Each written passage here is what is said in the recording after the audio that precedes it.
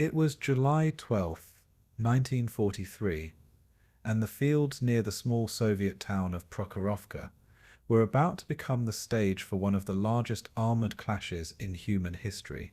The German Wehrmacht had launched Operation Citadel, its final great offensive on the Eastern Front, seeking to crush the Soviet salient around Kursk with a massive pincer movement of tanks, artillery, and infantry.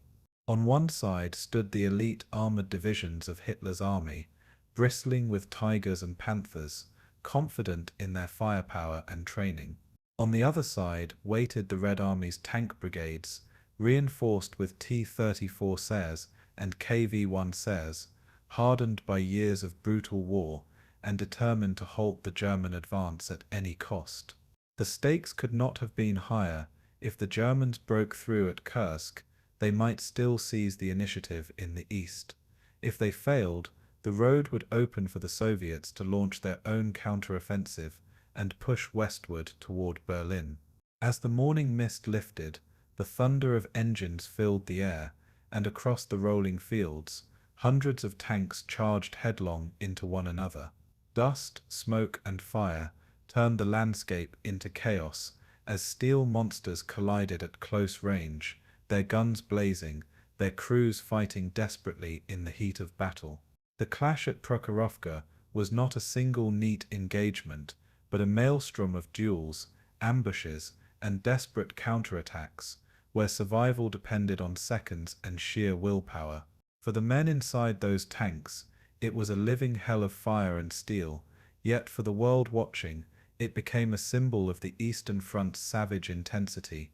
Tonight we will journey back into that battle, into the planning, the strategies, the tanks, the men, and the ferocity that defined the turning point of Kursk. This is not just the story of a clash of machines, but of endurance, sacrifice, and a moment when history itself seemed to hang in the balance. But before we begin, I want to ask you, where in the world are you tuning in from, and what time is it right now, as you join us for this epic story of Prokhorovka, the greatest tank battle of World War II? The winter of 1942-43 had left the Eastern Front scarred, broken, and littered with the wreckage of armies. The German Sixth Army had been annihilated at Stalingrad, a blow so severe that it shook the Wehrmacht's aura of invincibility across Europe. Yet in the months that followed, German command worked feverishly to rebuild, drawing upon reserves of manpower and armored production, still unmatched in quality. Hitler's Reich was wounded but not crippled, and its generals sought a way to regain the initiative before the Soviets could consolidate their gains. Across the wide expanse of the front, both armies stood exhausted, licking their wounds and preparing for what came next. The Red Army had proven it could destroy a German field army, but it too had paid in unimaginable blood, losing millions in the campaigns of 1942. Factories deep in the Urals churned out T-34s and artillery in massive numbers, aiming to replenish losses faster than the Germans could strike again.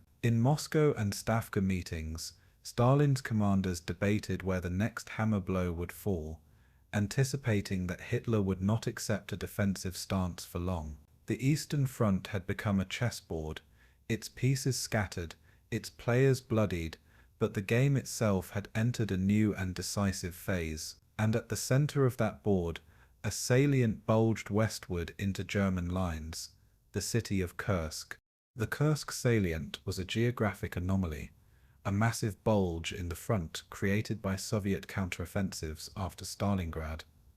It extended some 150 miles westward, and 100 miles from north to south, creating a vulnerable yet heavily fortified protrusion into German-occupied territory. To the north lay Orel, held by the German Ninth Army, and to the south Kharkov, retaken by the SS Panzer Corps after a brutal spring battle. Kursk itself, a provincial city, became the symbol of this bulge, and for Hitler, it was the ideal location to launch a decisive counterstroke. If German armies could pinch off the salient, They would trap massive Soviet forces and stabilize the front before the Red Army could mount further offensives. For Stalin, the salient was both a challenge and an opportunity, a position that could be bled to lure the Germans into costly attrition. The terrain was a patchwork of rolling fields, scattered villages, and open steppes, favorable ground for armored warfare that both sides were preparing to exploit. Kursk was not just another city, it was the fulcrum upon which the summer of 1943 would pivot. Whoever mastered this bulge would dictate the rhythm of the war in the east, and both sides knew that the battle looming there would decide far more than the fate of a single region. In Berlin, Hitler convened his generals through the winter and spring, searching for a plan to erase the humiliation of Stalingrad. The result was Operation Citadel, a bold pincer attack meant to crush the Kursk salient in a massive encirclement. The northern claw would be driven by General Model's Ninth Army, while the southern spearhead would come under Field Marshal Manstein's Army Group South, spearheaded by Hoff's 4th Panzer Army and the elite Waffen-SS divisions. Yet among the German High Command, doubts abounded, with generals like Guderian warning that Germany's new tanks were untested and that Soviet defenses might already be too strong. Hitler, however, placed his faith in technology, the Panther tank, the Ferdinand assault gun, and the formidable Tiger would, he believed, smash Soviet lines with overwhelming power. Each delay in launching the operation allowed the Soviets more time to prepare, but Hitler could not resist the vision of a decisive battle that would reverse the tide. The gamble was immense, for Germany could no longer afford catastrophic losses. One failed offensive could doom the Wehrmacht in the east. By April the plan was set, but delays pushed it into summer, buying the Soviets precious weeks. That time would prove decisive, for behind Soviet lines preparations of unparalleled scale were underway. In Moscow, Stalin's Stavka command debated fiercely whether to attack first or absorb the blow. Georgy Zhukov, the architect of Stalingrad's encirclement, argued for a defensive battle, predicting that Hitler would commit his best armored formations against Kursk. He insisted that the Red Army could construct a defense in depth, sap German strength, and then unleash massive counteroffensives once the Wehrmacht was spent. Stalin, known for his suspicion and impatience, surprisingly agreed, placing his trust in Zhukov's vision. Soviet engineers began constructing belts of defenses that stretched for miles, including trenches, bunkers, tank traps, and some of the densest minefields in history. Civilians and soldiers alike toiled day and night, carving the earth into killing zones meant to slow and bleed advancing armor. The Red Army deployed tens of thousands of artillery pieces, dug in anti-tank guns, and placed reserve tank armies in positions to counterstrike. This was no hasty line, but a fortress stretching across the steppe, designed with mathematical precision to devour German momentum. The Soviets understood that attrition favored them, and that time, production, and manpower were their true allies. Kursk would not be given away cheaply. It would be defended with a ferocity that would echo across the continent. And for the first time, the Red Army welcomed the German assault with anticipation rather than fear. The scale of preparation defied imagination, and both sides understood they were assembling for the largest armored confrontation in history. The Germans massed some 900,000 men, 2,700 tanks, and over 2,000 aircraft for the offensive. The Soviets, forewarned by intelligence and their own reconnaissance, gathered nearly 1.9 million soldiers, 5,000 tanks, and more than 25,000 artillery pieces. This imbalance alone made Operation Citadel a daunting prospect, but Hitler gambled that superior technology and tactical discipline would compensate. Meanwhile, the Soviet Union drew upon its industrial miracle. Factories in the Urals produced T-34s by the thousands, their simple design allowing rapid replacement of losses. Soviet morale, hardened by the victory at Stalingrad, was now infused with a sense of inevitability. Hitler could be beaten again, and this time decisively. For the Germans, the offensive was an all-or-nothing gamble, their last chance to seize the initiative before Allied landings in the West or Soviet offensives elsewhere. The magnitude of forces converging on the salient made Kursk not only a strategic battle, but a collision of ideologies, economies, and wills. Every division, every tank, every shell brought to Kursk was part of a contest that would define the balance of power in 1943. The stakes were nothing less than the future course of the war itself. On the ground, conditions reflected both preparation and dread, as soldiers dug in for what they knew would be a battle of annihilation. Soviet infantry carved labyrinthine trenches, often living knee-deep in mud, sustained by ration lines that snaked back to distant depots. They strung barbed wire across rolling fields and buried anti-tank mines in such density that some sectors contained thousands per mile. Behind them, camouflaged batteries of artillery waited silently, their barrels already trained on predetermined fire zones. German panzer crews, meanwhile, serviced their new Panthers and Tigers, painting their hulls, adjusting engines, and memorizing every inch of their complex machinery. Many of them felt both pride in their armored beasts and unease, for the tanks had not been tested in combat at such scale. Luftwaffe squadrons lined airfields in preparation for supporting strikes, though fuel shortages already hinted at the limits of German power. The human experience in these days was one of tension, letters written home, commanders lecturing troops about destiny, and whispers that Kursk would decide everything. The calm before the storm was heavy with inevitability, as if the land itself waited for the clash of steel. Both armies knew the offensive was imminent, only the moment of eruption remained uncertain. In the villages near Kursk, civilians lived in terror, caught between the two titans massing for battle. Farmers were conscripted into digging trenches and hauling supplies, their fields transformed into battle zones before their eyes. Families buried possessions, fled eastward, or huddled in cellars, waiting for artillery to turn their homes into rubble. Soviet propaganda urged endurance, promising that the Red Army's stand would drive the invader back forever. German orders offered no mercy, treating the region as a battlefield where civilian suffering was collateral to operational necessity. For those who remained, the sight of endless tank columns rumbling through dusty roads was both awe-inspiring and horrifying.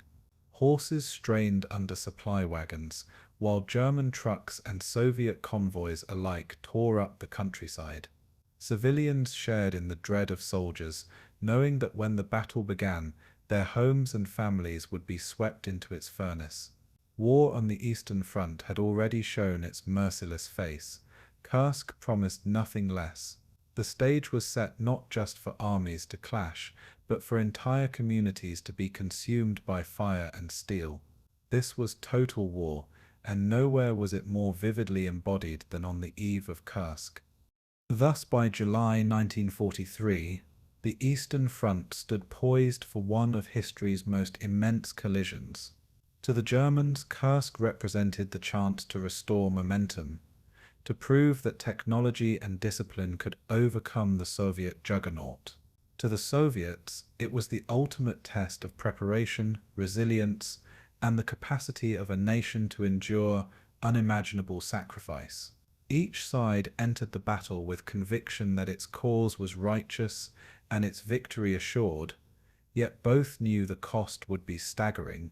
The vast salient became a crucible where strategies, ideologies, and human courage would be forged in fire. Every soldier stepping into the fields around Kursk sensed that history's gaze was upon him, and that the outcome would echo far beyond the steppe. The world waited, Allied and Axis alike, to see whether the Wehrmacht still commanded the initiative, or whether the Red Army would finally seize it for good. Prokhorovka was not yet a name on anyone's lips, but soon it would burn itself into legend.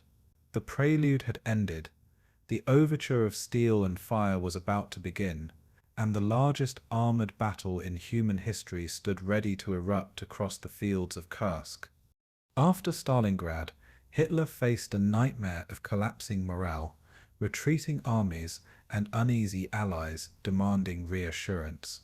His generals urged him to adopt a defensive stance, to rebuild reserves and trade space for time, but Hitler rejected the idea with contempt. He clung to the belief that a single decisive offensive could restore Germany's prestige and cripple the Soviet war machine before it became overwhelming. From the start, the Kursk salient appeared to him not as a danger, but as an opportunity, a protrusion of Soviet strength that begged to be cut off. The idea was deceptively simple: strike from the north and south, pinch off the salient, and annihilate Soviet forces trapped within. Such an encirclement would cripple Soviet armies, shorten the front, and buy Germany months of stability. But beneath the simplicity lay the brutal arithmetic of dwindling German resources, precarious supply lines, and exhausted divisions. To make this work, Hitler would need to commit his very best units, armored divisions that had been reconstituted after months of savage attrition. It was a gamble not of choice, but of desperation, taken in defiance of both prudence and probability. And yet for the Reich, it was the only plan left that promised more than mere survival. Operation Citadel was designed as a classic German Kesselschlacht, a battle of encirclement in the tradition of 1941's triumphs at Minsk and Kiev. The plan envisioned General Walther Model's Ninth Army hammering south from Orel, while Field Marshal Erich von Manstein's Army Group South lunged north from the Kharkov sector. At the tip of Manstein's spear was General Hermann Hoff's 4th Panzer Army, strengthened by SS Panzer Divisions Leibstandarte, Das Reich, and Totenkopf, formations hardened in countless campaigns. Hitler believed these elite units, supported by new armored technology, would smash through Soviet defenses in days and meet their northern counterparts east of Kursk. The Soviet forces inside the salient, hundreds of thousands of men, would then be surrounded, crushed, and destroyed, robbing Stalin of both manpower and morale. The Wehrmacht had executed such operations before, but never under the conditions of 1943, when Soviet depth and resilience had grown to formidable levels. German officers debated the risks, but the Führer's obsession left little room for doubt. Citadel was to be the Reich's thunderbolt, its chance to prove that Germany could still dictate the course of war. The entire offensive thus became a test, not only of armies but of Hitler's will against his generals' caution. And in that contest of wills, Hitler's voice carried the only weight that mattered. Central to Hitler's faith in Citadel was his conviction in Germany's technological edge, embodied in new armored weapons rolling out of factories. The Tiger I heavy tank, armed with the powerful 88 mm gun, could destroy Soviet T-34s from over a mile away, its thick armor nearly impervious to return fire. The Panther medium tank, intended as the backbone of the Panzer arm, promised to combine mobility with firepower, though it remained untested in mass operations. Even heavier still, the Ferdinand assault gun, built on the chassis of the failed Tiger prototype, mounted a devastating 88 mm Pak-43, but lacked secondary armament, making it vulnerable to infantry. Hitler imagined these new weapons as instruments of shock, symbols of German ingenuity that would tear through Soviet defenses. Alongside them, battle-hardened Panzer IVs and the still numerous Stukas of the Luftwaffe would provide the backbone of combined arms assault. In theory, this arsenal made Citadel invincible, a showcase of armored might designed to restore the Wehrmacht's reputation for unstoppable power. But technology is only as effective as its numbers, reliability, and the circumstances under which it is tested. Many officers worried that rushing new tanks into battle risked breakdowns and logistical chaos. Hitler, however, brushed such concerns aside, convinced that machines of steel and fire would restore German dominance. Yet doubts gnawed at the German High Command, from the Oberkommando des Heeres to field commanders who would bear the brunt of combat. General Heinz Guderian, recently recalled to oversee tank production, warned Hitler that delays in Panther deliveries meant units would field machines still plagued by mechanical faults. Even Manstein, the master of maneuver, cautioned that the Soviets had ample time to prepare defenses, reducing the chances of a clean breakthrough. Field Marshal Klug, commanding Army Group Center, supported the plan but knew the northern attack would face immense Soviet strength dug into fortified belts. Intelligence reports suggested that the Red Army had transformed the salient into a fortress of unimaginable density, but Hitler dismissed them as exaggerations. In council meetings, generals argued that postponements only allowed the enemy to strengthen, but Hitler clung to the hope that waiting for more Panthers and Ferdinands would guarantee success.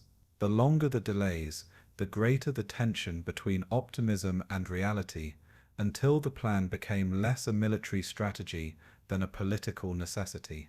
By June 1943, German preparations consumed scarce resources and momentum shifted from possibility to obligation. The generals knew the risks but also knew Hitler could not be dissuaded. Citadel, for better or worse, had become the axis upon which Germany's future turned. Behind the lines, German soldiers prepared for Citadel with a mixture of pride and unease. Panzer crews trained in gunnery ranges, testing their new weapons and memorizing their technical quirks.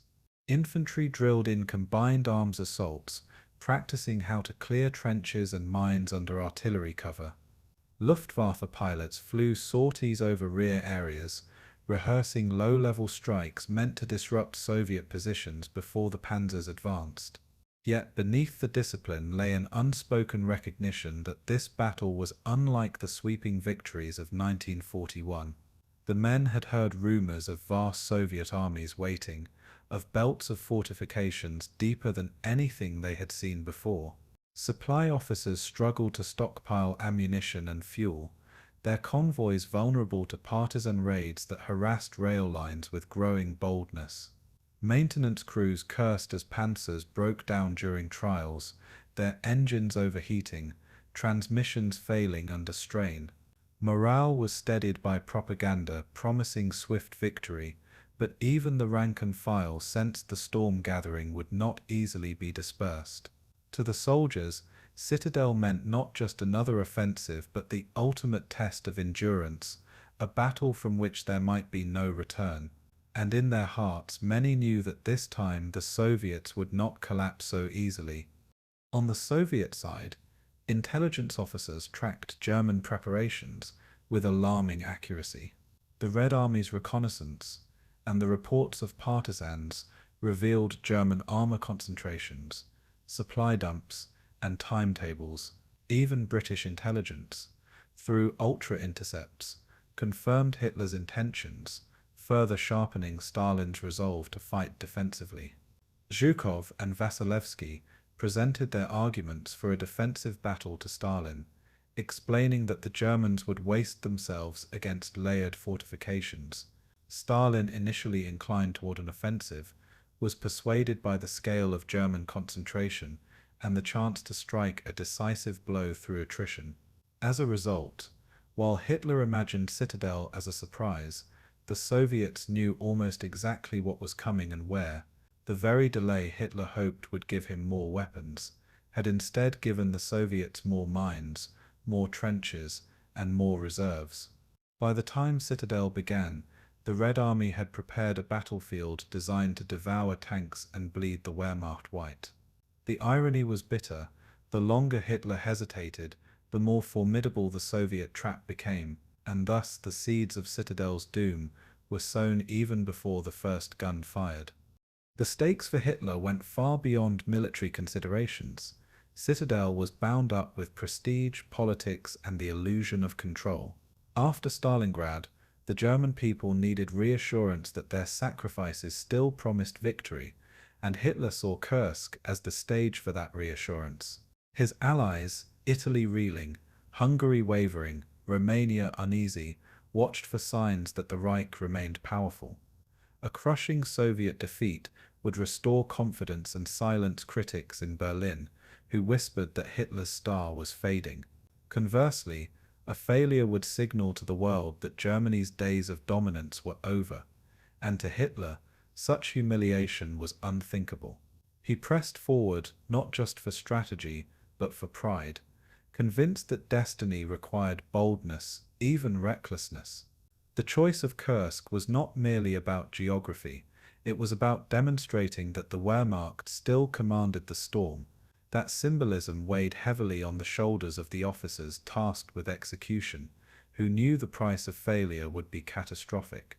To Hitler, however, caution was cowardice, and boldness was the path to salvation. Thus Citadel became less a calculated offensive than a gamble of faith, fought not only with steel but with the Führer's obsession. As the summer sun rose in July 1943, the German war machine stood ready, its engines rumbling, its men tense with anticipation. Citadel was not just another operation. It was Germany's last great bid to seize the initiative on the Eastern Front. The Wehrmacht's armored might, its most elite divisions, and its newest technological marvels were poised to crash against Soviet defenses in a battle unprecedented in scale. The stakes could not have been higher. If Germany triumphed, it might prolong the war, stabilize the front, and perhaps alter the Allied timetable. If it failed, the Wehrmacht would bleed irreplaceable strength and open the door for Soviet offensives of unimaginable scale. Hitler had placed his empire's fate upon the fields around Kursk, wagering steel and blood in the hope of glory. The soldiers, the machines, and the land itself seemed to hold their breath, waiting for the first salvo. Operation Citadel was about to be unleashed, and with it, the destiny of the Eastern Front. The greatest armored clash in history was drawing near, a storm of fire and steel poised to consume all in its path, and in its outcome, the fate of Germany's Eastern gamble would be decided forever. When Hitler fixed his gaze on Kursk, the Soviet High Command responded not with panic, but with deliberate calculation, and at the heart of that response stood Joseph Stalin, Georgy Zhukov, and Alexander Vasilevsky. Stalin, scarred by earlier losses, yet increasingly attuned to the mechanics of total war, deferred to Zhukov's operational intellect, while insisting the defense must not yield ground that would cost strategic depth. Zhukov, the blunt, methodical marshal who had engineered Stalingrad's encirclement, proposed a concept that inverted the German aspiration for a quick, decisive blow, defense in depth designed to bleed the attacker white. Vasilevsky, the staff officer with a talent for logistics and timing, translated Zhukov's concept into an operational architecture, multiple belts of trenches, anti-tank strongpoints, and reserves sighted for immediate counterstroke. Their plan was not improvisation, but an industrialized system of attrition, calibrated by artillery density, mine saturation, and prearranged barrage zones that would convert every meter of the steppe into a killing field. Stavka ordered the mobilization of manpower and material to a scale that astonished German intelligence. Labor battalions, railway brigades, and local civilians were pressed into digging, wiring, and burying explosives by the million. The Soviet approach married science and brutality. Engineers calculated mine densities in per square meter figures, while commissars enforced quotas with ruthless efficiency, so that the defenses became as precise as any German operation plan. By May and June, the salient's interior resembled concentric rings of death, outer belts of anti-infantry obstacles, inner belts of anti-tank ditches, and a rear network of artillery firing lanes designed to disrupt any armored assembly. Crucially, Zhukov insisted on mobile reserves, tank armies hidden in depth, to be released not as passive observers, but as hammerstrokes when German momentum faltered. This combination of static engineering and dynamic counterpunch transformed Kursk from a vulnerability into a strategic snare, and it compelled the Wehrmacht to walk into a prepared trap rather than a terrain of their choosing. The most visible element of the Soviet preparation was the density of mines laid across likely avenues of approach, a deliberate effort to negate German mobility and force tanks into confined kill zones. Sappers moved under canvas and moonlight, embedding anti-tank and anti-personnel mines in staggered belts that ranged from small menacing fields to vast expanses where traveling a few hundred meters could mean death. These minefields were not simple rows but carefully profiled traps, false approaches, funneling lanes, and dummy gaps designed to mislead reconnaissance and to concentrate enemy columns within pre-registered artillery targets. Behind the mines, anti-tank ditches and dragon's teeth rose like teeth from the earth, slowing armor and denying avenues of rapid maneuver that German doctrine prized above all. The Red Army also emplaced thousands of concealed anti-tank guns in camouflaged pits and repeatedly rehearsed combined arms drills to ensure that infantry, artillery, and armor operated in tight coordination.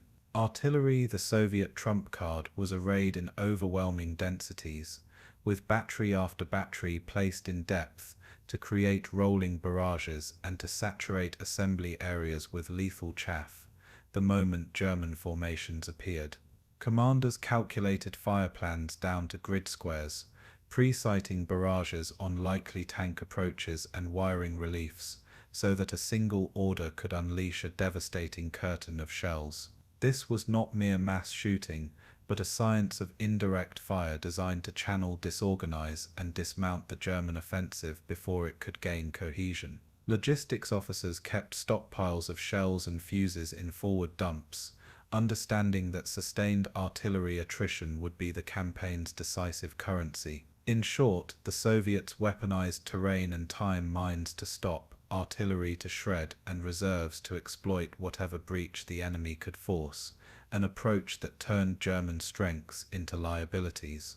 While static defenses slowed and maimed, the Soviets prepared the dynamic element that would complete the trap: massive armored reserves hidden in depth and poised for immediate counterattack.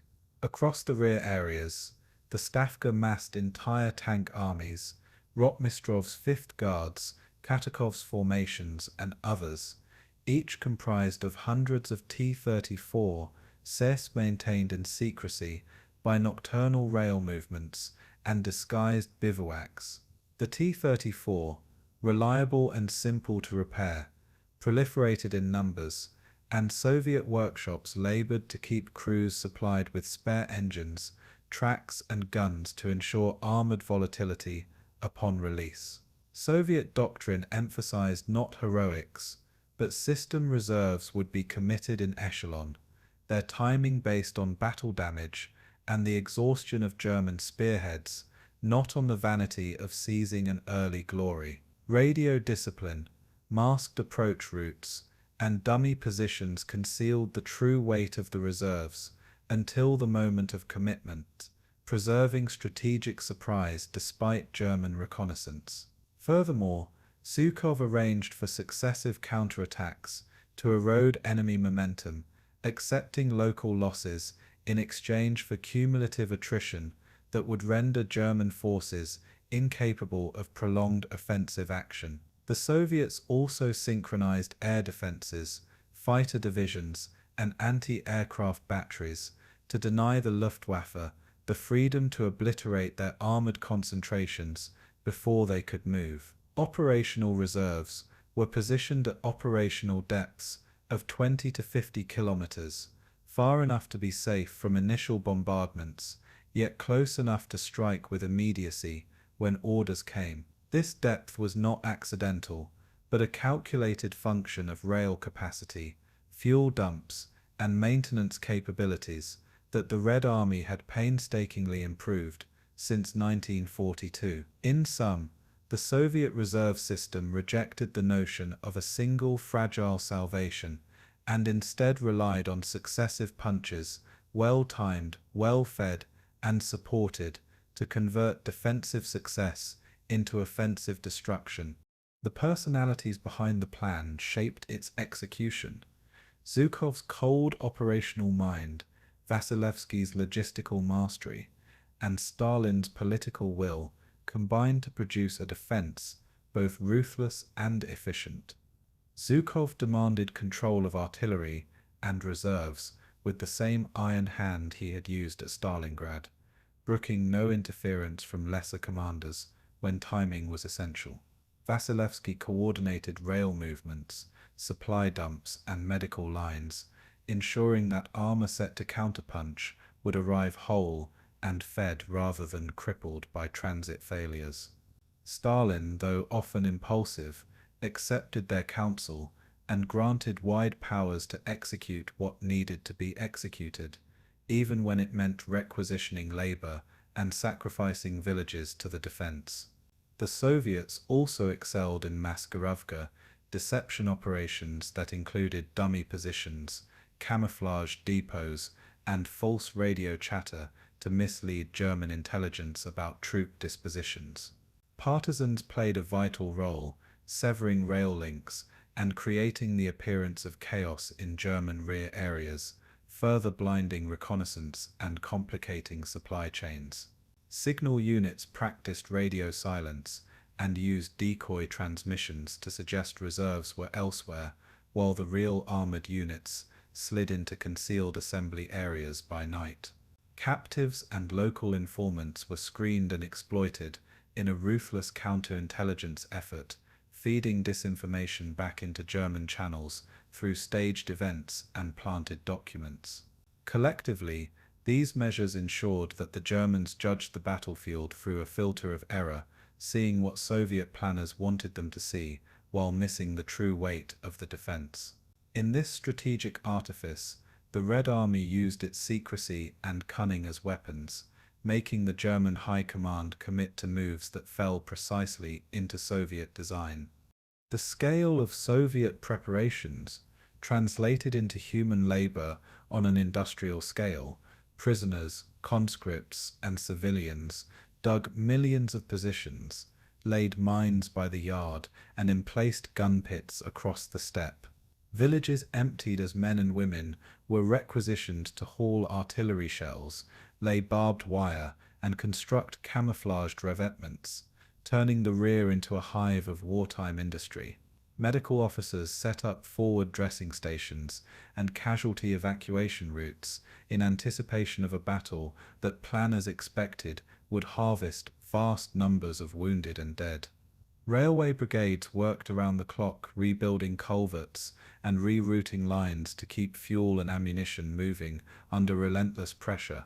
The Red Army's logistics apparatus, improved since 1942, kept enormous stockpiles ready forward of the belts, so that artillery barrages could be sustained for days if necessary. The grind of preparation exacted psychological tolls. Soldiers who manned the defenses for weeks developed a grim stoicism, tempered by whispered prayers and letters from home. Commissars enforced discipline with harsh measures, decertifying officers for perceived sloth, ordering public executions for desertion to maintain the integrity of the defensive tapestry. Yet alongside coercion, there was also a fierce sense of communal purpose. Factory workers, kolkhoz farmers, and soldiers all saw the defense as a national imperative to be shared and endured.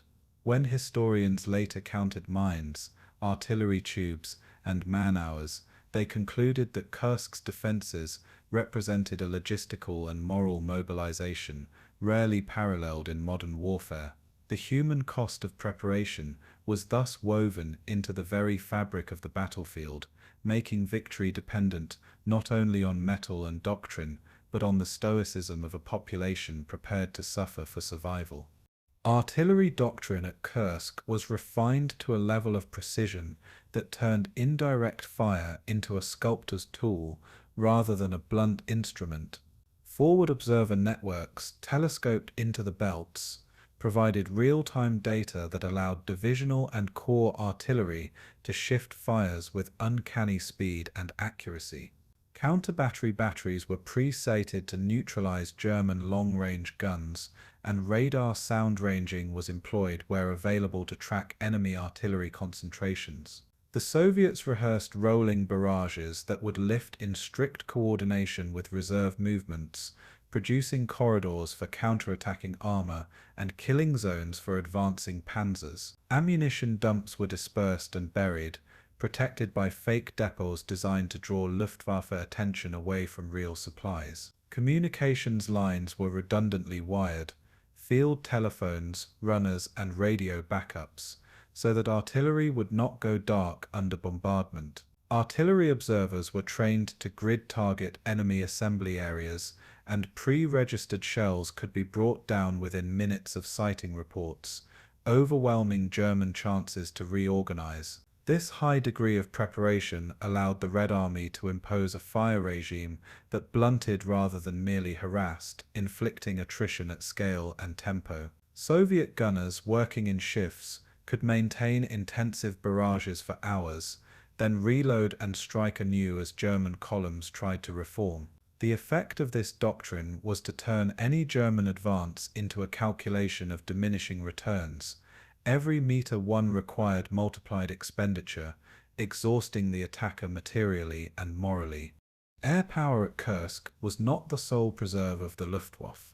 The VVS had been rebuilt and tasked to contest the skies, protect reserves, and deliver ground attack devastation. Fighter divisions were placed to patrol likely approach corridors, ready to scramble and cut Luftwaffe sorties down before they could find the hidden tank armies. Ground attack Il-2 Sturmovix were massed for close support missions, their armored fuselages and rocket armaments, ideal for hunting exposed armor bristling in minefields. Anti-aircraft regiments peppered key supply yards and assembly areas with flak, creating lethal umbrellas that complicated German aerial reconnaissance and interdiction. This layered air defense tied German fighters into prolonged dogfights, sapping Luftwaffe endurance and denying them the easy dominance it had enjoyed in earlier campaigns. Soviet air controllers coordinated with ground artillery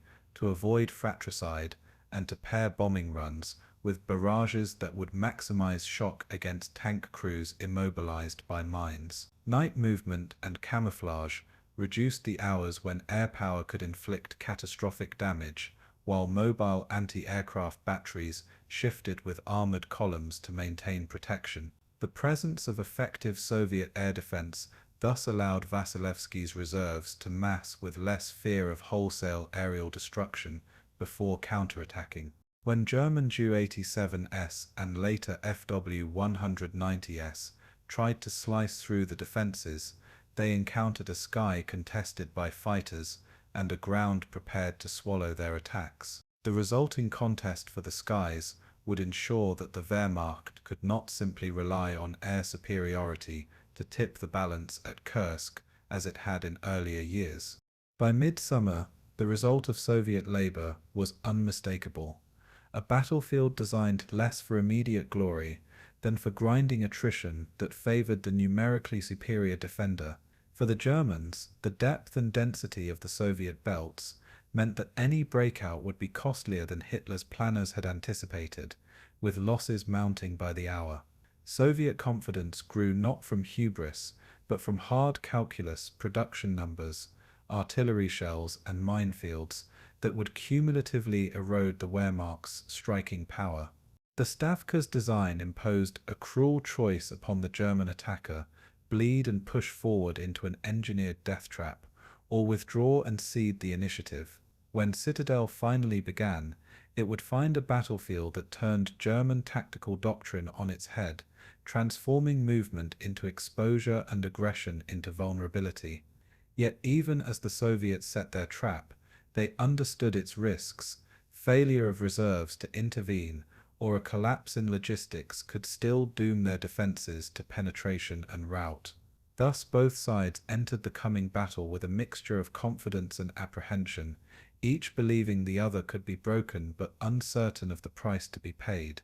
In that heavy balance of odds, Kursk emerged as not just a clash of tanks, but as a test of industrial might, organizational discipline, and the willingness of nations to sacrifice on a monumental scale.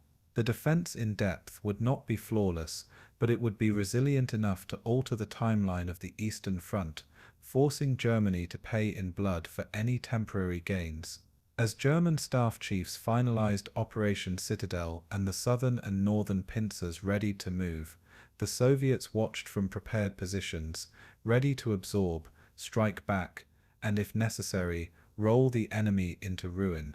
By the summer of 1943, the Wehrmacht's hopes for a decisive turnaround in the East rested heavily on machines of steel, tanks that were as much political symbols as battlefield instruments. Hitler demanded breakthroughs, and the armorers in German factories responded with a clutch of new designs: the Panther, the Tiger I, and the Ferdinand, each promising to reverse the tactical calculus the Red Army had forced upon them. The Panther was conceived as a medium tank with an anti-tank gun powerful enough to kill a T-34 at range, while combining mobility and frontal protection German planners believed would outclass Soviet designs. The Tiger I, heavier and more imposing, carried the legendary 88mm gun on an armor-plated hull that could turn an approaching Soviet tank into a burning ruin from distances at which return fire was often ineffective. The Ferdinand, later christened Elephant, was a monstrous tank destroyer with a long 88mm gun and thick frontal armor, but no hull-mounted machine gun, a design that made it lethal yet tactically rigid. Alongside these newcomers, the evolved Panzer IV remained the workhorse of panzer divisions, upgraded with long-barrel guns and improved armor to remain relevant against Soviet threats. Engineers and crews praised the firepower and protection these vehicles offered, yet many whispered about their mechanical fragility and enormous logistical appetites, concerns that rarely survived official optimism. Mechanics working in field workshops labored night and day to keep transmissions, final drives and engines functioning, knowing that a single breakdown on the steppe could strand a tank in a no-man's land of mines and artillery fire. Crews bonded to their machines, naming Panthers and Tigers, polishing mantlets, and rehearsing hull-down tactics that exploited frontal armor while hoping never to be caught in close quarters where mobility and reliability would matter most. In barracks and at fuel depots, the mood ranged from reverent to anxious. Reverent because these tanks represented Germany's best, anxious because their complexity demanded spare parts, specialized recovery vehicles, and fuel that would be increasingly scarce. Technically, the Panther mounted the high-velocity 75mm K-42 gun, a weapon whose flat trajectory and excellent penetration made it feared by tankers on both sides of the line. The Tiger I's 88mm K-36 combined range and punch, its ammunition designed to shatter armor at great distances, while its optics allowed skilled crews to engage targets before they were seen. Ferdinands carried the devastating 88mm Park 43 halves in fixed casemate mounts, allowing massive muzzle energy, but at the expense of close-in flexibility and protection against infantry assault. Panzer IVs fitted with long-barrel 75mm guns proved versatile, able to fire anti-tank rounds or high-explosive shells for infantry support, a balance of roles that kept them in the line where pure heavy tanks could not operate. Hull and turret armor varied. heavy on Tigers and Ferdinands, but sloped and more effective on Panthers, an innovation that gave the Panther a better chance of deflecting incoming rounds. But armor thickness alone was a simplified measure. Metallurgy, welding quality, and ammunition types determined whether any plate would hold on impact, and under battlefield stress, those variables could prove decisive. The vehicle's fire control systems, stabilizers, rangefinders, and optics were as much a part of their lethality as the guns, yet they required skill and calm under fire to exploit fully. For crews trained in gunnery and radio discipline, a Panther's shot at long range could be a war-ending moment for a Soviet T-34. For an inexperienced crew, mechanical failure or poor observation turned the same gun into a prop. The German emphasis on technological superiority therefore translated into a complex demand. To win with these tanks required not just metal, but logistics, training, and time, resources that Hitler's timetable denied them. This tension between the promise of superior equipment and the reality of its operational demands would be a recurrent theme as Citadel unfolded on the steppes around Kursk. Production realities tempered the Wehrmacht fantasies. Panthers and Tigers were expensive and slow to roll off assembly lines, arriving in smaller numbers than German strategists hoped. Each Tiger consumed disproportionate amounts of fuel and spares, and its weight demanded specialized transporters and reinforced bridges that the Eastern Front sometimes lacked. Ferdinands, produced in limited batches, suffered from overheating and lacked a hull-mounted machine gun, which in practice made them vulnerable to infantry armed with anti-tank weapons. Recovery vehicles, the Berger Panzer and its antecedents, were finite in number, and field manuals warned that stranded heavy tanks could not always be retrieved under fire, often becoming static monuments to lost opportunity. Railheads and maintenance depots became prime targets. An effective partisan strike on a single supply line could cascade into tank shortages at the front, grounding the very breakthroughs they were supposed to enable. German logistics officers kept meticulous lists of spare parts, transmissions, final drives, road wheels, yet the tempo of operations quickly devoured inventories as tanks clogged workshop queues with broken gearboxes. In the summer heat of 1943, tracks warped, engines overheated, and crews improvised field repairs with wire and weld. Sometimes the difference between returning to battle and being left behind was the soundness of a single track pin. Despite these shortcomings, commanders like Hoth and Guderian still believed that massed panzers, even in limited numbers, could deliver tactical shocks that strategic shortages might momentarily obscure. The expectation that a handful of technological marvels could offset deficits in numbers and logistics reveals the desperate calculus within German leadership as they searched for asymmetric advantages.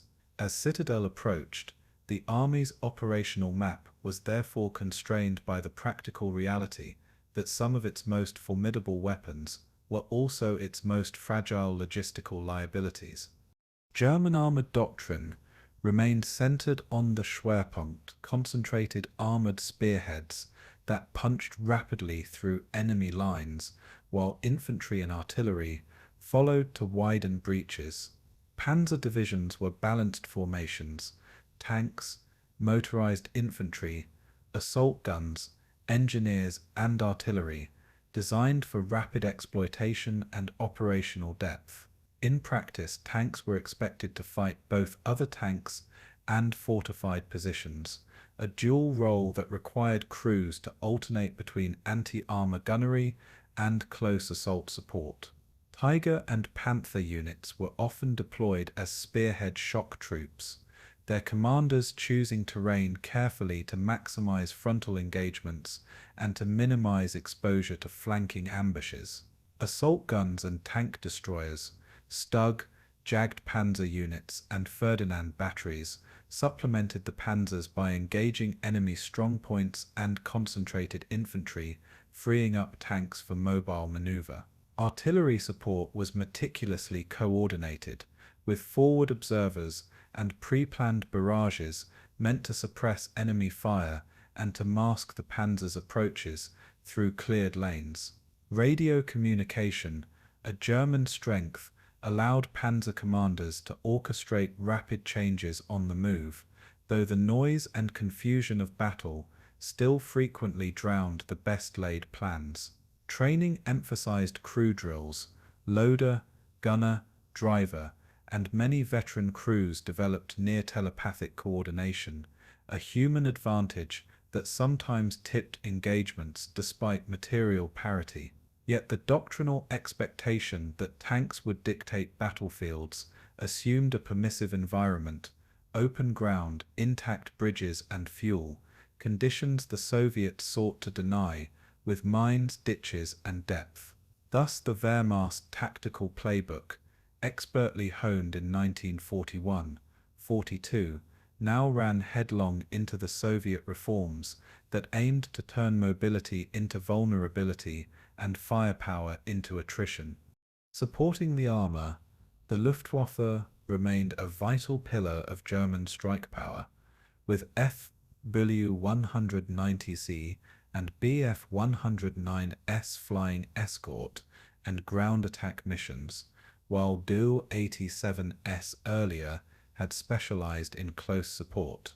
Ground attack doctrine envisioned fighter bombers knocking out Soviet gun pits and softening assembly areas before panzers reached killing zones, and air-ground coordination became a rehearsed routine in training fields. Anti-tank munitions evolved too.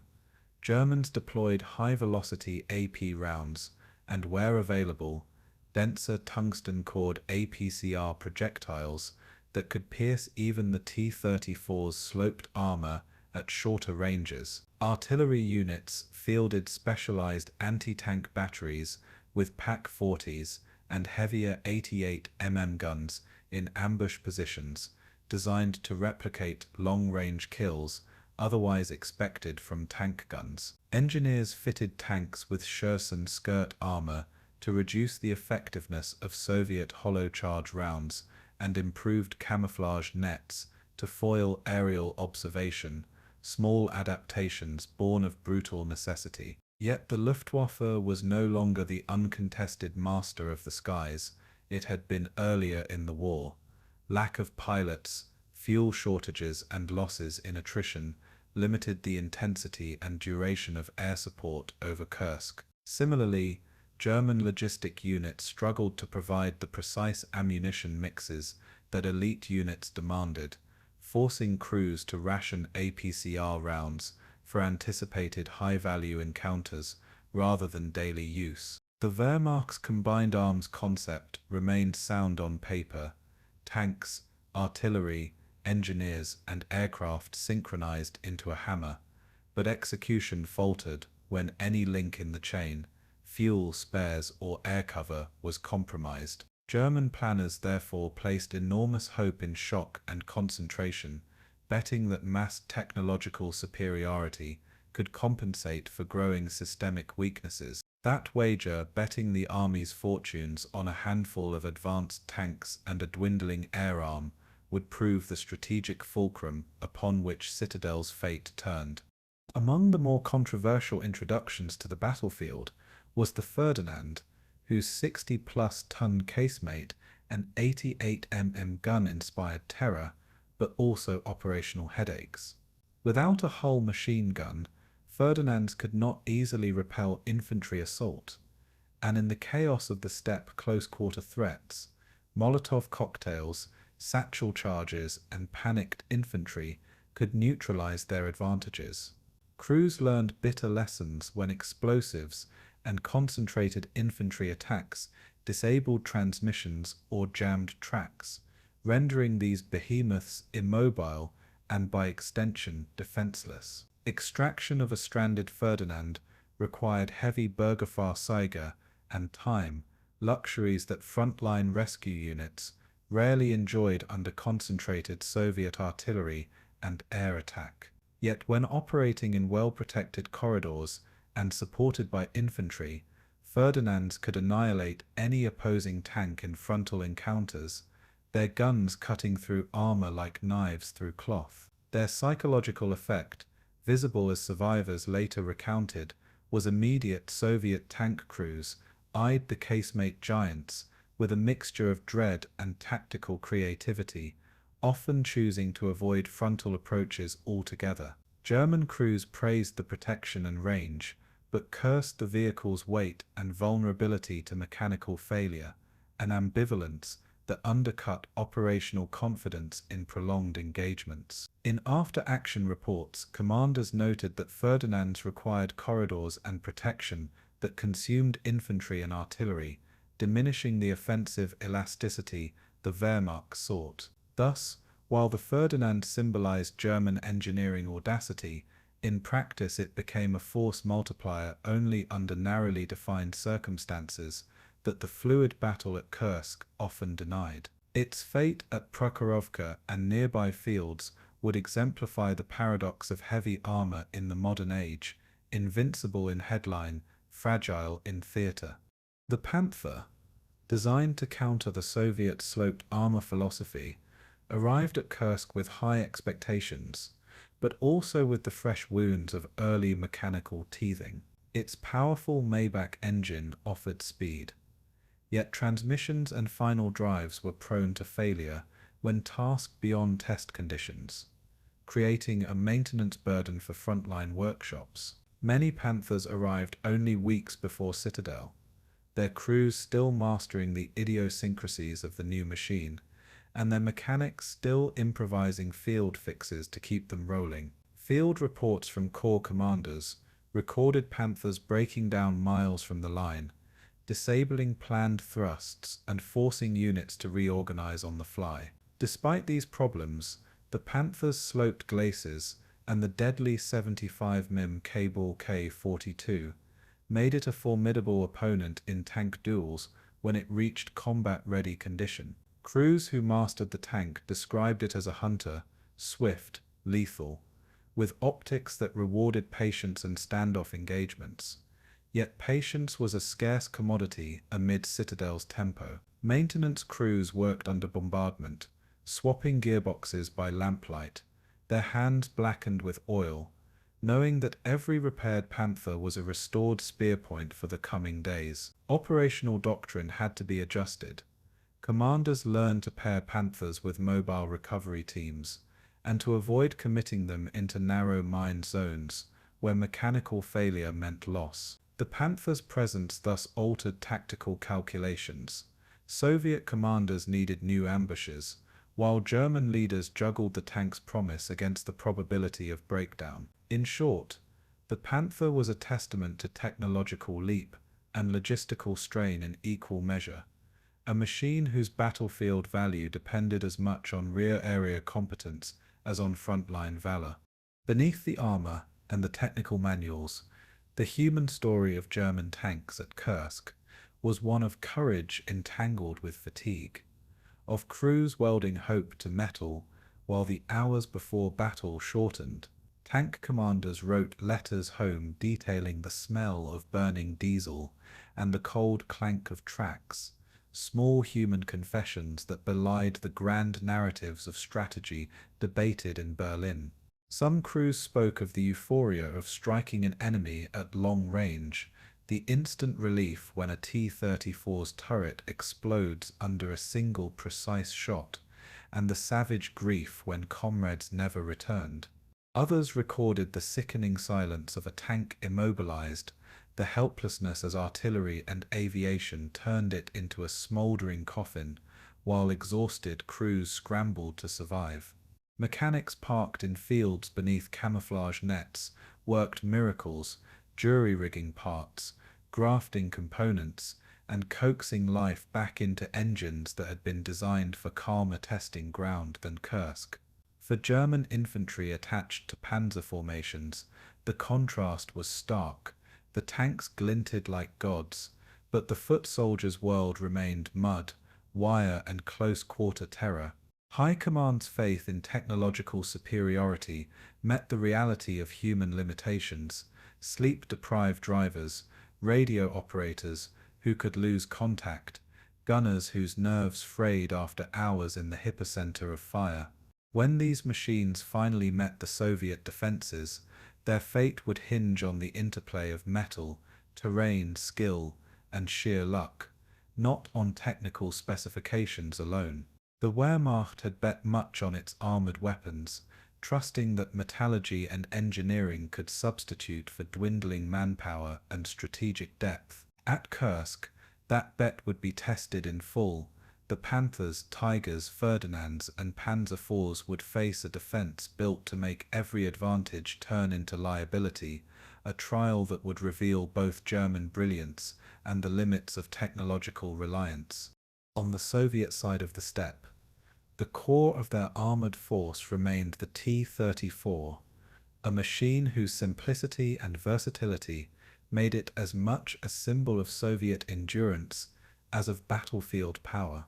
By mid-1943, production plants across the Urals and Siberia churned out thousands of T-34-76s each month, their sloped armor and wide tracks perfectly suited to the mud, snow, and dust of the Eastern Front.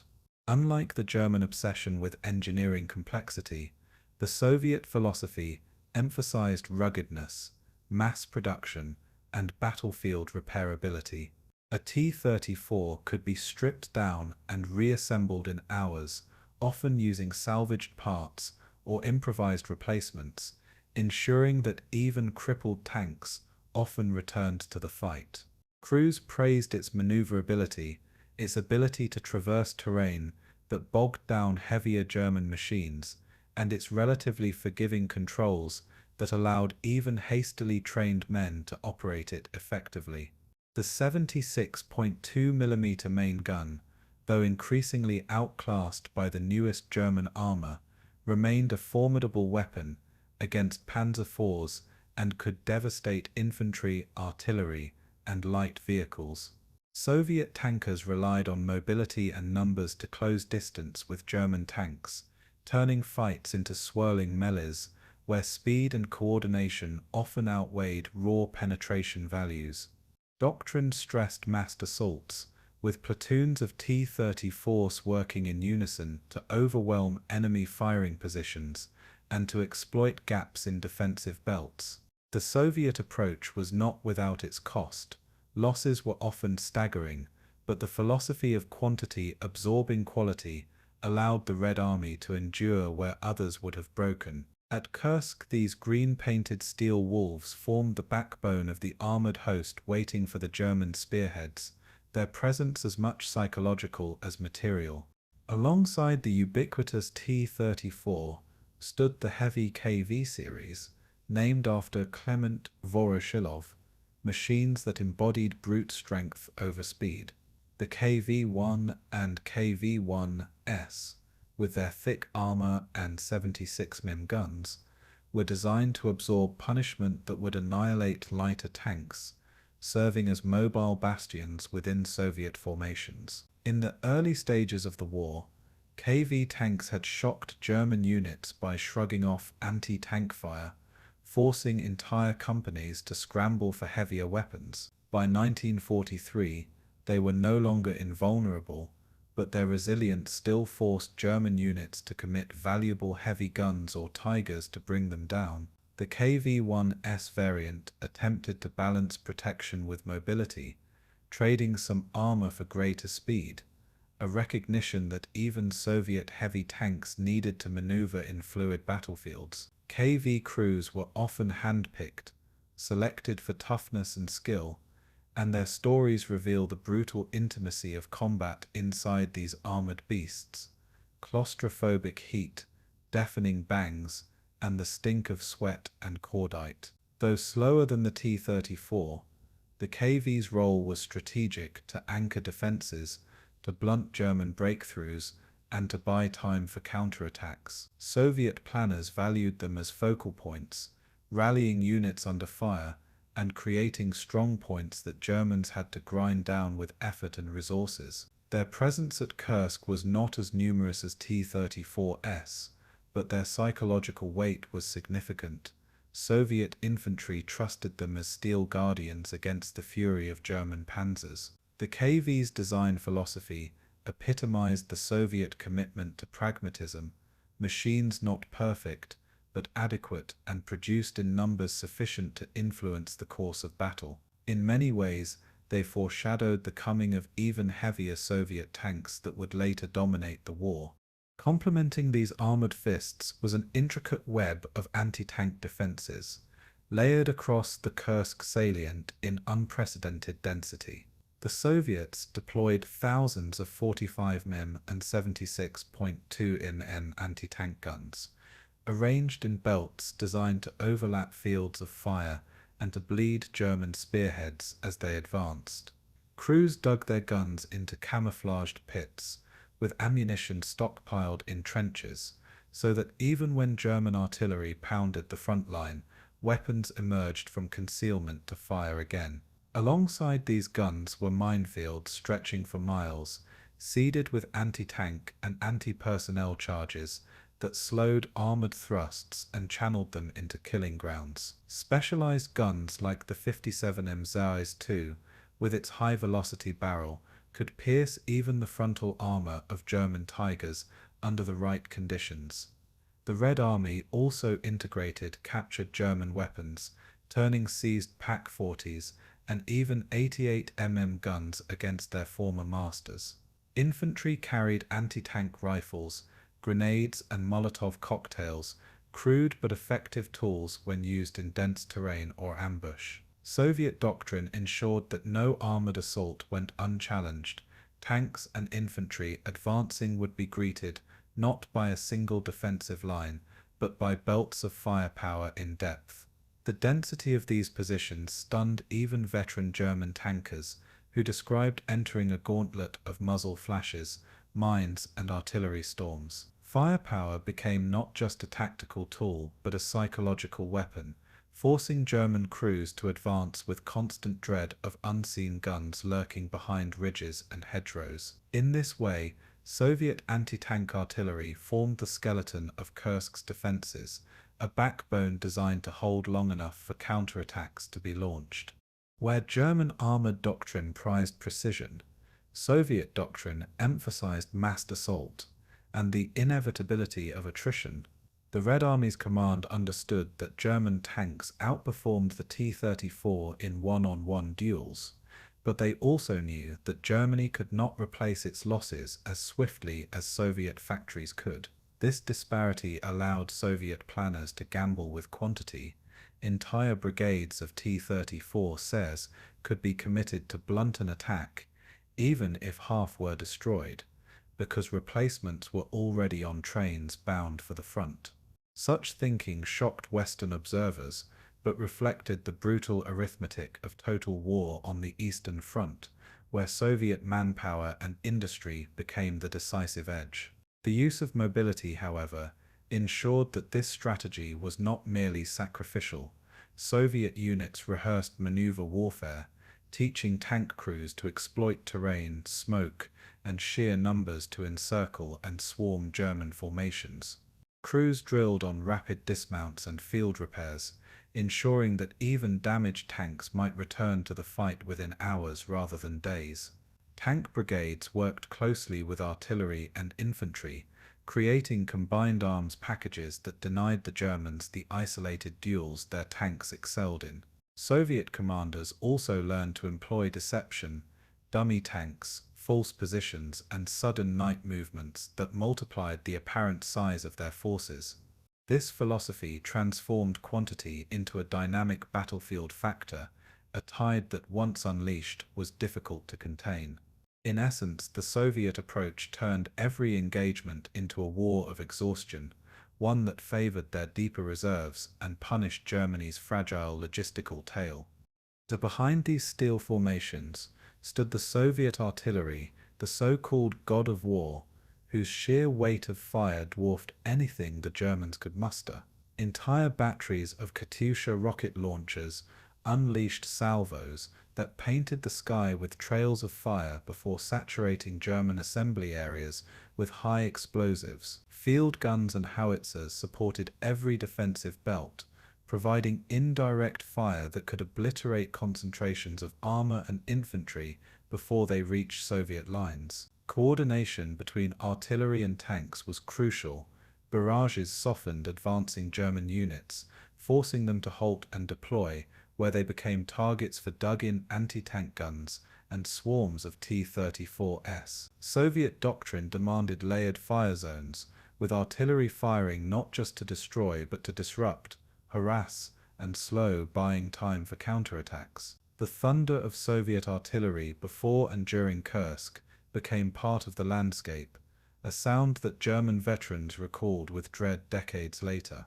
The firepower was not only quantitative but psychological, instilling in German troops the sense that they were being crushed beneath an inexhaustible tide. To Soviet soldiers, the artillery was reassurance, a symbol of industrial strength answering the sacrifices of infantry and armor alike. Every barrage was a testament to the Soviet state's ability to mobilize resources on a scale that dwarfed Germany's. At Kursk, this firepower was harnessed not as a blunt tool, but as an orchestrated symphony, synchronized with tank brigades and infantry waves. In many respects, it was artillery, not armor alone, that defined the Soviet concept of firepower at Kursk.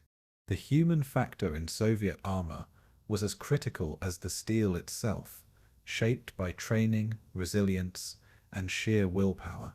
Tank crews were often young, some scarcely out of training academies, thrust into the crucible of Kursk with minimal experience, but hardened by ideology and necessity. Veterans of Stalingrad brought invaluable lessons, teaching new recruits how to fight, survive, and maintain discipline in the chaos of mechanized battle. Crew cohesion mattered deeply. A commander, gunner, loader, driver, and radio operator had to function as one organism, each action measured in seconds. Soviet propaganda reinforced this bond, celebrating tank crews as heroes of the motherland, inspiring both pride and pressure. Personal accounts describe the claustrophobic interiors of T-34 cell, where men sat shoulder to shoulder in stifling heat, shouting commands above the roar of engines and the blast of guns. Despite the discomfort, many crews developed fierce loyalty to their machines, painting slogans like "For Stalin" or "For the Motherland" on turrets. Training stressed not individual survival, but collective duty, a mindset that encouraged relentless aggression even in hopeless odds. The result was a force whose courage often compensated for tactical inexperience, transforming ordinary men into symbols of Soviet resilience. Kursk would test this cohesion like no battle before, placing crews into duels that were as much about nerve as about steel. Equally important was the role of mobility, both strategic and tactical, in Soviet planning for Kursk. Railways ferried entire tank armies from distant regions to the salient, their arrival timed with precision to reinforce threatened sectors. Once in position, Soviet armor exploited the wide tracks and reliability of the T-34 to maneuver rapidly across open ground, shifting from defense to counterattack within hours. Commanders emphasized flexibility. Tanks could be held in reserve, concealed in forests or behind ridgelines, before being unleashed in sudden counterstrokes. Mobility also meant survivability. Tanks that could move swiftly could outflank German heavy armor, hitting weaker side and rear plates where guns could penetrate. Soviet engineers prepared routes of advance, clearing mines and creating hidden staging areas that allowed tanks to burst onto the battlefield seemingly from nowhere. This ability to appear in massed waves, to move faster than German units anticipated, added a dynamic unpredictability to Soviet operations. It also symbolized the Soviet embrace of operational depth, where reserves could shift to plug gaps or to exploit breakthroughs on a scale that taxed German response times. Thus, mobility was not just a technical trait, but a strategic weapon, enabling Soviet commanders to dictate tempo and to wrest initiative from the Wehrmacht. At Kursk, this advantage would prove decisive, as speed and concentration multiplied the effectiveness of Soviet numbers.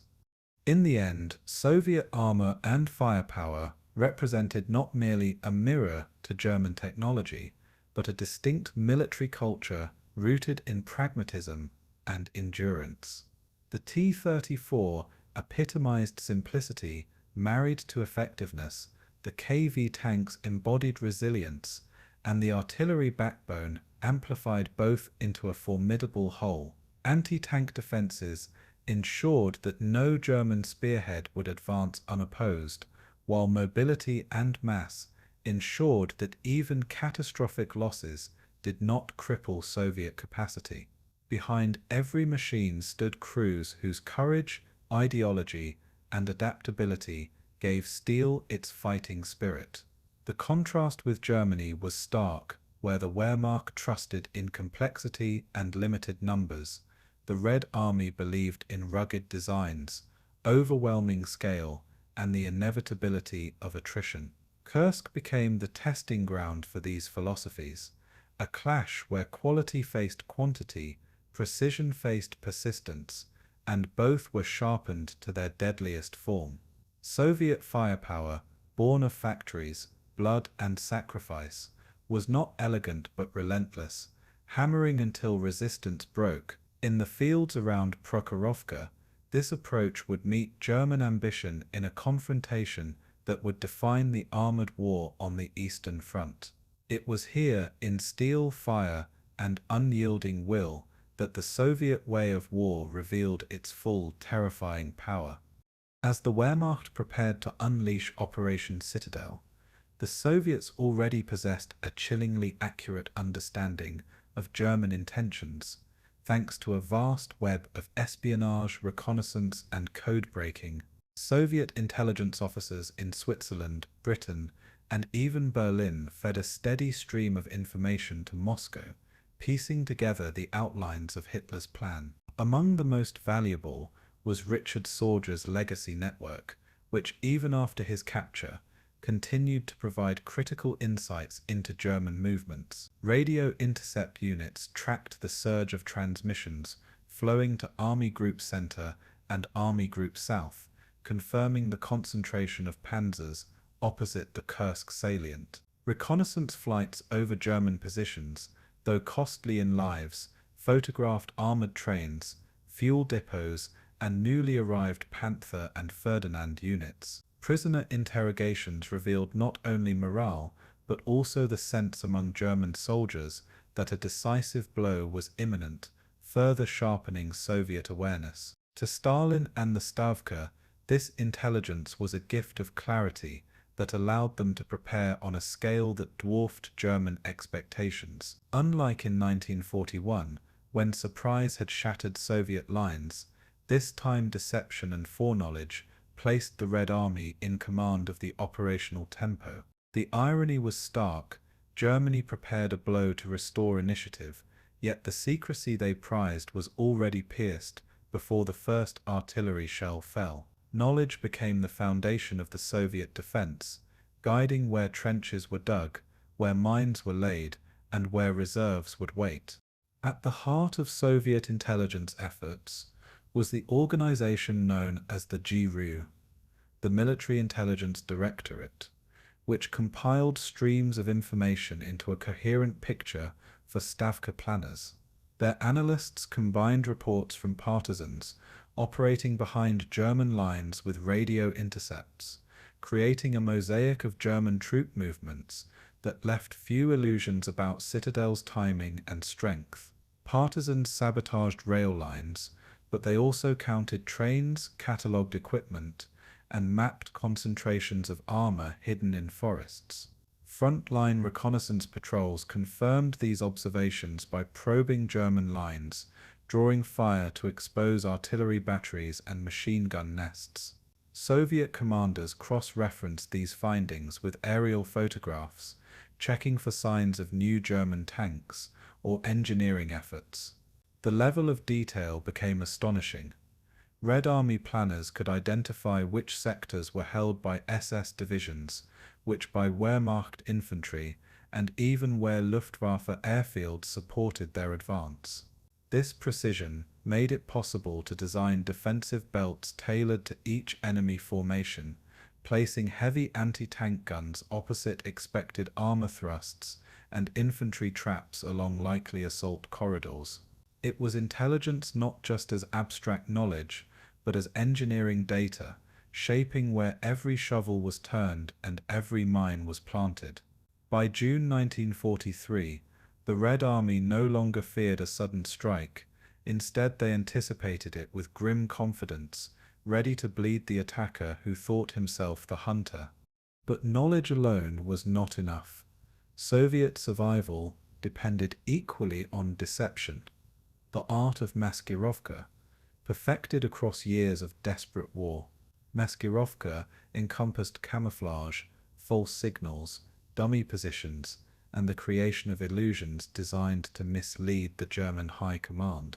Soviet engineers built fake airfields with wooden aircraft, complete with smoke generators to mimic engine exhaust.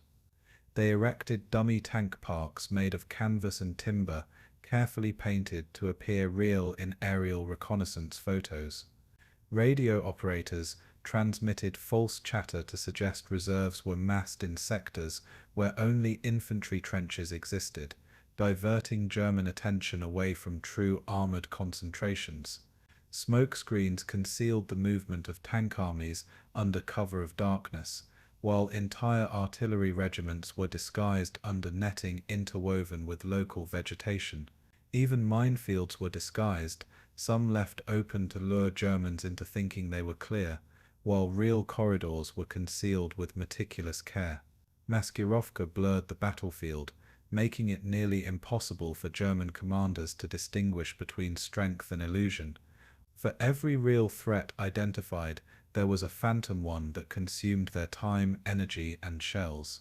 Thus, when Citadel began, German forces advanced not against a clearly visible opponent, but into a fog of deliberate deception, one crafted to exhaust their resources before the real clash had even begun. The Soviet art of deception extended to strategic signals, where Stavka manipulated German intelligence into overestimating their own chances of success. Captured agents were turned into double agents, feeding carefully crafted disinformation about Soviet weaknesses and supposed vulnerabilities.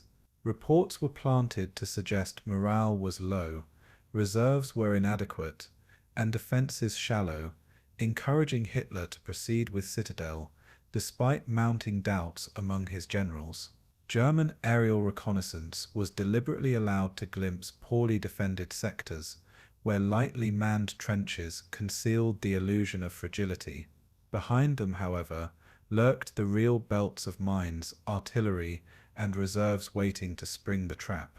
Soviet railway movements were staggered and masked, so that tank armies appeared far weaker in German assessments than in reality. This manipulation created a paradox. The Germans advanced with conviction because they believed the Soviets were unprepared, when in truth every move had been anticipated. By the time they realized the scale of deception, their panzers were already bogged down in minefields and their fuel burning in the furnace of Soviet artillery fire. Deception thus became not just a tactic, but a strategic weapon, turning German overconfidence into their undoing. Partisans operating behind German lines were integral to both intelligence and deception, serving as eyes, ears, and saboteurs for the Red Army. Networks across occupied Ukraine and Belarus relayed precise information about German supply convoys, rail schedules, and fuel stockpiles. They cut telephone lines, destroyed bridges, and ambushed stragglers, creating the impression of chaos in German rear areas. These activities amplified the sense that Soviet forces were stronger and more coordinated than they truly were, reinforcing the image of an enemy always lurking, always watching. Partisans also contributed directly to Maskirovka by spreading rumors among captured Germans, ensuring false narratives reached the Wehrmacht through natural channels. Their sabotage delayed reinforcements, forcing German columns to arrive late or undersupplied, compounding the impact of Soviet defenses. More than just irregular fighters, they became the silent architects of confusion, stretching German nerves before the main battle even began. For every partisan ambush, German commanders had to allocate more security troops, thinning their striking power at the front. By merging intelligence gathering with active harassment, the partisans became a living extension of Soviet strategy. Their unseen hand shaped the battlefield long before the first Tiger tank rolled forward. The Soviet emphasis on deception also manifested in the deliberate concealment of their true reserves, particularly the tank armies that would later deliver the hammer blow at Prokhorovka. Commanders like Rotmistrov rehearsed movements under night skies, timing marches to avoid aerial detection and dispersing units under tree cover during daylight. Railways carried tanks in disguised formations, interspersed with civilian freight to mask their scale. Fuel and ammunition were stockpiled in hidden depots, some buried underground, to prevent Luftwaffe bombers from crippling supply before it was used. Dummy depots and camps were created in false sectors, drawing air raids away from the real arteries of Soviet strength. Signal silence was strictly enforced, and when transmissions occurred, they emanated from decoy command posts designed to mislead German radio intercept units. By the time Citadel began, the Germans had no accurate measure of the Soviet armored fist waiting in reserve. This concealment was not passive, it was active theater, a performance designed to misdirect, confuse, and ultimately ensnare. When the counterblows came, their scale shocked German commanders, who had believed they were fighting the entirety of the Soviet defense already. In reality, they had only broken into the outer shell of a much deeper concealed strength. On the tactical level, Maskirovka was drilled into every Soviet soldier, transforming deception into a cultural reflex. Infantry dug trenches at night, covering earth with sod to erase signs of fresh digging, while artillery units disguised gun barrels with tree branches. Engineers created false tracks and dummy vehicle movements, misleading German aerial reconnaissance into believing attacks were imminent where none were planned. Smoke shells were fired to obscure real withdrawals or advances, and soldiers rehearsed decoy maneuvers that would draw German fire onto false targets. Even wounded tanks were sometimes left in visible positions, their hulks bait for German gunners, while hidden weapons targeted the firing positions. Deception was not confined to generals' plans, but infused into every echelon, creating a battlefield alive with tricks and misdirections. The cumulative effect was corrosive. German units never knew whether the enemy they saw was real or an illusion, whether the quiet before them was weakness or a trap. This constant uncertainty eroded morale and slowed decision-making, gifting the Soviets crucial moments to reinforce or strike. In the brutal calculus of Kursk, every hour of hesitation multiplied the cost to the attacker. Thus, by July 1943, Soviet intelligence and deception had transformed the Kursk salient into a fortress, not merely of steel and trenches, but of information and illusion.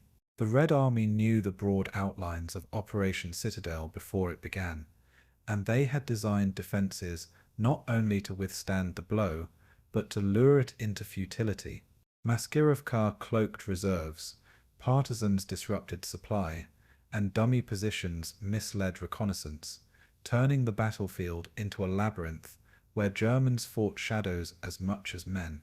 This mastery of intelligence and deception marked a turning point for the Soviets, demonstrating a level of operational sophistication that rivaled and in some cases surpassed their enemy. Where once they had stumbled under surprise, they now wielded surprise themselves, not by attacking, but by concealing, misleading, and waiting. Every minefield laid, every trench dug, and every false signal transmitted was part of a symphony of misdirection that amplified Soviet strength. When the German panzers finally advanced, they would not be striking a vulnerable salient, but a carefully prepared arena of destruction. In the contest between knowledge and ignorance, the Soviets held the advantage, and it would shape every clash to come. This invisible war of spies, sappers, and deceivers set the stage for the greatest tank battle in history. At dawn on July 5, 1943, the northern face of the Kursk salient erupted in fire as the German Ninth Army under General Walter Model launched its long-awaited assault. Model commanded nearly 335,000 men, backed by over 900 tanks and assault guns, along with hundreds of artillery pieces arrayed for the opening barrage. His objective was to smash southward from Orel into the northern shoulder of the salient, linking with Manstein's southern thrust to encircle Soviet forces in the Bulge. The sector was manned by the Central Front, under Konstantin Rokossovsky, one of the Red Army's most methodical and resilient commanders. The Soviets had expected the attack, and when German artillery thundered, Soviet gunners replied with a simultaneous counter-barrage, a stunning demonstration of foresight. The battlefield became a maelstrom of flame, earth, and steel, with shells plowing through minefields and shattering dugouts across a 70-kilometer front. For the German soldiers, the advance promised another blitzkrieg, but for the Soviets, it was a carefully prepared trial by fire.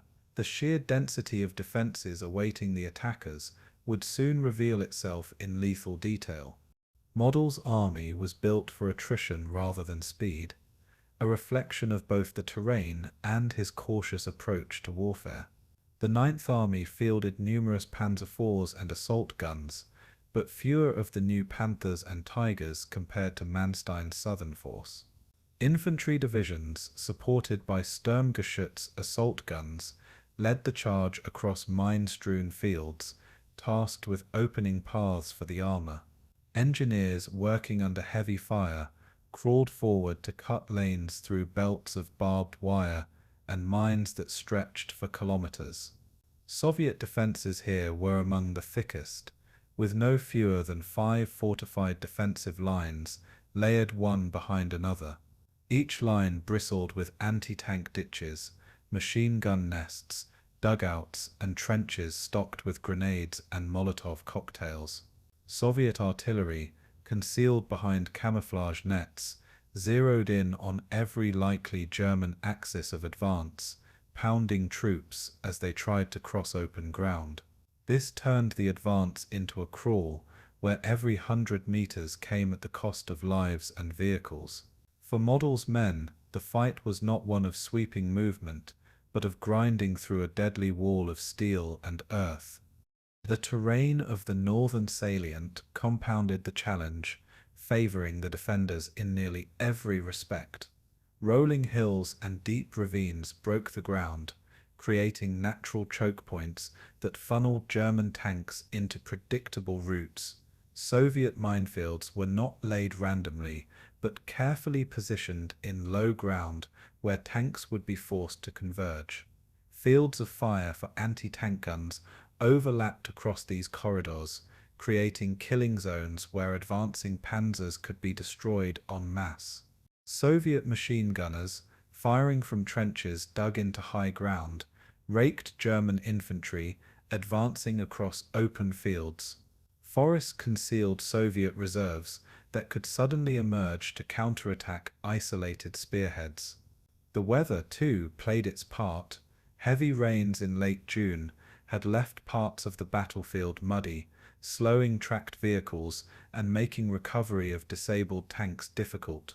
What looked on a map like a straight thrust toward Kursk became, in practice, a brutal slog through natural and man-made obstacles. The Germans, famed for their ability to coordinate armor and infantry, found themselves fighting in terrain that broke their cohesion. Each gain of ground brought them deeper into the Soviet trap, with no promise of breakthrough in sight.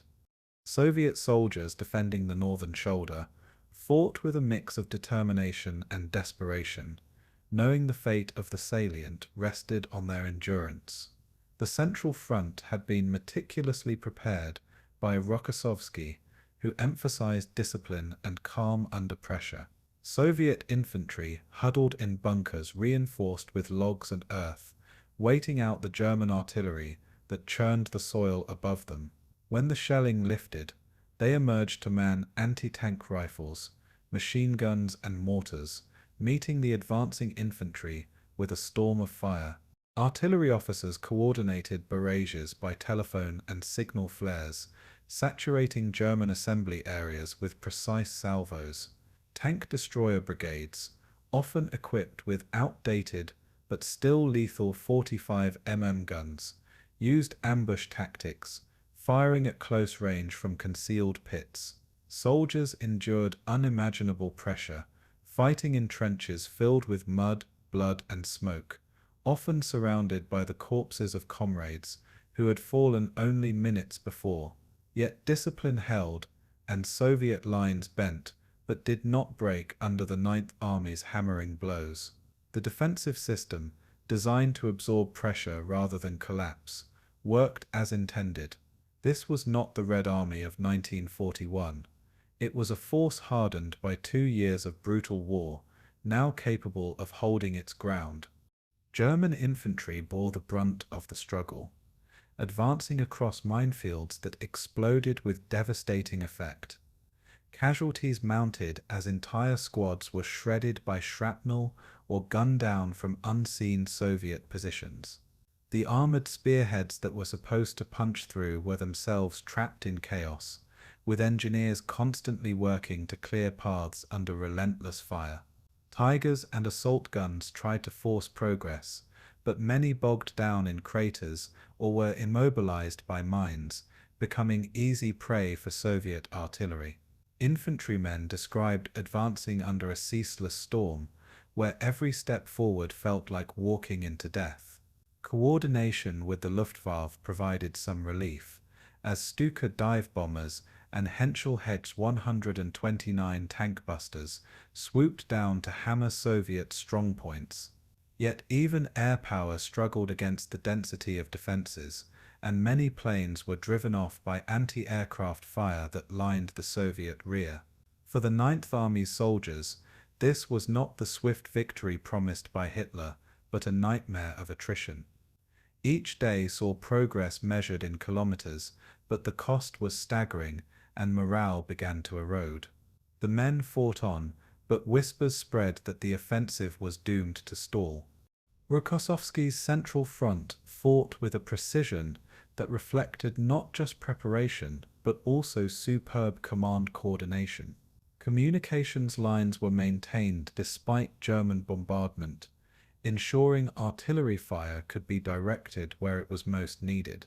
Reserves were held back, not wasted in premature counterattacks, but committed only when German spearheads threatened to rupture a line. Soviet commanders shifted units laterally under cover of darkness, plugging holes with fresh battalions drawn from 2nd and 3rd defensive belts. Snipers picked off German officers and radio men, further slowing the tempo of the advance. Anti-tank artillery often operated in teams, where one gun revealed its position to draw fire, while others struck from hidden flanks. Soviet tank brigades lurked in reserve, ready to surge forward in counterpunches that forced German panzers to fight defensively. This orchestration created a defensive ballet, where every Soviet move was designed to sap German momentum without overextending. Rokossovsky's calm leadership ensured that panic never spread, even when pressure reached breaking point.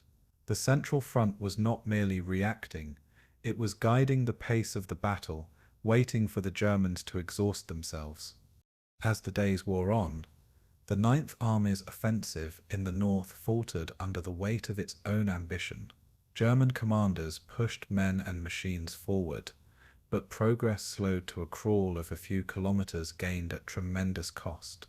Entire divisions were ground down in fruitless assaults on fortified villages, where Soviet defenders fought street by street and house by house. Villages like Ponyry, dubbed the Stalingrad of the Kursk salient, became centers of horrific combat, where neither side yielded easily. German units described capturing a trench line in the morning, only to lose it to Soviet counterattacks by evening, as the battle seesawed without resolution. Ammunition shortages grew acute, while losses in armor could not be easily replaced. The Soviets, by contrast, rotated fresh units into the line, ensuring pressure on the defenders remained constant. What had been envisioned as a bold thrust into the northern salient became an endless grind, bleeding German strength day by day. Model's Ninth Army, far from breaking through, found itself locked in a war of attrition it could not win. By mid-July, it was clear that the German northern offensive had failed to achieve its objectives, even as Manstein pressed forward in the south. The Ninth Army had advanced only a handful of kilometers into the Soviet defenses, its formations mauled and its armored spearheads blunted. The cost had been enormous: thousands of casualties, hundreds of tanks lost, and irreplaceable strain on divisions already stretched thin. For the Soviets, the defense of the northern shoulder was a triumph of preparation, discipline, and intelligence, proving that the Red Army could not only absorb the full weight of German steel, but hold firm against it. Villages lay in ruins, fields were scorched, and the landscape itself seemed transformed into a graveyard of machines and men. Yet beneath the wreckage, Soviet lines still held, denying the Germans the breakthrough they desperately sought. The northern battle was not glamorous, nor as famous as Prokhorovka, but it was decisive in its own way. By containing Model's thrust, Rokossovsky ensured that the Germans could not encircle the salient. The northern shoulder, scarred and blood-soaked, had stood its ground, and in doing so sealed the fate of Operation Citadel. When Manstein turned his eyes to the southern face of the Kursk salient, he saw the terrain as both promise and peril, a broad sweep of open steppe that could amplify the shock of concentrated armor if the Wehrmacht could pierce Soviet belts rapidly. Erich von Manstein, whose operational imagination had produced some of Germany's most audacious maneuvers, argued for a decisive northern link up by driving northward with Hoth's 4th Panzer Army at the spearhead, believing that a powerful, well-coordinated thrust would collapse the salient's southern arc. General Hermann Hoth, an armored commander schooled in mobile warfare, prepared to translate Manstein's vision into motion, massing mechanized corps and stacking reserves behind a narrow front to achieve the Schwerpunkt Germans prized so highly. At the very sharp end of the assault marched the ASS Panzer Corps under Paul Hauser, Leibstandarte, Das Reich and Totenkopf, units hardened by earlier campaigns and expected to break hardened Soviet positions with elite elan. The southern plan counted on speed, shock, and the new generation of armor, the Panthers and Tigers, arranged to smash and exploit, while infantry and assault guns secured the flanks and cleared villages. But Manstein's gamble required narrow windows of operational advantage, corridors for the panzers to pass, intact bridges and uninterrupted fuel lines, conditions increasingly brittle on a front stretched thin by months of attrition. Engineers and pioneer units rehearsed minesweeping and lane clearing under simulated fire, aware that a single undetected mine could halt a column and turn momentum into vulnerability. Luftwaffe units were parceled for close air support, yet fuel rationing and pilot shortages meant aircraft could not be counted on in unlimited measure, an unspoken constraint beneath the general's confident plans. Behind the fighting formations, supply trains queued on fragile railheads, and quartermasters stuffed endless lists of spare parts into wagons, trying to outpace the predictable breakdowns of complex machinery. In short, the southern shoulder embodied Germany's hope that elite force, concentrated and fast, could still impose a strategic result even as the realities of logistics and Soviet preparation tightened like a vise. From the outset, the southern sector presented unique tactical opportunities that both sides sought to exploit, for the broad fields allowed massed armor to form in depth, if not interdicted. Hoth's 4th Panzer Army arrayed its divisions to drive along routes where terrain offered firm ground and minimal natural obstructions, laying plans to funnel Soviet defenders into kill zones where combined arms could operate most efficiently. The ISS Panzer Corps, prized for tactical aggressiveness, trained for rapid encirclement, and for seizing critical crossroads that would expedite a northward push. But Soviet preparations here were not negligible. Mine belts, anti-tank ditches, and concentric artillery fire lanes awaited German columns, carefully laid to absorb and disrupt any massed breakthrough. Soviet reconnaissance and partisan reports had identified the main axes of the southern attack, and Stavka placed reserves exactly where they were needed, hidden tank armies and anti-tank brigades set to counter any German penetration. This tension, German desire for open maneuver versus Soviet will to channel and break it, defined the sector's character from the first artillery salvos forward.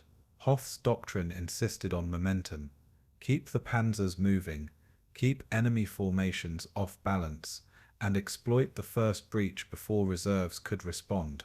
Yet every attempt to maintain that momentum had to contend with a landscape where minefields could turn speed into immobilization, and where concealment allowed Soviet counterpunches to arrive with terrible surprise. Thus, tactical opportunities in the south were double-edged. They could yield strategic advantage, but only if German logistics and pace were flawless, a near impossible demand under the conditions of July 1943. The interplay of terrain, doctrine, and preparation would therefore decide whether Hoth's armor could realize Manstein's broader encirclement. The assault began with a massive preparatory bombardment intended to blast Soviet belts into disarray, but the depth and redundancy of those defenses blunted much of the intended shock. Nebelwerfer and heavy artillery screamed across the steppe, creating a thunder that shook dugouts and turned plowed fields into moonscapes. Yet in many sectors the Soviets had buried themselves so deeply that shrapnel passed like rain above them. German engineers then moved forward in a grim, dangerous ballet, sappers working with mine-clearing tanks, and explosive line charges to open braking lanes for the panzers. Even where lanes were cut, the ground often hid panzer traps, improvised anti-tank obstacles, and camouflaged pits that neutralized a column's speed by forcing it into constrained movement. Some German units found their momentum arresting not because of immediate opposition, but because the physical task of breaching dozens of kilometers of prepared defenses demanded time the offensive rarely afforded. When Panthers and Tigers finally pushed into these openings, they frequently encountered interlocking artillery fires and concentrated anti-tank guns, which targeted their vulnerable flanks and tracks rather than their frontal armor. The result was brutal up-close combat, where mechanized power met prepared steel, and where the psychological effect of being halted amid exploding ground shook even seasoned crews. Manstein watched these developments with mounting concern, aware that every hour consumed in clearing defenses narrowed his strategic window for encirclement. The southern offensive, conceived as a clean, armored drive, was becoming a succession of bloody, costly local battles for small pieces of ground. Elite SS divisions were both asset and liability for the southern push. Their combat prowess was real, but their relentless use extracted a terrible price in blood and vehicles. Leibstandarte, Das Reich and Totenkopf displayed battlefield ferocity, close assaults, aggressive night movements, and a willingness to fight house to house in villages that became fortified nodes of Soviet resistance. Their commanders exploited local superiority to seize crossroads and high ground, but each such tactical success consumed tanks and men that could not be immediately replaced. The SS formations also attracted disproportionate attention from Soviet artillery and airstrikes, which prioritized breaking the shock troops whose progress threatened deep penetration. German war diaries from the period record SS regiments advancing under heroism, but then pausing to count casualties and repair vehicles, a pattern that slowly wore down their spearhead effect. Moreover, the political status of SS units meant they were often committed to politically symbolic axes, a decision that sometimes ran counter to the pure operational calculus of the front. Hoff needed these formations to maintain the offensive tempo, Manstein needed them to sustain the operational weight for a link-up, but logistics and attrition remorselessly reduced their capacity. The human cost was apparent in the letters and reports. Young panzer crews, scorched by artillery and exhausted by heat, wrote of mechanical failures and the bitter stench of fuel and burnt metal. By late June, the elite corps still advanced, but their relative advantage had been diminished, and their presence no longer guaranteed the operational breakthrough Berlin had hoped for.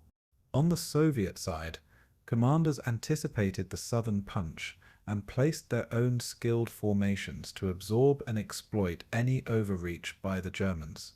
Reserves such as the 5th Guards Tank Army were held in depth, camouflaged in forests and folds of ground, so that their sudden commitment could hit German flanks with overwhelming force. Soviet anti-tank brigades, armed with high-velocity guns and coordinated with artillery, concentrated where intelligence suggested German armor might mass. Infantry units, trained in close-in anti-tank tactics, using Molotov cocktails, satchel charges, and infantry anti-tank guns, prepared to fight in villages and hedgerows where German tanks were least effective. Radio-controlled coordination between artillery observers and armored commanders allowed rapid counterpunches the moment a German spearhead halted and became vulnerable. These Soviet measures turned the southern battle space into what veterans later described as a lethal game of attrition, where German gains were met by reserves that rolled forward to close the breach and blunt exploitation. The timing of Soviet counterattacks mattered. Committed too early, reserves might be destroyed piecemeal. Held too long, the Germans could consolidate a bridgehead and press north. Stavka's directive to coordinate counterstrokes with artillery barrages and air support ensured that when Soviet tank armies struck, they did so backed by a storm of shells and rockets designed to keep German recovery efforts at bay. Thus the southern shoulder became a crucible of timing and patience, where Soviet depth proved as decisive as German ferocity. Logistics, often invisible in grand narratives, played an unmistakable role in the southern campaign's unfolding, and here the Wehrmacht vulnerabilities were acute. Fuel consumption in panzers soared under the strain of heavy maneuver and idling in breaching lanes, and frontline depots struggled to supply the correct grades of oil and spare parts necessary for complex engines like the Panthers. Recovery vehicles were diverted constantly to pull Panthers and Tigers from craters and mud, often functioning under the threat of sudden artillery barrages that made salvage operations perilous. Railheads in the rear were clogged with traffic, and partisan attacks had already begun to gnaw at supply lines, forcing route diversions that added hours to critical deliveries. German maintenance crews improvised field repairs under oak trees, grafting parts and cannibalizing less vital vehicles to keep spearheads mobile, but these patchwork solutions were temporary and costly. On occasion, divisions advancing at night had to pause for lack of fuel, or because crews needed rest after days of continuous operations, a human limitation that could not be pushed aside by doctrine. The Soviets, better able to draw on interior rail networks and local stockpiles, rotated fresh units in and maintained a more sustainable tempo in reserves. This steady logistical advantage allowed Soviet commanders to trade ground when necessary, without the existential fear of immediate collapse. In many ways, the southern struggle was not simply a contest of weapons, but a test of which side could endure the unglamorous reality of moving fuel, ammunition, and spare parts across a shattered landscape. The Luftwaffe's performance over the southern shoulder added another layer of complexity. While German air power struck fiercely, it rarely achieved the uninterrupted dominance needed to sever Soviet reserves or to protect every armored corridor. Dive bombers and fighters hit Soviet gun pits and rail targets, sometimes achieving tactical miracles by isolating pockets of resistance long enough for panzers to close. Yet Soviet fighters contested the skies more effectively than in earlier campaigns, and anti-aircraft concentrations around key logistics hubs created lethal flak belts that limited Luftwaffe freedom of action. Moreover, the vastness of the front forced the German air arm to spread sorties thinly over multiple sectors, diminishing the punch it could deliver at decisive moments. Soviet VVS tactics, pairing fighters with Il-2 ground attack aircraft and integrating them with ground-based air observation, created an air defense network that diluted German effectiveness. Weather also intervened. Unexpected storms grounded aircraft and prevented planned interdiction runs that the 4th Panzer Army desperately needed at critical junctures. When air support was available, it was invaluable, but its intermittency meant that German commanders could not rely on it as a constant guarantor of success. The ebb and flow of air superiority thus mirrored the broader campaign, moments of German brilliance, punctuated by stretches where Soviet depth, concealment, and resilience reclaimed initiative. By the time the southern offensive reached its apex near Prokhorovka and adjacent fields, the cumulative effect of defenses, logistics, and timely Soviet reserves had turned Manstein's gamble into a grinding contest of attrition. Initial German gains, captured crossroads, small villages, and heroic armored thrusts were real and costly, but they failed to deliver the operational rupture needed to encircle the salient. The 9th SS Panzer Corps had fought with ferocity, winning tactical prizes even as its ranks thinned, and its vehicles were consumed by artillery and mines. Hoth's armored formations had demonstrated tactical prowess, but also suffered the attrition for which German planning had insufficient buffers. Soviet counterattacks, launched with the heavy weight of tank armies and precise artillery preparation, repeatedly threw back isolated German penetrations, turning local victories into strategic stalemate. Manstein, forced to watch as hours turned into days, recognized that the window for a decisive junction with Model was closing under the weight of unforeseen Soviet resilience. The southern shoulder had been conceived as the hammer that would crush the salient from beneath, but instead it became a crucible that tested the limits of German armored warfare when faced with a prepared, flexible, and inexhaustible defense. In the end, the terrain around Kursk did not yield to technology or elan alone. It required that one side outlast the other in a brutal ledger of loss and replacement. For the Wehrmacht, the southern campaign became a stark lesson. Elite troops and advanced tanks could not by themselves compensate for the Soviet advantage in depth, logistics, and manpower. The southern shoulder's story is therefore one of courage and skill tempered by strategic reality, a prelude to the decisive struggles to follow at Prokhorovka and beyond. When German spearheads plunged deeper into the Kursk salient, they encountered not a single line of defense, but a labyrinth of fortifications designed to bleed them white. The Soviet defensive system stretched for miles, a masterpiece of depth, constructed with thousands of laborers and fortified with bunkers, trenches, and anti-tank obstacles. Minefields sprawled like invisible webs across the steppe, some containing thousands of devices per mile, forcing German engineers into a deadly duel against time and explosives. Infantry units crouched in foxholes behind belts of barbed wire, supported by camouflaged artillery batteries ready to unleash devastating fire once panzers entered their killing zones. For German tank crews, progress became agonizingly slow, often reduced to meters gained under withering fire and at terrible cost. The roar of engines was constantly punctuated by the deafening crash of shells and the sudden eruptions of mines detonating beneath treads. Every attempted breakthrough demanded coordination between armor, engineers, and infantry, but the chaos of the battlefield often shattered cohesion. Radios crackled with desperate reports of tanks immobilized, platoons cut down, and sappers overrun before they could finish clearing passages.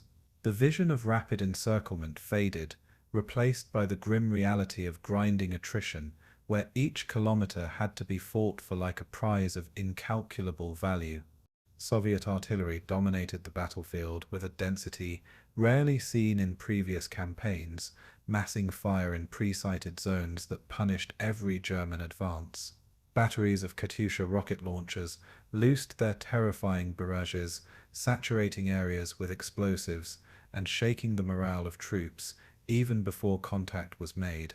Conventional howitzers, ranging from 76 mm to heavy 122 mm and 152 mm guns, worked in concert with mortars to create interlocking fields of destruction. German armored formations, attempting to push through the belts, found themselves bracketed by shells that seemed to fall with uncanny precision, guided by spotters hidden in villages, trees, and even church towers. Each artillery strike not only inflicted casualties, but forced German units to slow, disorganize, and regroup, robbing them of the momentum vital for blitzkrieg-style tactics. Engineers clearing mines often perished under this fire, their painstaking work undone in moments by a rain of steel. Tank crews, trapped in kill zones, described the battlefield as a storm of fire and smoke, where survival seemed as much a matter of luck as skill. Attempts to suppress Soviet batteries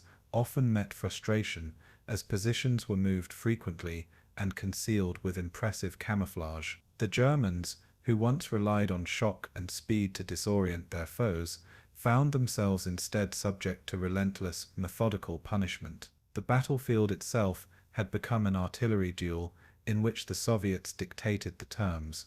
For the German infantry supporting these armored thrusts, the ordeal was no less severe, as they waded into trenches and fortified villages defended with bitter tenacity. Soviet soldiers fought from elaborate positions reinforced with timber and earth, often surviving hours of bombardment to emerge firing once German troops closed in. Machine guns swept open ground, while snipers concealed in ruined farmhouses picked off officers and communications men, sowing confusion among advancing ranks. Grenade duels became common in trenches, where combat devolved into close-range chaos that left little room for maneuver or retreat.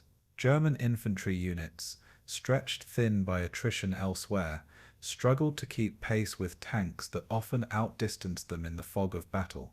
The coordination so critical to combined arms warfare frayed under the stress of constant Soviet resistance, with units becoming isolated and exposed to counterattacks.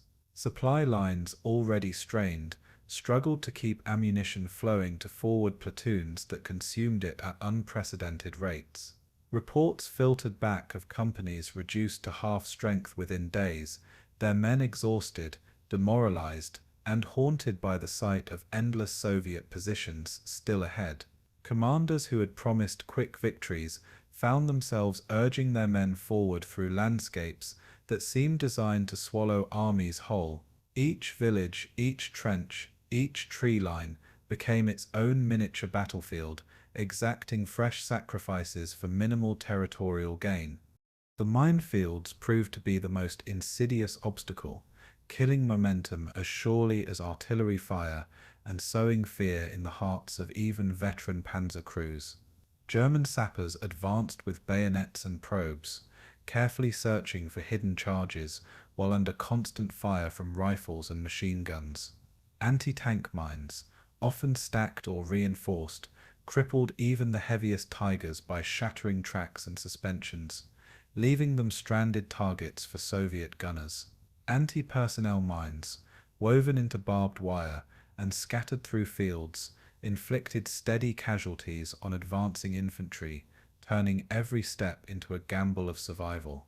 The Soviets compounded this danger by camouflaging new minefields each night, resetting the battlefield like a cruel trap designed to consume German time and strength. Engineers paid a horrifying price, advancing ahead of armored columns under conditions where one misstep meant annihilation. The spectacle of burning tanks abandoned in cleared lanes testified to the terrible efficiency of these obstacles, whose psychological effect was as great as their physical damage.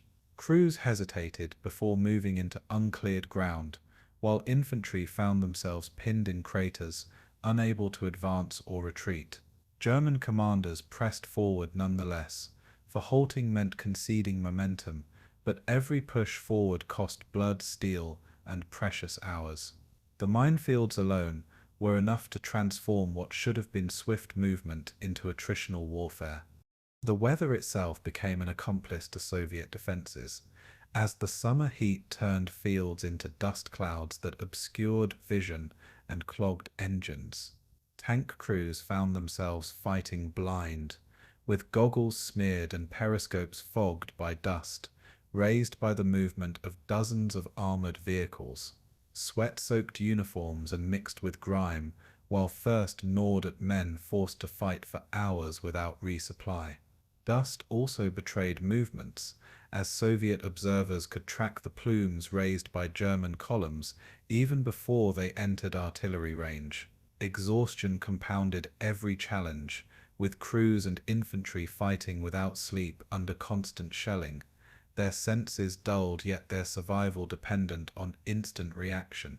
Malfunctions rose sharply, with clogged filters, overheated engines, and jammed weapons becoming common as the battle dragged on. Soviet defenders entrenched in bunkers and supplied from hidden caches endured conditions with relative advantage compared to attackers exposed in the open. The psychological toll deepened as men realized the battlefield itself.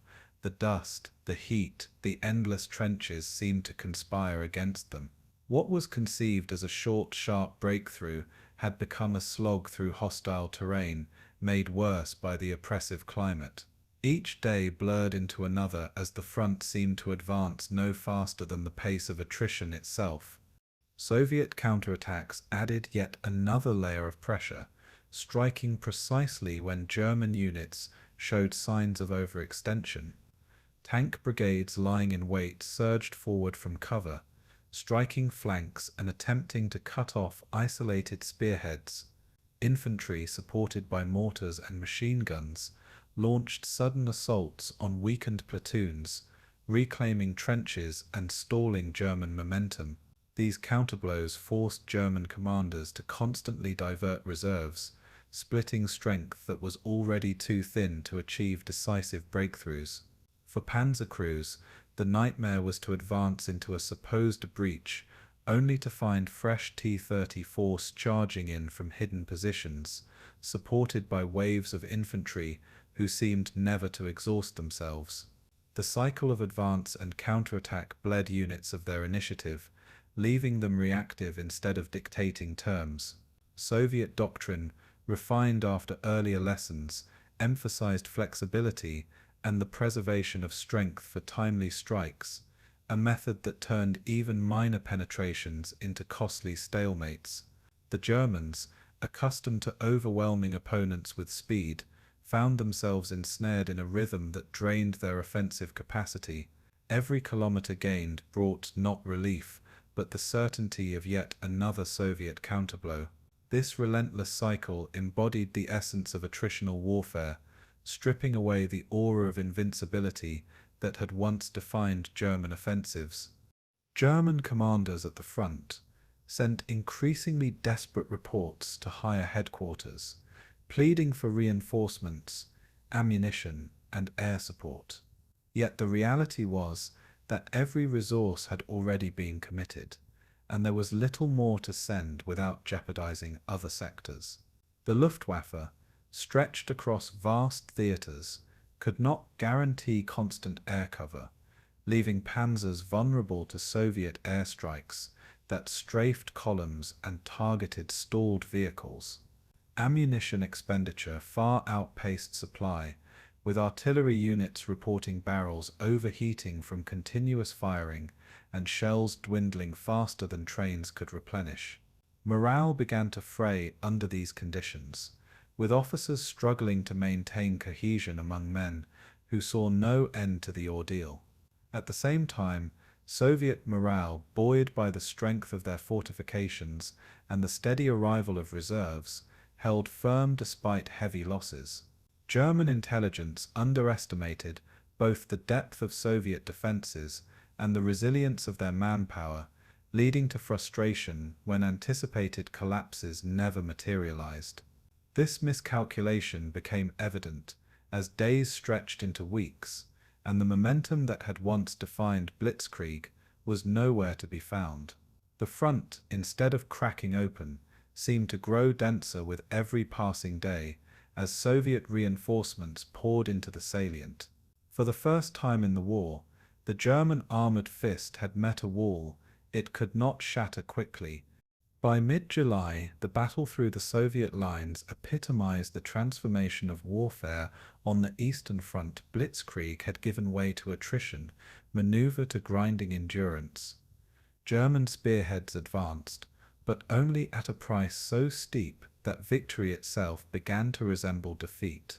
Tank crews who once prided themselves on swift, decisive action now measured success in the survival of their machines after a single day's combat.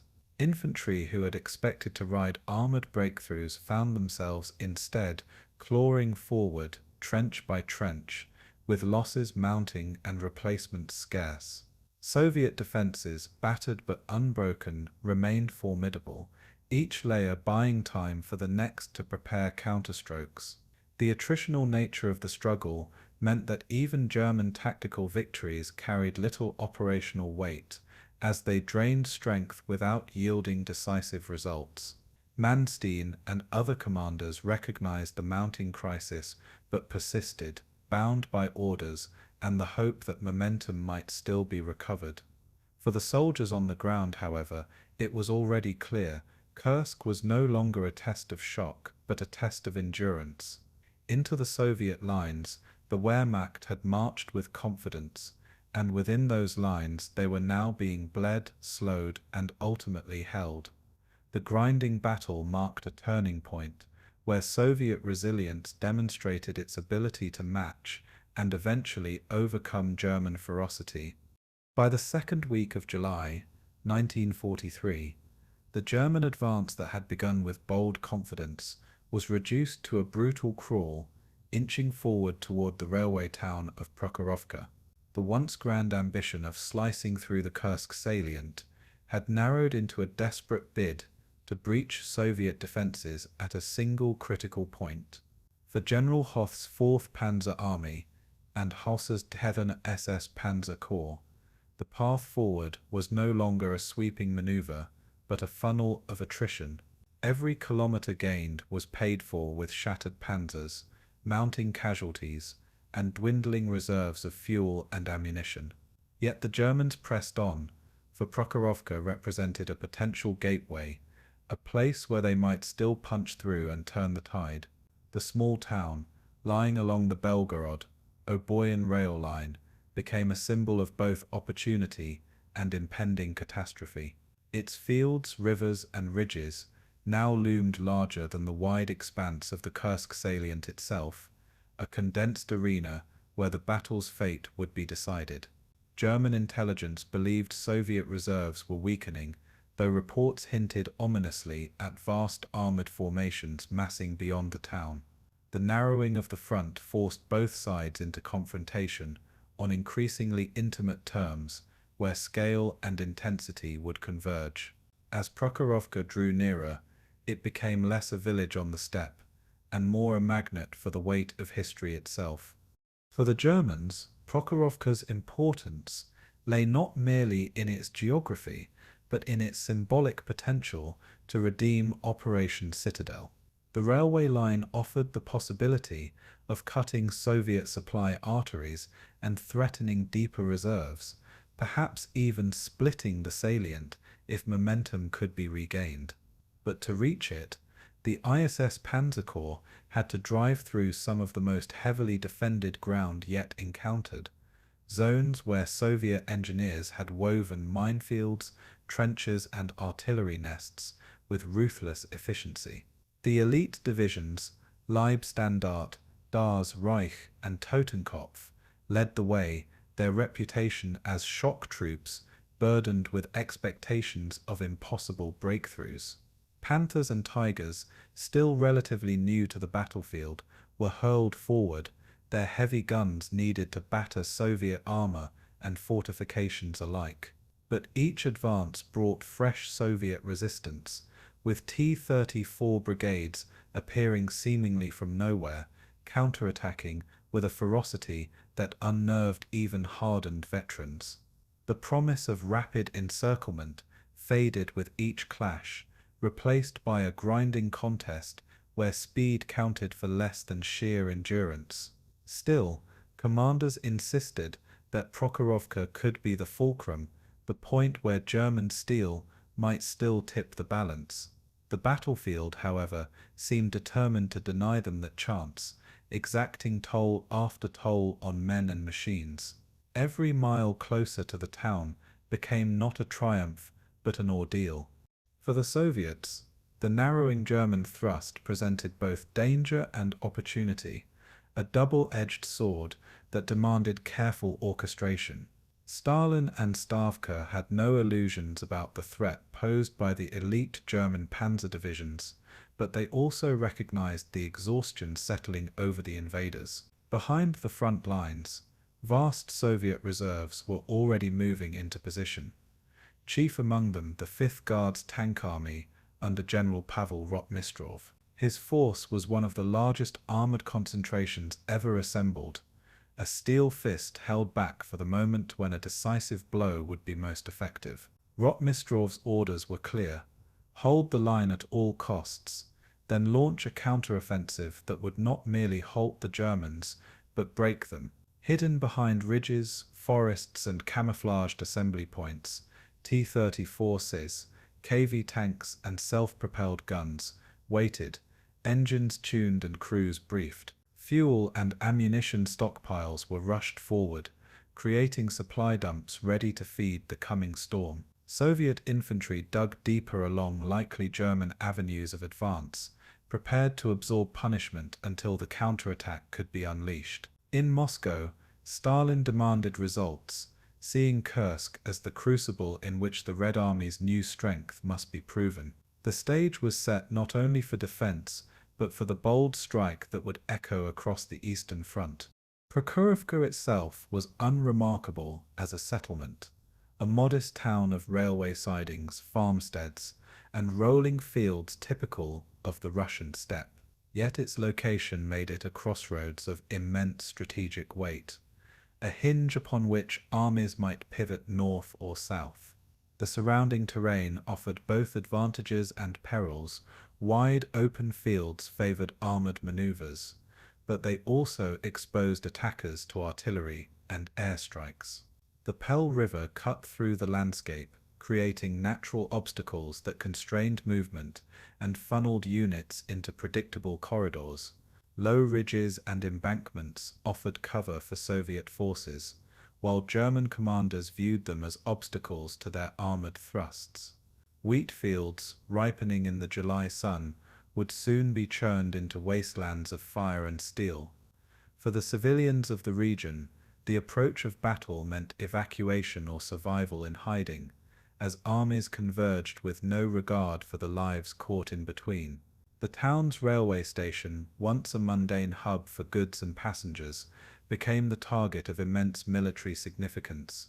It symbolized the lifeline of supply and movement, and both armies knew its capture or defense would shape the outcome. In the days before July 12th, Prokhorovka transformed from obscurity into destiny. The geography of the place was simple, but its role in history would be anything but. German commanders sought to concentrate every available asset for the final push, believing one more determined effort could still achieve breakthrough.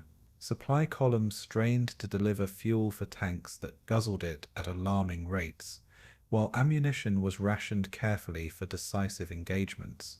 The Luftwaffe, though weakened by attrition elsewhere, committed bomber and fighter groups to support the panzer thrust, seeking to disrupt Soviet reinforcements before they reached the battlefield.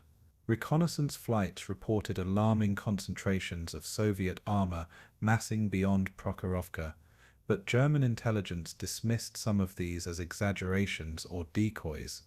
Hauser and Hoth urged their men forward with a mixture of confidence and desperation, aware that Hitler expected victory, but that time was running short.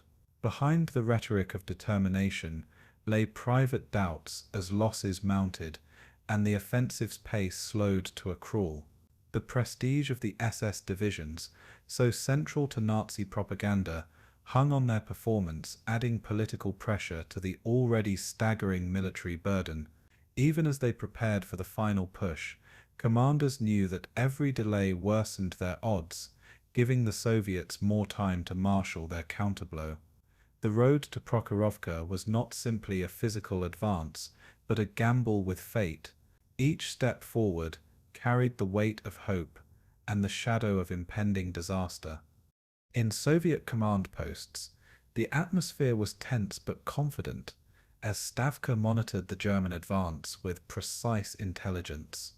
Radio intercepts, reconnaissance flights, and partisan reports gave the Red Army a clear picture of enemy intentions. Rotmistrov and his staff worked tirelessly to coordinate the massive movement of tanks, artillery, and infantry into positions around Prokhorovka. Soviet doctrine emphasized surprise through concentration, and the decision was made to unleash the 5th Guards Tank Army at the critical moment. Officers briefed their crews on the importance of the coming battle, instilling both urgency and determination. Morale was high despite the dangers, for soldiers understood they were about to play a role in what might be the decisive clash of the war. Behind the front, repair depots churned out refitted tanks, and reserve crews were rotated forward, ensuring that fresh units would be ready. Soviet engineers laid additional minefields and fortified fallback positions, ensuring that even if the Germans broke through, they would bleed for every step. The Soviet buildup was conducted with remarkable efficiency, a testament to the hard lessons learned in earlier campaigns. The Red Army was ready not just to resist, but to strike back with crushing force. For the men on the ground, the days before Prokhorovka were filled with exhaustion, fear, and anticipation of what was to come. German tank crews spent nights repairing tracks, cleaning guns, and scrounging for spare parts, knowing their machines must be ready for one more push. Soviet crews, meanwhile, prepared for offensive action, tightening bolts, stacking shells, and rehearsing rapid advances across open fields. Infantry on both sides endured constant shelling, sleepless nights, and the gnawing uncertainty of whether they would live to see another dawn. Letters home were hurried and desperate, filled with reassurances to loved ones that few truly believed. Prisoners captured in skirmishes spoke of impending large-scale battles, though neither side yet knew just how immense the clash would be. Soldiers on both sides could feel it in the air. A storm was gathering, one unlike anything they had yet endured. The battlefield seemed to pulse with tension, every sound magnified, every silence pregnant with expectation. The road to Prokhorovka was not only a military advance, but a psychological journey into dread and inevitability. Men steeled themselves for the greatest battle of armor the world had ever seen. By July 11th, the German spearheads were closing in on Prokhorovka, their formations battered but still determined to break through. Ahead of them, hidden in the folds of terrain and behind the cover of deception, Rotmistrov's armored juggernaut waited, engines idling for the order to strike. The stage was set for a collision of unprecedented scale, where nearly 1,000 tanks would clash in close quarters across a narrow front. The Germans believed they still held the initiative, yet in truth, the momentum of Operation Citadel was slipping from their grasp. The Soviets had chosen their ground, prepared their armies, and waited for the precise moment to unleash them. Prokhorovka was no longer simply a town, but the crucible where the fate of the Kursk offensive would be decided. The narrowing of the German advance had created the perfect killing ground, and both sides knew it. As the sun set on July 11th, soldiers dug in, commanders plotted their final moves, and the air was thick with the foreboding silence before catastrophe. The world's greatest tank battle was only hours away. The road to Prokhorovka had ended, and the Battle of Prokhorovka was about to begin. In the days leading up to the fateful clash at Prokhorovka, the Red Army's secret weapon was being drawn into position, the 5th Guards Tank Army, commanded by General Pavel Rotmistrov. This was not merely another armored formation, but a concentrated steel force, carefully prepared to deliver a decisive counterblow. Rotmistrov himself was a commander of determination and energy, forged in the crucible of earlier campaigns and trusted with one of Stalin's most precious military tools. His army represented the culmination of Soviet doctrine, designed to unleash massed armor at the critical moment, overwhelming the enemy with sheer weight and momentum. Nearly 800 tanks, supported by artillery, infantry, and self-propelled guns, were being assembled in the fields and groves east of Prokhorovka. The majority were the reliable T-34 medium tanks, with their blend of mobility, firepower, and survivability, but there were also KV heavy tanks and lighter models to fill out the ranks. To coordinate this vast force, Rotmistrov relied on an experienced staff and a network of communications teams, ensuring his orders could reach every brigade swiftly. The atmosphere was charged with anticipation, for every soldier knew they stood at the threshold of history. Behind them stretched the resources of the Soviet state, before them lay the might of Germany's best panzer divisions. Rotmistrov's command style reflected both pragmatism and boldness, a combination that had earned him recognition among his peers. He understood the limitations of his machines, knowing that Soviet tanks often lacked the armor or gunpowder of the newest German Tigers and Panthers. Yet he also believed in the strengths of Soviet methods. Speed, surprise, and numbers deployed at the right moment could offset even the heaviest German steel. His staff drilled officers relentlessly, practicing scenarios for rapid assaults, flanking maneuvers, and coordinated strikes under cover of artillery. Political commissars ensured morale was maintained, reminding soldiers that the fate of the motherland rested upon their courage and sacrifice. The 5th Guards Tank Army was not just an armored fist, but also a political instrument, its soldiers bound by ideology as much as by discipline. Each tank crew was a brotherhood of 5 men, their lives tied together in the cramped confines of iron machines that could become death traps as easily as weapons of war. Rotmistrov pushed them to believe that quantity had a quality all its own, that their courage could tip the scales even against the most fearsome German engines. The men listened, hardened by battle, but also driven by the knowledge that tomorrow would demand everything. The logistical challenge of assembling the 5th Guards Tank Army was immense, a feat of Soviet planning that spoke to the maturing strength of their war effort. Thousands of trucks ferried fuel, ammunition, spare parts, and rations to the forward areas, creating depots hidden from German reconnaissance. Soviet engineers worked tirelessly to camouflage assembly points, using nets, branches, and terrain to conceal the gathering mass of tanks. Supply officers calculated the enormous needs of the army. For every kilometer of advance required tons of fuel and mountains of shells. Mechanics and armorers labored day and night, refitting tanks that had already endured long marches from the rear. Railway lines brought reinforcements, while local peasants were conscripted to help repair roads and build field kitchens. The scale of preparation was staggering, a testament to how far the Red Army had come since the desperate days of 1941. Soviet doctrine demanded that armored armies be supplied with redundancy, ensuring that when the moment of battle came, nothing would stall their momentum. Rotmistrov's headquarters pulsed with energy as telephones rang, maps were marked, and couriers rushed with updated reports. Every man understood that time was running short, for the Germans were drawing ever closer to Prokhorovka. The 5th Guards Tank Army had to be ready. The core of the army lay in its tank brigades, each a tightly organized formation of armored vehicles supported by infantry and artillery.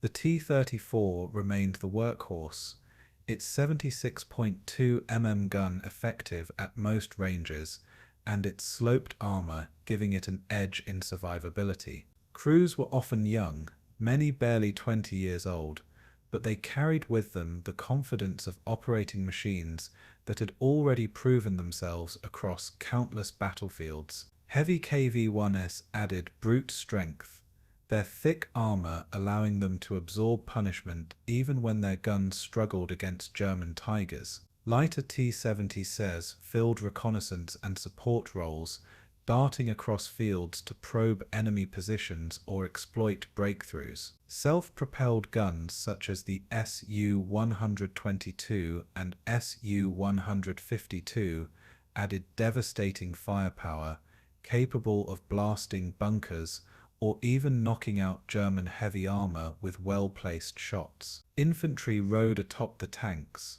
clutching rifles and machine guns, prepared to dismount and fight in close combat when the armored wedge pierced enemy lines. Artillery regiments stood ready to unleash preparatory barrages, softening defenses before the steel tide rolled forward. In total, it was a combined arms machine designed to operate with precision and coordination. Rotmistrov's great challenge was to ensure that this vast orchestra of war played in harmony when the moment came. The men themselves bore the weight of history with a mix of stoicism and grim anticipation. Tank crews shared cramped bunks near their machines, their sleep broken by the roar of engines tested through the night. They cleaned weapons obsessively, checked radios, and rehearsed rapid maneuvers under the orders of junior officers. Conversations often turned to the coming clash, with veterans offering warnings and advice to younger comrades. Many wrote final letters to families far away, unsure if they would survive the storm about to break. Political officers reminded them that the eyes of the nation were upon them, that Stalin himself awaited their triumph. Songs were sung around campfires, mixing camaraderie with fatalism, a reminder of the thin line between life and death. Some tankers spoke openly of fear, but none dared shrink from their duty, for shame weighed heavier than bullets in the Red Army. Medical units prepared field hospitals, expecting waves of casualties, while chaplains quietly blessed soldiers who sought comfort in faith. The 5th Guards Tank Army was more than steel and fuel. It was flesh and blood, courage and terror bound together in a single destiny. Rotmistrov himself visited his units frequently, speaking directly to officers and crews, offering words of encouragement and sharing the urgency of the coming battle. He was known for his tireless energy, moving from one formation to another, inspecting positions and demanding readiness.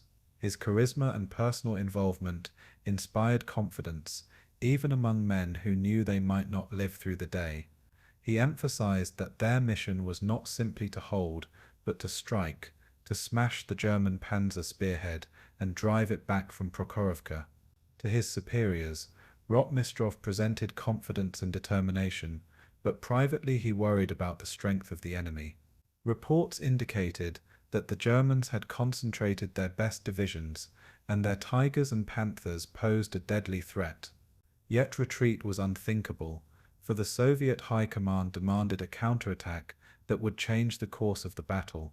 Rotmistrov framed his mission as both military necessity and patriotic duty, reminding his men that every tank destroyed would shorten the war. His resolve became a mirror for his army, giving them the belief that they could endure what lay ahead. The commander and his army were now inseparable, bound to the fate of Prokhorovka. By July 11th, the Soviet preparations were reaching their climax, as entire brigades rolled into hidden staging grounds near the front. Dust clouds trailed the columns of tanks as they moved across the countryside, concealed by night marches and deceptive routes. Supply depots brimmed with stacked ammunition crates, while fuel drums were buried under camouflage to shield them from German aircraft. Radio silence was enforced to keep the Germans guessing, while Soviet reconnaissance planes reported enemy movements in precise detail. Behind every hedgerow, in every hollow, Soviet armor waited like a coiled spring. The air was thick with exhaust fumes, and the metallic scent of oiled machinery mingling with the sweat of men who knew the time had come. Command posts grew tense as maps filled with arrows and counters, each marking the positions of hundreds of machines and thousands of men. Officers briefed soldiers again and again, drilling them on signals and maneuvers that would unfold in the chaos of battle. The 5th Guards Tank Army was now fully deployed, hidden in plain sight just behind the lines. The hour of decision was approaching, and every heartbeat seemed to count it down. On the eve of the clash, Rotmistrov gathered his senior officers and delivered his final instructions, words that would echo through the memory of his men for years to come. He reminded them that they were about to participate in one of the greatest battles of the war, that their courage would be tested as never before. He spoke of sacrifice, of duty, and of the faith the Soviet people had placed in their army. Officers nodded gravely, their faces illuminated by lanterns in the dim light of command tents, fully aware of the burden they carried. Outside, tank crews climbed into their machines, engines rumbling in the darkness, steel beasts ready to move at a moment's notice. The countryside, once quiet farmland, had become a staging ground for an armored storm.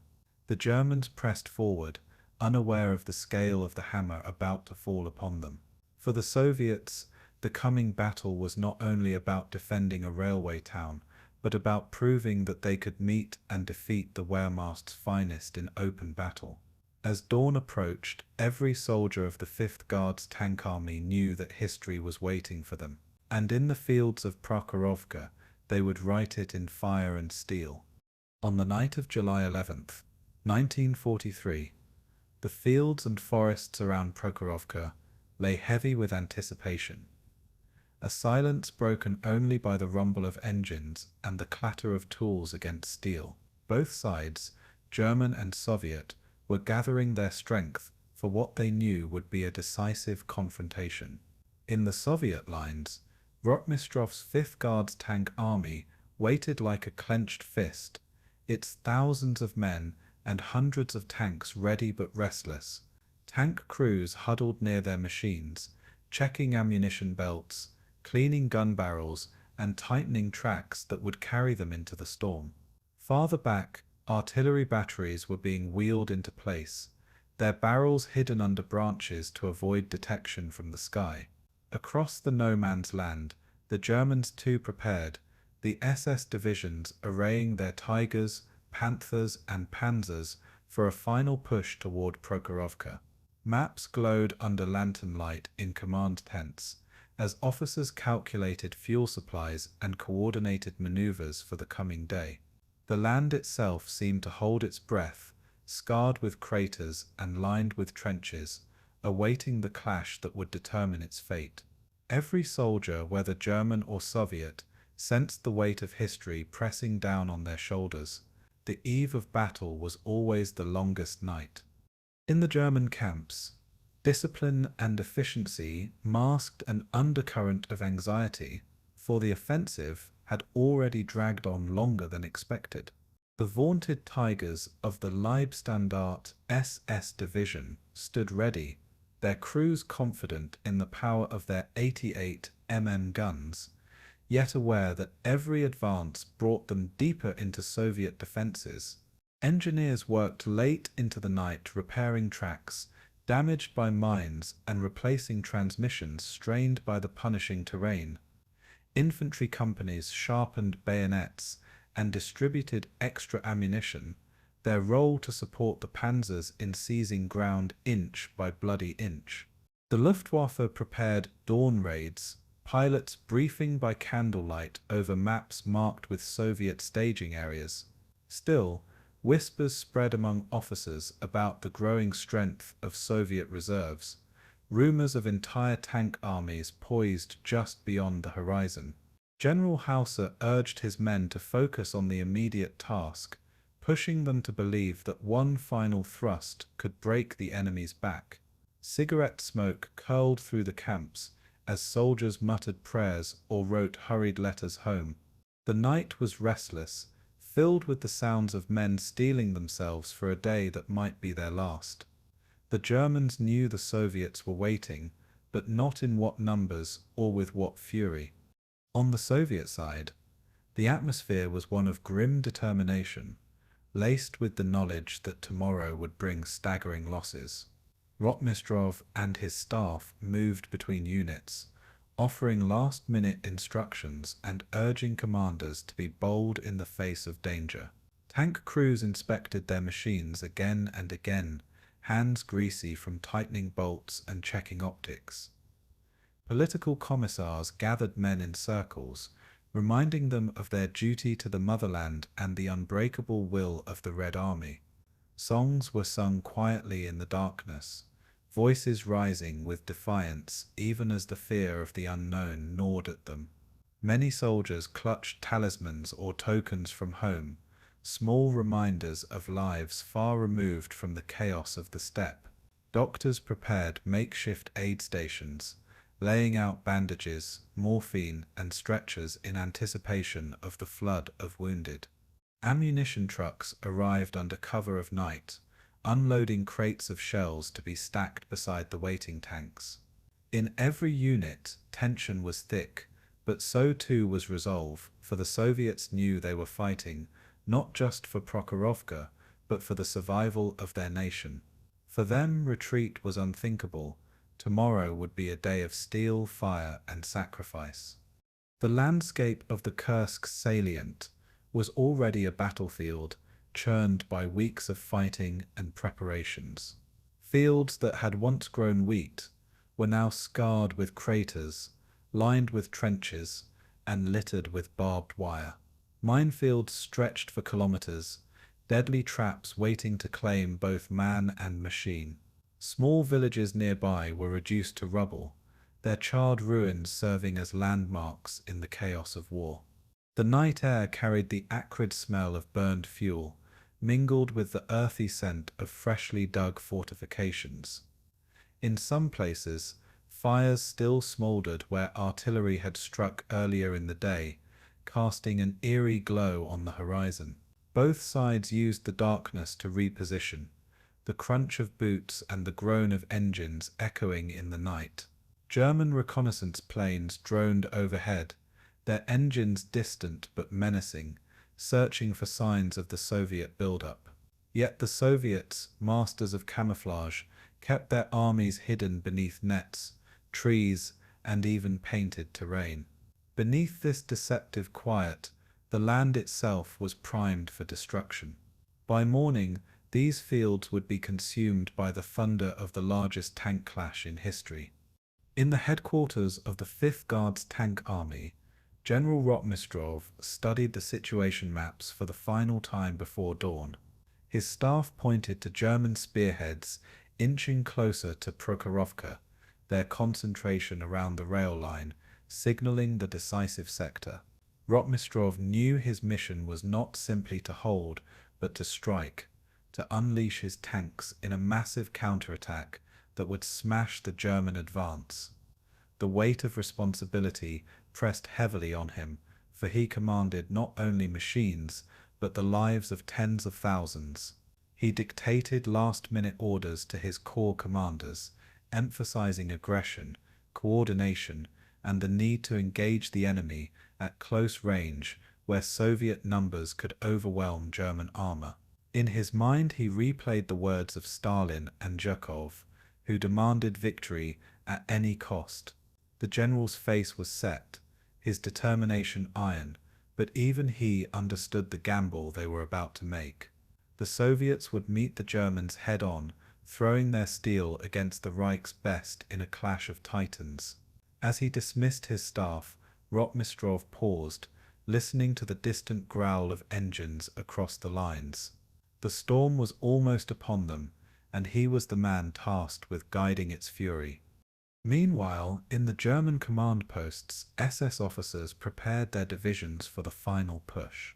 Reports filtered in of Soviet tanks massing, but many dismissed them as exaggerations or deception. Hulser and his subordinates believed their superiority in armor and training would carry the day, even against large numbers. Orders were issued to tighten formations, refuel vehicles, and prepare for dawn advances toward Prokhorovka. Tank crews polished optics and calibrated rangefinders, confident their Tigers and Panthers could dominate at long range. Infantry units checked their machine guns and mortars, their role to protect the armored columns from Soviet counterattacks. Pilots of the Luftwaffe, grounded by bad weather for days, prayed for clear skies that would allow them to strike again. Yet beneath this confidence was unease, a gnawing awareness that the Soviets seemed far from broken. Captured prisoners had hinted at reserves hidden just out of sight, but German intelligence failed to grasp the scale of what was coming. For the officers in their tents, dawn promised opportunity, but for many of their men, it promised slaughter. The Germans believed themselves poised for victory, yet the ground beneath them was shifting. For the ordinary soldiers on both sides, the night before Prokhorovka was filled with small rituals that betrayed their humanity amidst the coming storm. Soviet tankers carved the names of loved ones into their armor or painted slogans of defiance on their turrets. German soldiers cleaned their rifles in silence, their faces lit by the faint glow of lanterns, each lost in his own thoughts. Some joked to mask their fear, while others wrote hurried words on scraps of paper that might never reach home. Across the lines, the sound of harmonicas and accordions carried faintly in the air, soldiers clinging to fleeting moments of normalcy. Medics sharpened scalpels and boiled water, resigned to the tidal wave of casualties soon to come. The youngest recruits trembled in their sleep, while veterans lay awake, staring into the darkness, knowing too well what awaited them at dawn. Horses, still used for hauling supplies, shifted restlessly as artillery wagons rumbled by.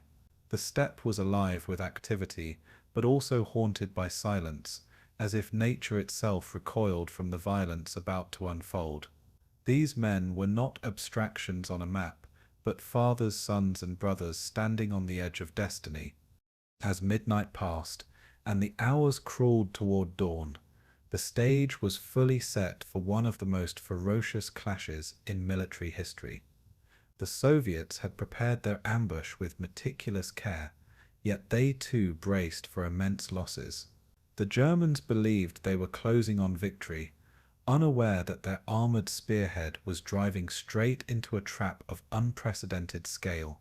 Both armies, separated by only a few kilometers, lay restless in the darkness, listening to the growl of engines and the distant echo of artillery. The air was thick with tension, every sound amplified in the stillness of the night. Men whispered final prayers, some for victory, others simply for survival. Officers checked their watches, marking the passing minutes until the first light of dawn. The horizon remained black, but soon it would blaze with fire and steel. On July 11th, the eve of Prokhorovka, both the Red Army and the Wehrmacht understood that tomorrow would decide more than territory. It would decide the fate of the summer campaign, the balance of power on the Eastern Front, and perhaps the future of the war itself. At first light on July 12, 1943, a pale haze clung to the fields around Prokhorovka, the sun rising sluggishly through dust and smoke that never fully cleared. The ground trembled beneath the weight of hundreds of Soviet tanks revving their engines, their exhaust clouds rolling low across the steppe. Men stood in their turrets, squinting eastward toward the German lines, where Tigers and Panthers waited silently like predators in ambush. The night's tension gave way to a roar of preparation as orders were barked, hatches slammed, and weapons loaded. Across the fields, the silhouettes of T-34s, KV-1s, and light tanks spread into attack formations, their lines stretching as far as the eye could see. Soviet commanders waved red flags, signaling units forward into the open, their voices drowned out by the din of engines and artillery. At the German side, gunners readied their optics, calibrating for long-range fire that would soon tear into the approaching waves. Horses scattered in panic as the rumble grew, the earth vibrating with the promise of steel upon steel.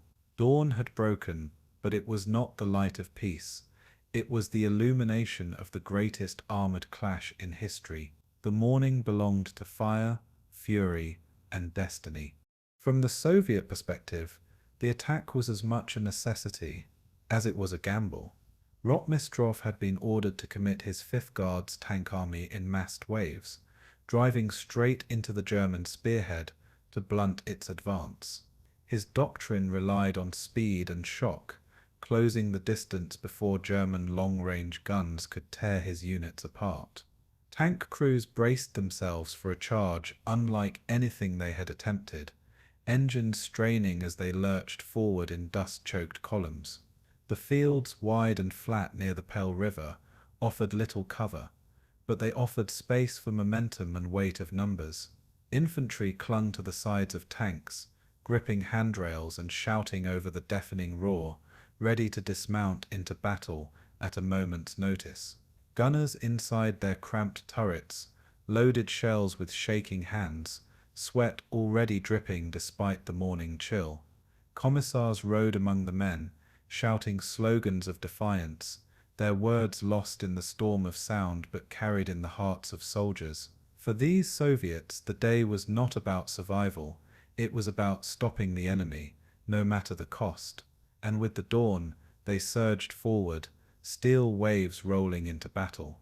The Germans, entrenched along ridgelines and in hull-down positions, watched the Soviet onslaught approach with a mixture of awe and grim resolve.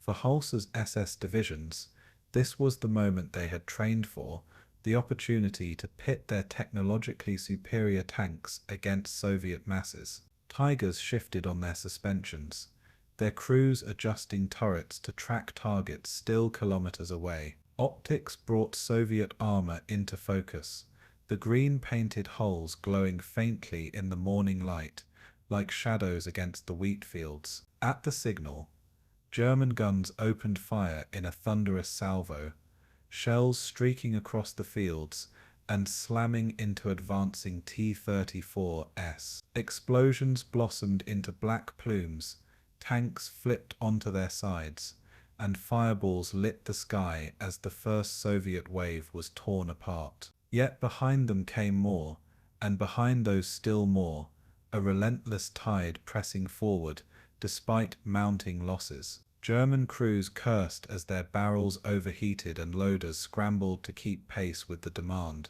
The battlefield transformed into a storm of fire and metal. The killing fields of Prokhorovka awakened in fury. The German defenders realized they were not facing an attack, they were facing an avalanche.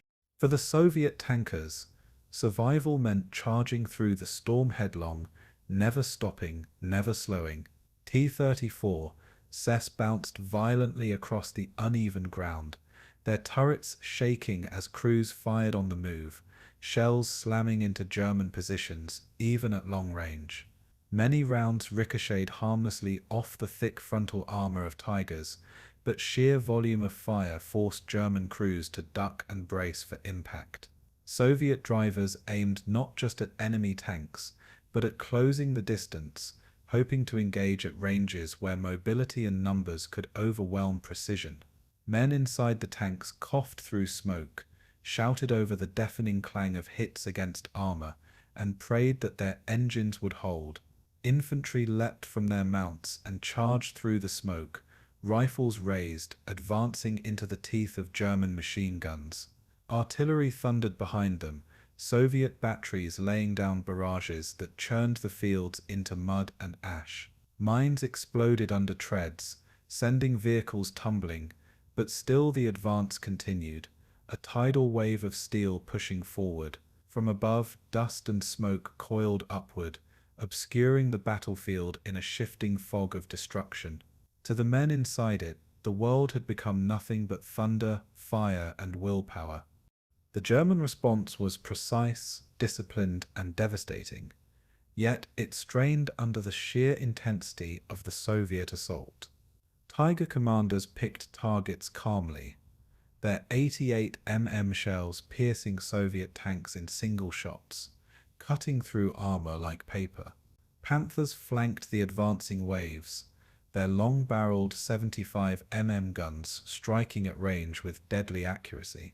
The older Panzer IVs, though less formidable, fought with determination, their crews using experience and coordination to offset their weaknesses. Infantry with Panzer IVs crouched in trenches, waiting for Soviet armor to pass close enough to strike from the sides. Mortars and machine guns opened up on advancing infantry, cutting down men in waves even as others pressed forward without hesitation. Luftwaffe aircraft swooped in low, Stukas dropping bombs into the Soviet rear, turning fields into blazing infernos. Yet the Soviet pressure did not relent, and with every tank destroyed, another seemed to appear in its place. German crews wiped sweat from their brows, shouting over the roar as they swung turrets rapidly to face new threats. The morning sun revealed not victory, but a nightmare of endless enemies.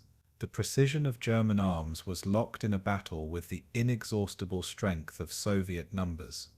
On the ground, chaos reigned as tank met tank, in brutal, close-quarters fighting that erased the advantages of range and optics. Soviet commanders had succeeded in bringing their armor into knife-fight distance, where T-34 swarmed around German heavies like wolves around a bear.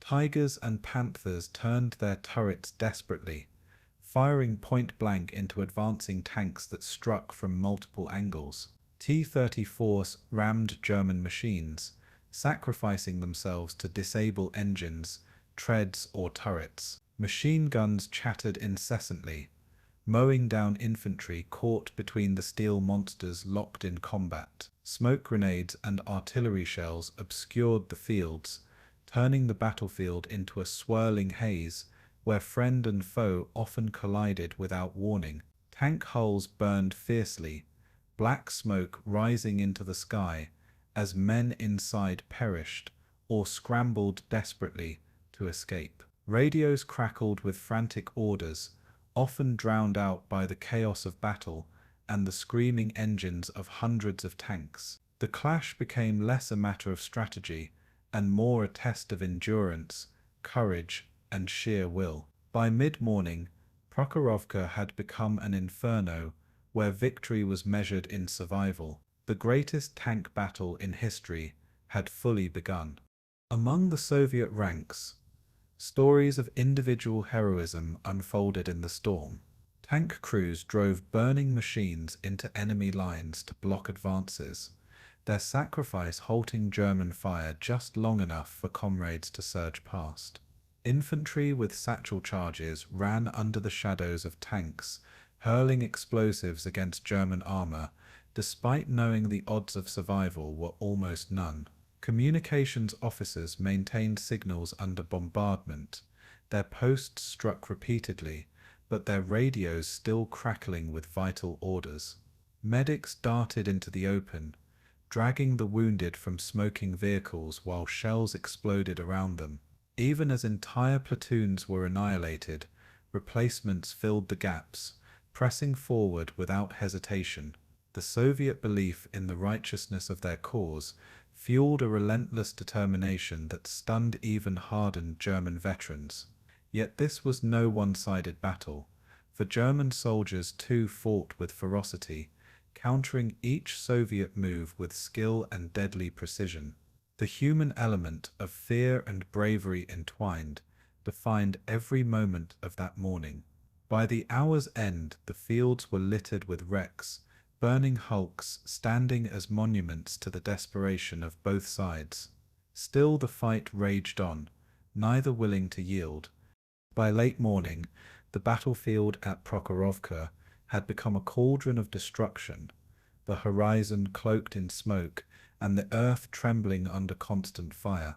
The Soviet waves had managed to close with the German lines, but at staggering cost, their tanks lying in heaps across the fields. German units, though inflicting heavy losses, found themselves engulfed in melee, their carefully crafted tactics dissolving in the chaos. Both sides bled for every meter, men fighting with rifles, pistols, grenades, and even bare hands when ammunition ran dry. The cries of the wounded carried across the fields, mingling with the thunder of engines and the crack of gunfire. The morning sun, climbing higher, illuminated a scene of unparalleled carnage, a clash of empires distilled into the fury of steel and fire. For the Germans, Prokhorovka had become a trap, their advance slowed by the sheer mass of Soviet resistance. For the Soviets, it was a crucible, where victory was bought not with precision but with blood and sacrifice. The dawn had brought not clarity but chaos, a storm of war so immense it defied reason, and as the morning drew toward noon, the greatest tank battle of the Second World War reached its bloody crescendo. By midday on July 12, 1943, the battle at Prokhorovka reached its most violent crescendo, as the lines between attacker and defender dissolved into a maelstrom of steel. Tanks from both sides surged into one another at point-blank range, where precision marksmanship gave way to sheer desperation. Soviet T-34, their engines screaming, rammed into Tigers and Panthers, hoping to cripple their treads or jam their turrets through brute force. German gunners, stunned by the proximity of the enemy, fired their massive 88mm and 75mm guns at less than 100 meters, their shells punching through Soviet armor with catastrophic effect. The ground shook as vehicles collided, their metal hulls grinding together with sparks and shrieking steel. Clouds of black smoke rose as burning tanks ignited ammunition, sending turrets flying into the air in explosions that shook the earth. Infantry darted between the armored giants, throwing grenades into hatches or planting charges under treads in suicidal acts of defiance. Radios crackled with broken orders, but chaos ruled the field as formations crumbled and every crew fought for survival. The wheat fields, once golden and swaying, had been ground to mud and ash beneath the fury of the clash. In this crucible, the largest tank battle in history revealed its true face: utter, uncontrollable chaos. For the Soviets, the only way forward was to press into the jaws of death with relentless determination. Rotmistrov's Guards tank army surged in successive waves, the second and third echelons charging into the inferno created by the first. T-34, smaller and more agile, sought to exploit their speed by circling German tanks, darting close enough to fire into thinner side armor. Crews fought with nerves of iron, braving withering fire to unleash salvo after salvo at ranges where every second could mean life or death. Inside the cramped hulls, loaders heaved shells into smoking breaches, their hands blistered, their lungs choking on fumes. Some Soviet drivers, faced with knocked-out weapons or crippled tracks, turned their tanks into battering rams, hurling themselves into German armor to immobilize the enemy. Commissars urged men onward through the din, shouting promises of victory, their words drowned but their presence unshakable. Infantry clung to the wreckage for cover, sniping at German gunners or flinging Molotov cocktails onto tank decks. The Soviets had turned the battlefield into a storm of speed and numbers, overwhelming precision with sheer ferocity. It was not elegant doctrine, but it was the hammer blow the Red Army needed. For the Germans, the battle's intimacy robbed them of their technological superiority. Tigers, designed to dominate at long distances, now found themselves swarmed by smaller, faster tanks that darted between them like hornets around a bear. Panthers, with their long-barreled guns, struggled to traverse their turrets quickly enough to engage multiple attackers, closing in at once. Panzer IVs, though more maneuverable, were battered mercilessly, their thinner armor failing against Soviet 76 mm shells fired at close quarters. German crews fired frantically, their optics clouded with dust and smoke, their ears ringing from the concussive blasts of constant fire. Ammunition racks emptied faster than supply trucks could replenish, forcing crews to scavenge shells from wrecked vehicles under fire. Some crews resorted to firing machine guns from hatches as Soviet infantry swarmed them, the battle collapsing into anarchy. Even discipline, the hallmark of the Wehrmacht, faltered as chaos erased chains of command. German commanders screamed into radios, but few could control the chaos engulfing the battlefield. The battlefield was no longer about tactics, it had become a primal test of willpower and endurance. The physical environment itself magnified the madness of the clash. Fields of wheat, trampled into mud, now smoldered under the heat of burning wrecks. Smoke and dust hung in the air, reducing visibility to mere meters, where tanks often fired blindly at shadows or silhouettes. Shell craters turned the ground into jagged traps, breaking tracks and forcing tanks to lurch wildly in every direction. The roar of engines, the thunder of guns, and the screams of men blended into a single unending cacophony. Horses and cattle from nearby farms bolted in terror, many crushed beneath the rolling tide of steel. Fires spread across villages on the periphery, their wooden houses collapsing into embers as stray shells struck them.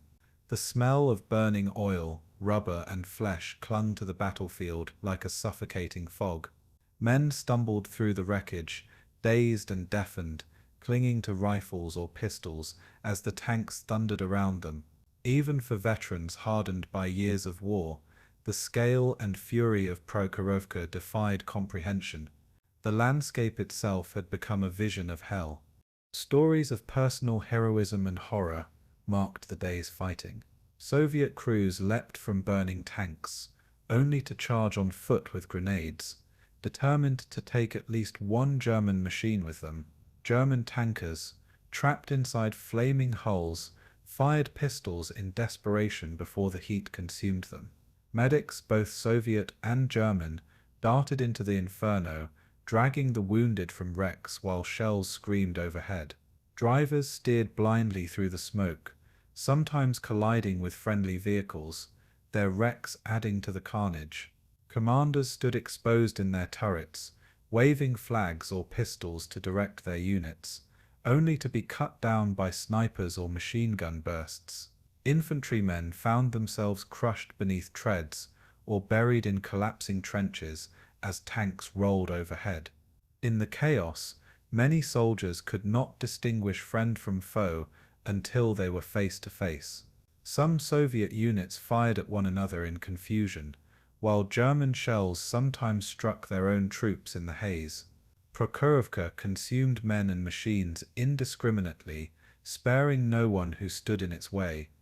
As the clash raged on, the battlefield became a graveyard of machines, with hulks of steel scattered in every direction. Soviet T-34s lay smoldering in heaps, their crews charred or entombed within.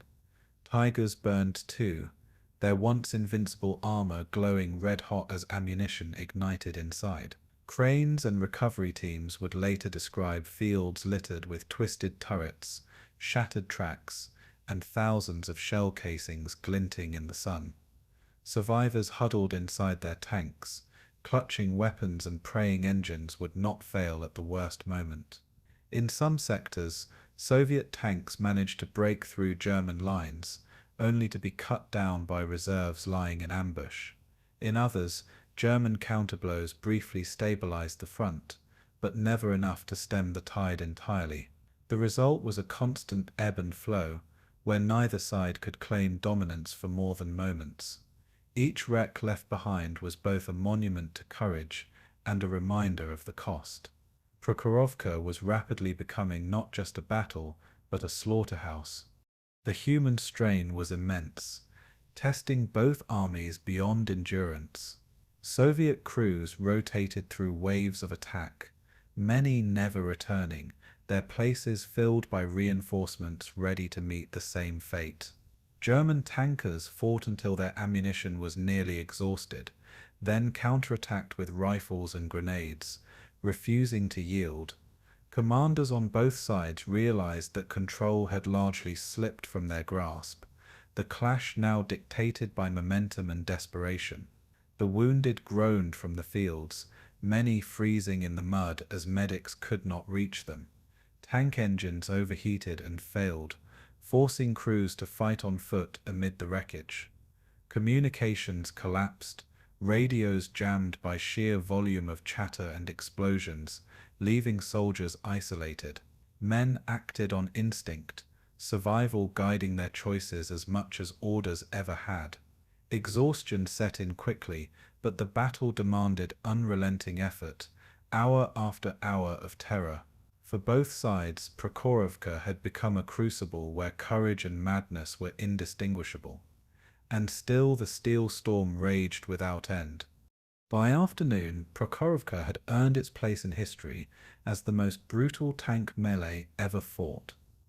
Estimates spoke of thousands of tanks engaged, with fields littered by burning hulks, and the ground carpeted with the wreckage of war. Neither the German nor Soviet commands had envisioned such a clash at such close quarters, yet both had been dragged into it by the momentum of battle. For the Soviets, it was a sacrifice measured in blood, but it achieved the strategic goal of halting the German advance. For the Germans, it was a day of attrition they could ill afford, their vaunted Tigers and Panthers bogged down in chaos they could not control. The cost was staggering, but the impact undeniable. The Wehrmacht had been checked, its dream of decisive victory shattered in the steel storm. The battlefield itself became the legacy, a place where bravery, desperation, and death converged. And as night crept closer, the fires of Prokhorovka illuminated the horizon, a burning testament to the clash of empires. In that field of wrecks, history had been rewritten in steel and flame. While the ground shook under the weight of thousands of tanks, the skies above Prokhorovka became their own battlefield, alive with contrails, engines, and explosions. At dawn, the Luftwaffe surged into action, dispatching formations of Stukas and Henschel ground attack aircraft to strike Soviet concentrations.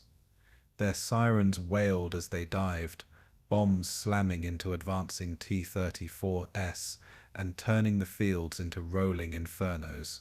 Precision strikes cratered the ground, throwing dirt and steel high into the air, scattering crews already struggling to maintain cohesion.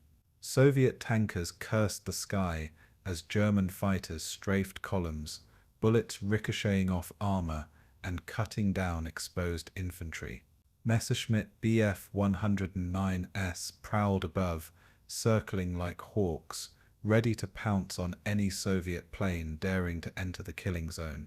For a moment the Luftwaffe appeared to dominate, their coordination striking with deadly accuracy across the battlefield. Below, Soviet formations staggered, their waves slowed by explosions that ripped holes through carefully timed assaults. Yet the Red Air Force was not absent, and their response was swift, violent, and determined.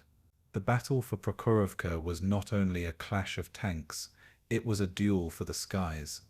The Soviet air counterattack came in roaring swarms of Yakovlev fighters and Ilyushin Il-2 Sturmovix, the famed flying tanks of the Red Army.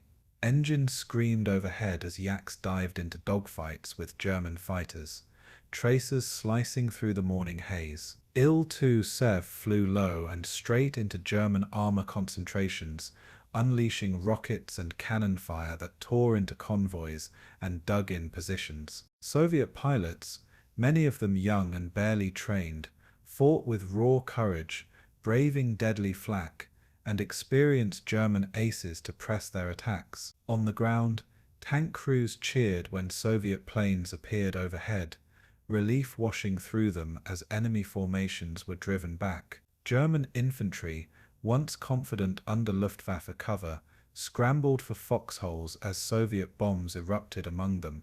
The skies became a mosaic of smoke trails, spiraling planes, and falling wreckage, each victory or loss shifting the balance moment by moment. Communications crackled with frantic calls for reinforcements as both sides poured aircraft into the cauldron. The battle overhead mirrored the chaos below, a storm of machines locked in brutal close-quarters combat. For the men beneath, the sky itself seemed to burn. The Luftwaffe, though stretched thin across multiple fronts, fielded some of its best units at Kursk, determined to break Soviet defenses from above. Stuka pilots dived again and again, releasing bombs into the densest Soviet formations, their accuracy legendary, but their vulnerability increasing with every pass. The new Hakes 129 ground attack aircraft, bristling with heavy cannons, struck tanks with armor-piercing rounds, often disabling them in single shots. Yet Soviet flak batteries barked defiantly, filling the air with black puffs of smoke that shredded German aircraft in their dives. Machine guns mounted on trucks and tanks sprayed the skies, creating a wall of fire for German pilots to penetrate. Losses mounted quickly, both from ground fire and the relentless Soviet fighters now contesting every meter of airspace. What had begun as a display of German aerial dominance soon became a costly duel, with victories won at staggering expense. The Germans could no longer dictate the air battle outright, their supremacy challenged by the growing strength of the Soviet Air Force. Prokhorovka became not only a test of tanks, but also of wings. Every flight into the battlefield was a gamble with death. For Soviet pilots, the air war above Prokhorovka was as much about courage as it was about technology. Many flew outdated aircraft compared to the sleek German fighters, yet they pressed their attacks with unrelenting ferocity. Yaks and La-5Cs hurled themselves into dogfights at low altitudes, twisting and turning through smoke-filled skies, often colliding with German opponents in desperate ramming attacks. Sturmovix dove into flak storms to deliver payloads, often failing to pull up in time, sacrificing themselves but crippling German positions in the process. Inside cockpits, young men gripped controls with bloodied hands, their oxygen masks fogging as sweat and fear mixed with determination. Squadron leaders shouted orders over radios drowned in static, urging their pilots to hold the line, no matter the cost. Wrecks rained down across the battlefield, both Soviet and German, their twisted frames smashing into already burning fields. Crews on the ground looked up to see comrades fighting for control as parachutes blossomed too late against the smoke. In the skies above Prokhorovka, there was no margin for hesitation, only action, bravery, and sacrifice. Each plane that fell was another ember in the inferno of battle. The effects of the air war on the battlefield below were immediate and devastating. German bombs cratered the fields, immobilizing Soviet tanks that could not navigate the torn terrain. Soviet airstrikes disrupted German supply columns, cutting fuel and ammunition desperately needed by panzer spearheads. Smoke from burning vehicles and downed aircraft drifted across the fields, obscuring sightlines and making coordination nearly impossible. Infantry huddled in trenches, praying the next bomb would not find them, while tank crews craned their necks skyward in fear and hope. Artillery officers struggled to adjust fire as aircraft strafed their positions, forcing gunners to scatter or abandon their guns entirely. Commanders realized that control of the air was as decisive as control of the ground, shaping every movement and every engagement. Without air cover, tanks became easy prey. With it, assaults gained the momentum to crash through enemy lines. Both sides poured resources into the aerial battle, knowing its outcome would tip the scales at Prokhorovka. The battle was no longer just horizontal, it was vertical, fought in the air as much as on the earth. The clash of steel had found its echo in the clash of wings. As the day wore on, the skies became increasingly crowded, with hundreds of aircraft dueling above the smoking battlefield. Dogfights spiraled from the clouds to the treetops, planes chasing one another through dives so steep that engines screamed to the point of tearing apart. Pilots clashed at ranges so close that they saw the faces of their enemies before unleashing bursts of gunfire. Some aircraft collided mid-air, disintegrating in fiery explosions that rained debris upon soldiers below.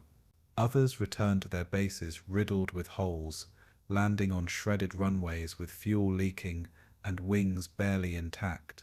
The air war grew so intense that many on the ground felt the sky itself might collapse under its fury. Survivors remembered the constant thunder overhead, never knowing whether the next strike would save them or destroy them.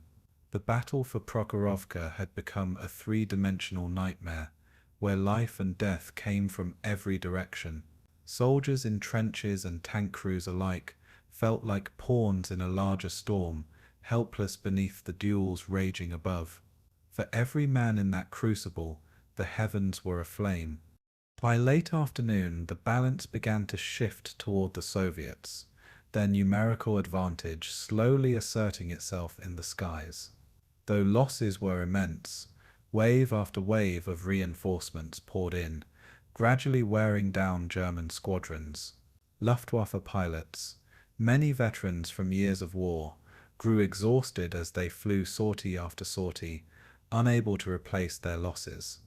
Fuel shortages and stretched supply lines limited their effectiveness, while the Soviets, fighting over their own territory, enjoyed faster turnaround times. Soviet ground crews worked frantically to patch damaged planes, sending them back into the fight within hours, sometimes minutes. Every advantage, however slight, added up as the day dragged on. German air cover thinned, leaving their ground units increasingly vulnerable to Soviet strikes. Soviet pilots pressed the advantage, strafing retreating columns and hammering strongpoints with relentless fury. Prokhorovka's skies, once dominated by the Luftwaffe, now tilted toward the Red Star. It was not a clean victory, but it was a decisive one. The Germans were learning what it meant to face an enemy whose strength only grew with time. As evening descended, the battlefield was a graveyard, both on the ground and in the sky. Burned-out hulks of tanks dotted the fields below, while twisted wreckage of planes lay smoking in the meadows and forests around Prokhorovka. Survivors of both air forces staggered back to their bases, their faces grey with exhaustion, their nerves frayed to the breaking point. Commanders took stock of losses and realized the price had been staggering, with squadrons gutted and irreplaceable machines lost. Yet the Soviets had achieved something vital. They had denied the Luftwaffe the air supremacy that had so often tilted battles in Germany's favor. On the ground, this meant the Soviet counterattacks retained momentum, shielded from the full weight of German air power. For the Germans, it meant their armored thrusts were exposed, battered from above and halted from the front. The air war over Prokhorovka had been every bit as decisive as the tank clash raging beneath it. Together they formed one of the most ferocious single days of combat in the entire war. And as the night sky swallowed the smoke and fire, both armies prepared for the next round of destruction. Beneath the thunder of guns and the roar of engines, the Battle of Prokhorovka was lived not by faceless armies, but by individuals who carried its weight in their hearts and bodies. Soviet tank crews, often barely out of their teens, climbed into cramped T-34s with the smell of oil and sweat, already heavy inside the steel coffins. Many had trained for only weeks, their knowledge of combat limited to a few hurried drills before being thrust into the largest tank battle in history. Inside the turret, loaders scrambled to feed shells into breeches slick with grease, while gunners tried to steady their sights as the tank jolted across uneven fields. Commanders barked orders through primitive radios or by banging fists on steel walls, struggling to maintain discipline amid deafening chaos. For drivers, visibility was reduced to slits, and their world was little more than mud, smoke, and sudden explosions. Every jolt, every ricocheted shell reminded them how close death always hovered. Yet despite fear clawing at them, they advanced, trusting the armor around them and the comrades beside them. These young men carried the burden of history on their shoulders, knowing survival was as uncertain as victory. German tank crews lived a different but equally harrowing reality, enclosed within their formidable Tigers and Panthers. Their machines were technological marvels, boasting superior guns and thicker armor, but inside they were just as claustrophobic, noisy, and nerve-wracking. Each crew member understood the strengths of their tank, but also its limitations, from mechanical breakdowns to fuel shortages that could immobilize them at the worst moment. Gunners peered through optics, searching for fleeting silhouettes of Soviet tanks appearing like shadows through dust and smoke. Commanders, perched halfway out of turrets, scanned the field under constant threat of snipers and shrapnel, their heads swiveling as they tried to direct their vehicles in the chaos. Drivers braced themselves for sudden impacts as shells slammed against armor, sometimes holding, sometimes piercing and transforming the vehicle into a furnace. Despite the technological edge, German tankers were often outnumbered 10-1, forced to hold their nerve against relentless Soviet waves.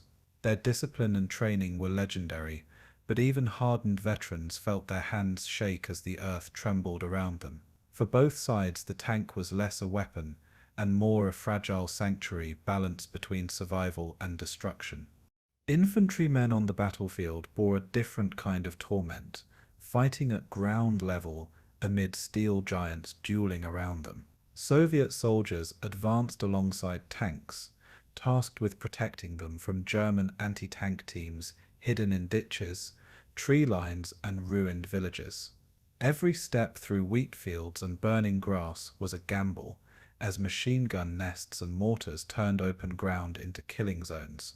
Many carried little more than rifles and grenades, yet they faced tanks head-on, hurling explosives onto tracks or into exhaust vents in desperate acts of courage.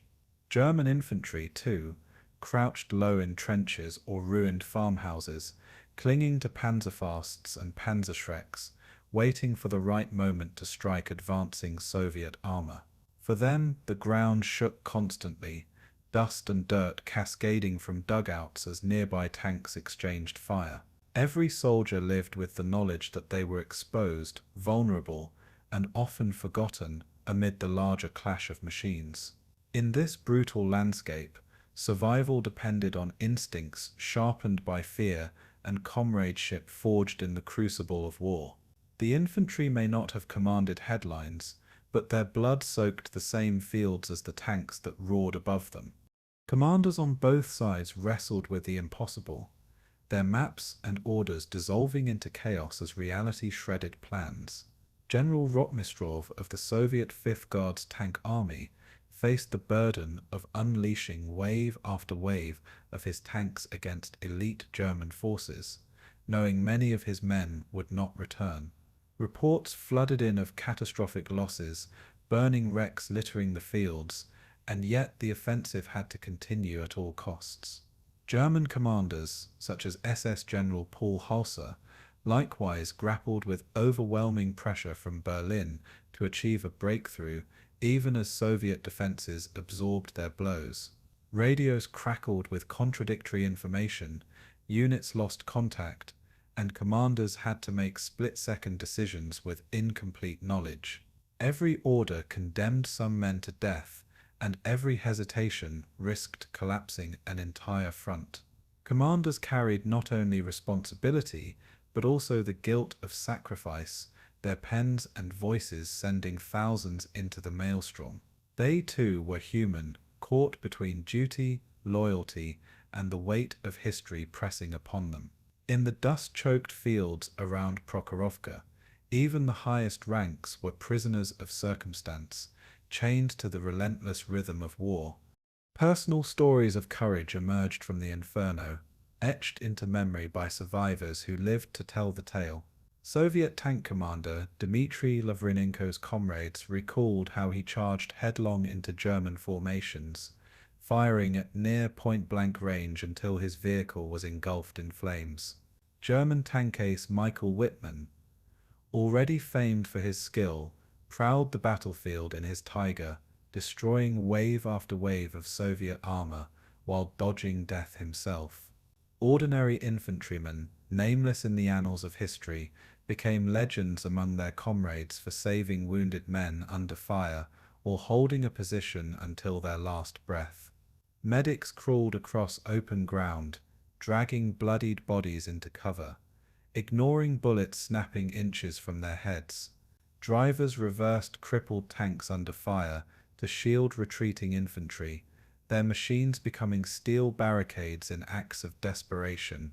Heroism was not rare at Prokhorovka, it was constant because survival demanded it. Amid the chaos, the line between courage and madness blurred, as men did whatever it took to endure one more hour. For every tale recorded, countless others were buried in the earth, lost with those who could not speak again. The human cost was staggering, with lives extinguished in moments and survivors forever scarred by what they witnessed.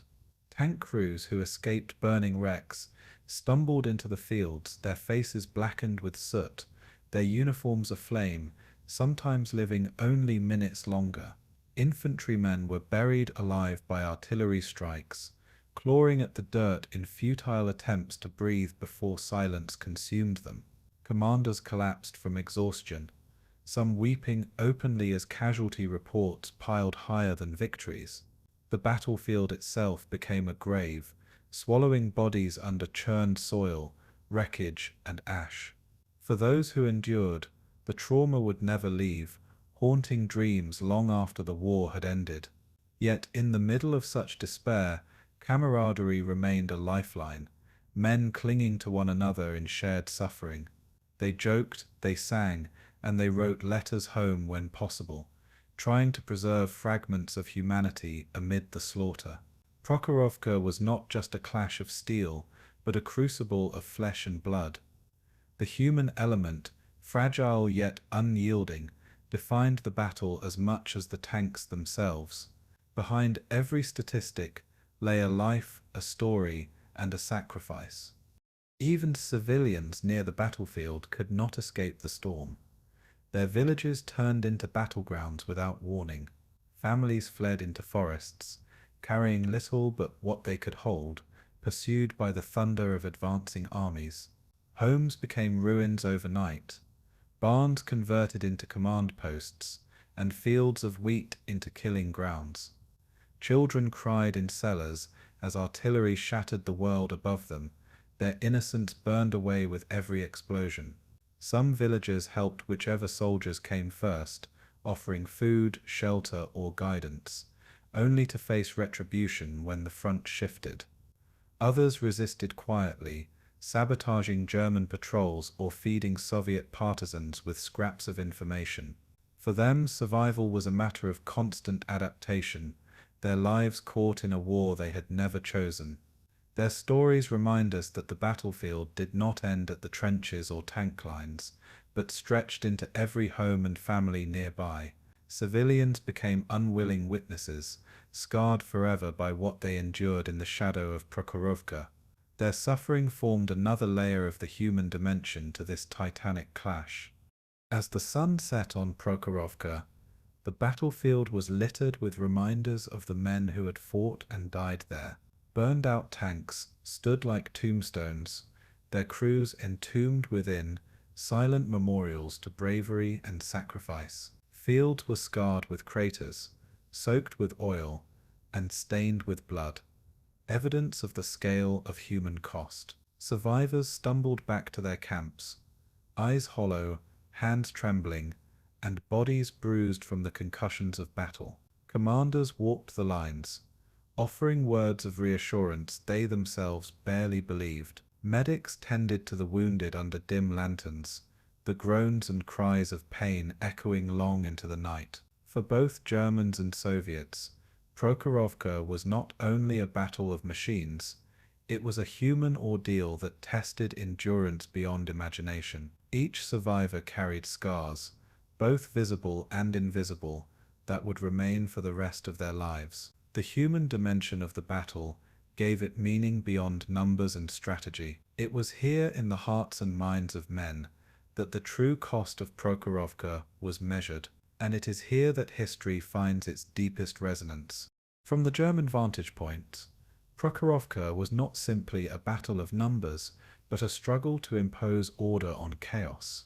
The SS Panzer divisions, including Leibstandarte, Das Reich, and Totenkopf, were considered among the most elite formations of the Reich, hardened by campaigns from France to Kharkov.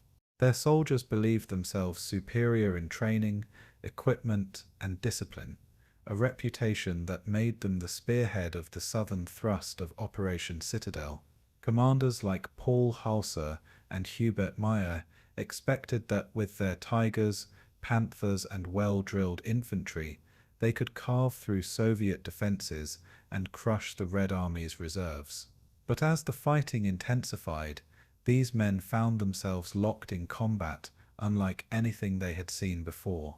Instead of scattered Soviet formations, they faced waves of organized counterattacks, timed with uncanny precision.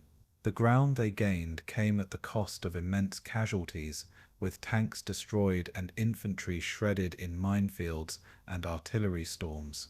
For the SS divisions, Prokhorovka began as a confident advance, but quickly became a nightmare of attrition. The German perspective was one of shock, frustration, and growing realization that their power might not be enough. Inside the Tigers and Panthers, German crews expected technical superiority to dominate the battlefield. Their 88 mm and 75 mm high-velocity guns could destroy Soviet T-34 set at ranges well beyond what the Soviets could answer, and their thicker armor gave them confidence against incoming fire. Yet the terrain robbed them of these advantages. The fields around Prokhorovka broken by ridges, gullies, and dust clouds that restricted visibility and forced close-range duels. Instead of calm sniping at distance, German tankers suddenly faced Soviet armor charging straight into them at less than 200 meters. Optics blurred with smoke, guns overheated, and shells bounced unpredictably in the frantic exchanges. Tank commanders shouted themselves hoarse, trying to direct fire in the din of overlapping explosions. Many German crews, drilled to precision, now found themselves improvising wildly, their routines shattered by the sheer recklessness of Soviet attacks. Even those who racked up kills found themselves constantly flanked, pressed by numbers that refused to dwindle. Confidence in machines gave way to raw endurance, as German crews realized survival depended on instinct as much as engineering.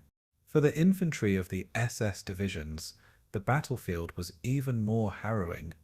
Expected to protect tanks from Soviet infantry assaults, they found themselves under constant fire from mortars, Katyusha rockets, and massed artillery that pulverized their positions. Anti-tank rifles and mines littered the fields, making every step forward a gauntlet of invisible threats. Dugouts collapsed under barrages, machine gun nests were silenced one after another, and advancing infantry often had to cling to the tracks of panzers for survival. Orders to press forward into burning villages and fortified Soviet trenches were carried out with grim determination, but also mounting exhaustion. Soviet infantry did not break easily. They counterattacked again and again, sometimes at bayonet range. For the German foot soldiers, every ruined farmhouse became a death trap, every hedgerow a line of fire. Despite their elite status, the SS infantry began to feel the grinding toll, bodies falling beside them as comrades vanished into the smoke. The myth of invincibility eroded as they realized that Soviet tenacity matched and often exceeded their own. The German infantryman's perspective was one of relentless struggle, with no safe ground to retreat to. The commanders of the SS divisions faced a bitter reality. The offensive timetable was collapsing. Reports came in of Soviet armor appearing where it should have been annihilated, entire brigades seemingly materializing from reserve lines. Hauser, leading AASS Panzer Corps, attempted to push forward, but his formation stalled under the weight of Soviet counterpunches. Each kilometer gained was bought with mounting casualties and the wreckage of tanks that could not be replaced. The German generals, accustomed to fast-paced offensives and decisive victories, now wrestled with frustration at the slow, grinding pace. Their situation reports began to carry a tone of unease, acknowledging that Soviet resistance was far stronger than anticipated. In staff tents and command vehicles, heated arguments broke out over whether to press forward or consolidate. Hitler's expectations loomed over them, demanding victory at all costs, but reality mocked those demands. To the commanders, Prokhorovka revealed not just Soviet resilience, but also the creeping weakness of their own exhausted army. Their perspective shifted from confidence to doubt, a dangerous sentiment for men charged with carrying out Hitler's gamble. The shock of relentless Soviet counterattacks reverberated through the ranks. German soldiers were stunned at the sheer willingness of Soviet tank crews to close the distance, even when it meant certain destruction. T-34 says rammed Tigers, igniting in flames but crippling the German machines in the process, acts of sacrifice that unnerved the German defenders. Infantry watched in disbelief as Soviet soldiers threw themselves at machine gun nests, sometimes with only grenades clutched in their hands. The psychological impact was immense, undermining the aura of German superiority that had long been maintained. Veterans who had fought at Kharkov in France admitted they had never seen such intensity, such disregard for death. What the Germans interpreted as recklessness was in truth the Soviet doctrine of trading lives for ground, a strategy horrifying in its efficiency. For German troops, every wave repelled only promised another soon after, the battlefield a tide that never seemed to ebb. This sense of endless opposition seeped into morale, whispering doubts into even the most disciplined minds. The German perspective turned increasingly from triumph to survival. Logistical nightmares compounded the German struggles, a reality felt keenly by those at the front. Fuel shortages plagued the panzers, forcing them to halt advances until supplies caught up. Ammunition stocks dwindled as Soviet numbers drained magazines faster than planned. Repair crews struggled to maintain tanks that broke down in the punishing summer heat, their engines seizing or transmissions failing under stress. Even food and water became unreliable, with supply lines stretched thin across contested ground. For German soldiers, the promise of technological superiority meant little when machines stood idle for lack of fuel. Infantry cursed the lack of artillery shells, while tankers watched their powerful vehicles reduced to immobile targets. The SS divisions, prized for their efficiency, found themselves slowed by the same attrition that plagued lesser units. This frustration burned through the ranks, feeding the sense that the offensive was slipping away. For the German fighting man, Prokhorovka was not only a battle against the Soviets, but against shortages that undermined their every effort. Despite the hardships, German units displayed resilience born of discipline and experience.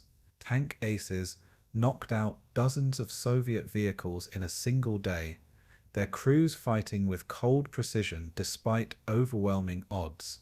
Infantry squads dug in stubbornly, turning captured trenches into strong points that bled Soviet attackers white. Commanders improvised on the fly, shifting reserves to plug gaps and orchestrating counterattacks that temporarily regained ground. The professionalism of the SS divisions shone through in moments where lesser armies might have broken entirely. Yet even in these successes, there was no sense of lasting victory. Every Soviet loss was replaced swiftly, while German casualties thinned ranks that could not be replenished. Triumphs on the tactical level contrasted painfully with the strategic stalemate emerging before their eyes. German soldiers fought valiantly, but deep down, many knew they were bleeding strength they could not afford. The perspective from the front lines was one of grim pride, mixed with gnawing fear of what lay ahead. By the close of Prokhorovka, the German perspective had hardened into bitter acknowledgement of a battle they could not win. The SS divisions had fought ferociously, destroying thousands of Soviet tanks, yet they themselves had been ground down by unending resistance. The dream of a decisive breakthrough evaporated, leaving only exhaustion and disillusionment. Soldiers trudged back to camps, haunted by the wreckage of machines still burning on the steppe and the comrades left behind. Commanders tallied losses with heavy hearts, their confidence in future offensives shaken to the core. Hitler demanded explanations, but no words could change the fact that the offensive had stalled, the initiative slipping from German hands. For the men who fought, Prokhorovka was remembered not as triumph, but as a nightmare, a clash where even elite divisions met their limits. Their perspective was one of bitter recognition that Germany's armored fist had struck with all its might, only to find the Red Army unbroken. In the end, the German experience at Prokhorovka was one of pride in endurance, overshadowed by the shadow of inevitable defeat. For the Red Army, the Battle of Prokhorovka was not simply another clash on the steppe. It was the crucible in which the future of the Eastern Front would be decided. General Pavel Rotmistrov's 5th Guards Tank Army, hastily concentrated in the days leading to July 12th, carried the immense weight of both military and political expectation. Stalin himself had pressed his generals, reminding them that Kursk must not fall under any circumstances, for a defeat here would undo the victories of Stalingrad and Kharkov. The soldiers knew they stood at the pivot of history, with every eye in the Soviet Union watching their defense of the motherland. In their dugouts and tank parks, crews whispered about the great clash to come, some voicing fear, others steeling themselves with grim determination. The T-34s lined up in endless rows, their green hulls marked with slogans like "For the Motherland" and "For Stalin," words painted to remind them of the cause. Soviet officers walked the lines, delivering speeches of defiance, insisting that their courage would stop the fascist invader. To the men, these speeches were not just rhetoric but a lifeline, binding them to their comrades and to the state they defended. As dawn broke on July 12th, Rotmistrov's army prepared to hurl itself into a storm they all knew few would survive. Rotmistrov himself bore the heaviest burden, balancing the tactical reality of his army against the political demands of the Kremlin. He knew his tanks would be thrown into close combat against superior German machines, yet he also believed in the power of shock, momentum, and sheer numbers to overwhelm the enemy. Stalin's expectations were not a suggestion, but an iron command. Kursk had to be held, whatever the cost. The 5th Guards Tank Army had been forged for precisely such a mission, a formation bristling with experienced commanders, battle-tested crews, and thousands of tanks. Yet the general also understood the fragility of his force, its reliance on coordination with artillery, infantry, and air support. In tense meetings with his subordinates, Rotmistrov spoke of duty and sacrifice, his words echoing in the dim glow of kerosene lamps over maps spread with trembling hands. He accepted that the price would be staggering, but trusted that the blow delivered would halt the German advance. His determination carried down through the ranks, instilling in tank commanders the belief that history demanded their blood. On the night before the clash, he wrote grimly in his diary that tomorrow the Soviet people would either triumph or bleed to the last man. That belief carried him into one of the bloodiest days in armored warfare history. For the tank crews, the T-34 was both weapon and coffin, a machine whose simplicity and speed were matched only by its vulnerability to German fire. Crews bonded in their steel hulls, knowing that survival depended not just on their machine, but on the trust they placed in one another. Many were barely older than 20, drawn from farms and factories, carrying the weight of the Soviet state upon their young shoulders. In the hours before dawn, they joked nervously, smoked last cigarettes, and shared bread crusts, while mechanics tightened bolts and loaded ammunition with shaking hands. Some scrawled letters to mothers and wives, knowing the chance of delivery was slim, yet compelled to leave behind a final word. They painted slogans on their turrets, invoking vengeance for brothers killed at Stalingrad, or for villages razed in the German advance.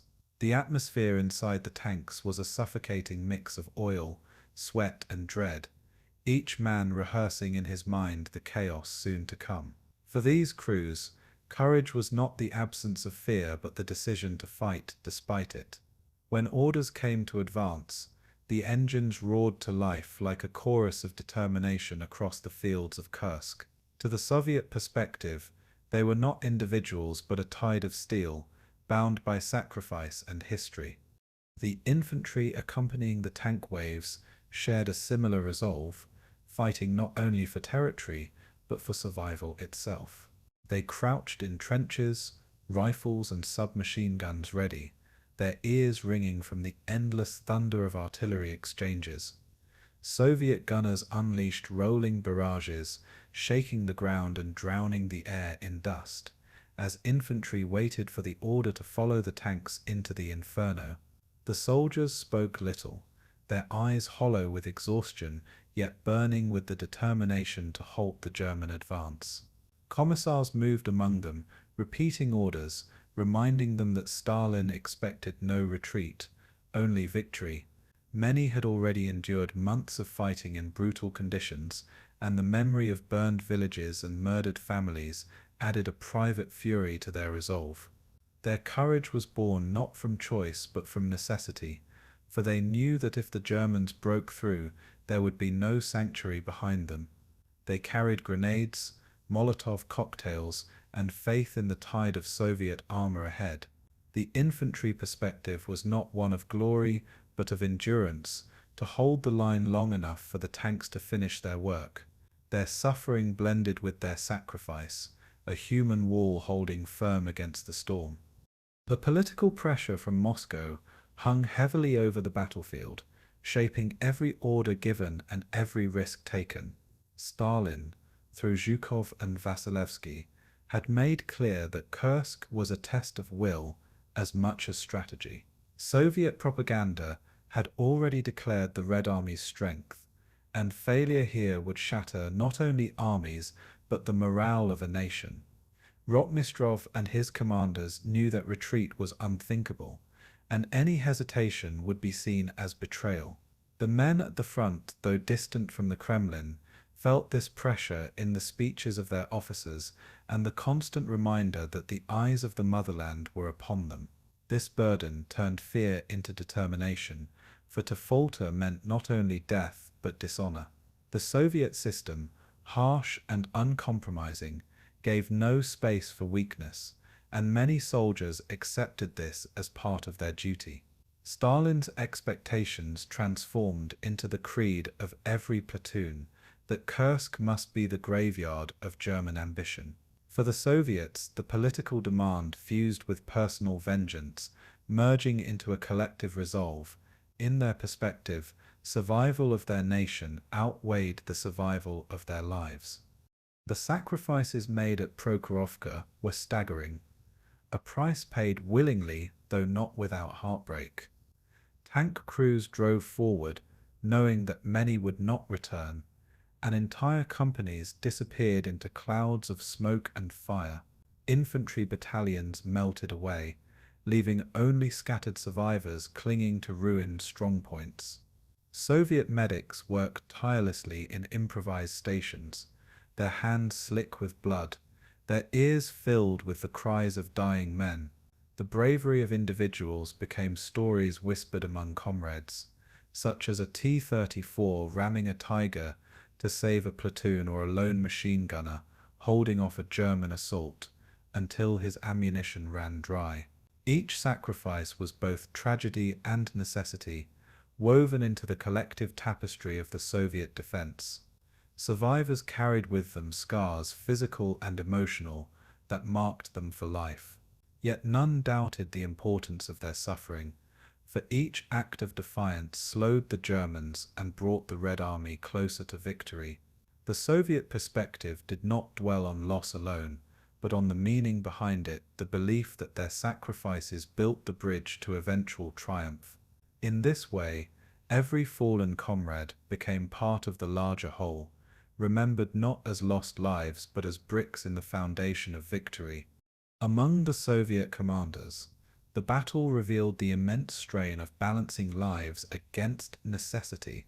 Rotmistrov later admitted to Stalin that his tank army had been nearly destroyed, yet he also argued that their sacrifice had achieved the goal of halting the German advance.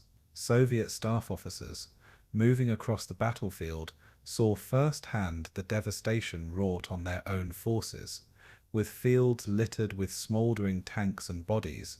Yet they also recognized that the Germans had been stopped cold, their momentum broken. In tense exchanges after the battle, some commanders criticized the cost, while others defended it as the unavoidable price of strategic survival.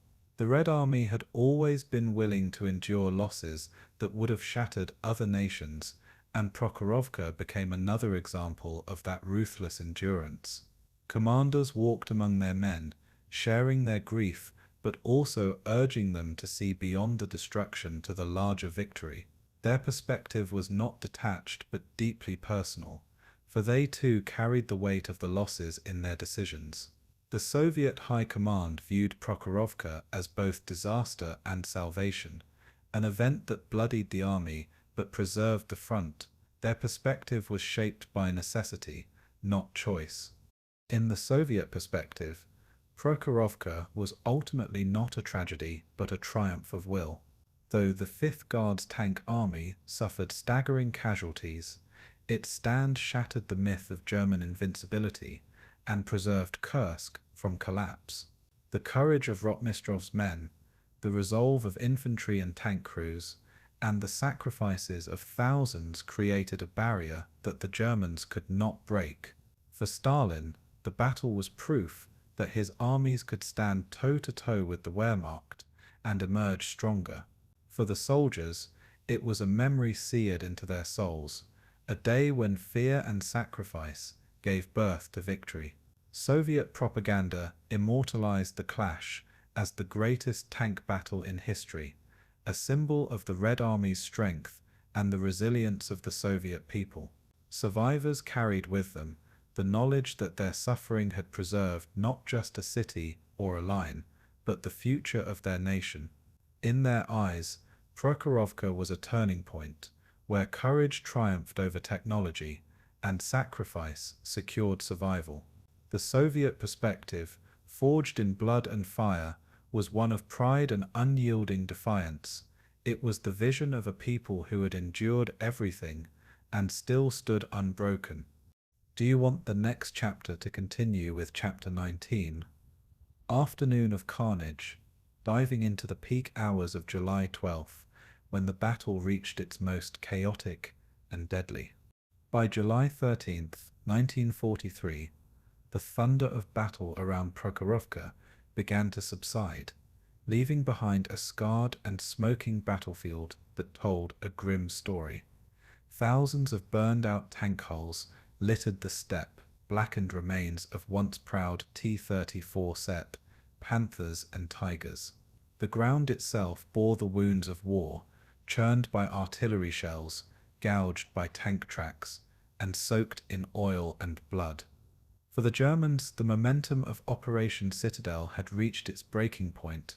Their spearheads, exhausted and bloodied, could advance no further. For the Soviets, though battered and weakened, the line had held, and the German advance had been blunted. The turning point of the Kursk offensive had come, not in the sweeping breakthroughs envisioned by Hitler, but in the grinding attrition of Prokhorovka. Soldiers on both sides sensed a change in the air, a realization that the great gamble of Citadel was slipping from German hands. Wehrmacht units reported rising casualties and dwindling reserves, while Soviet reinforcements continued to pour into the salient. The strategic tide of the Eastern Front had begun to shift. Prokhorovka was no longer just a battle, it was the symbol of Citadel's impending failure. For Hitler, the dream of reclaiming the initiative on the Eastern Front was unraveling faster than he had anticipated. He had staked immense political and military prestige on Operation Citadel, presenting it as the decisive blow that would cripple the Red Army. Yet by mid-July, reports from his generals painted a bleak picture of grinding progress and staggering losses. The Panther tanks, heralded as wonder weapons, had broken down in alarming numbers, while the Tigers, though fearsome, were too few to make the difference envisioned. Every kilometer gained had been purchased at a cost Germany could no longer afford. Soviet defenses, designed in layers, absorbed the shock, slowed the advance, and then counterattacked with ferocity. Hitler's faith in technology and the offensive spirit of the Wehrmacht clashed against the reality of Soviet numbers and resilience.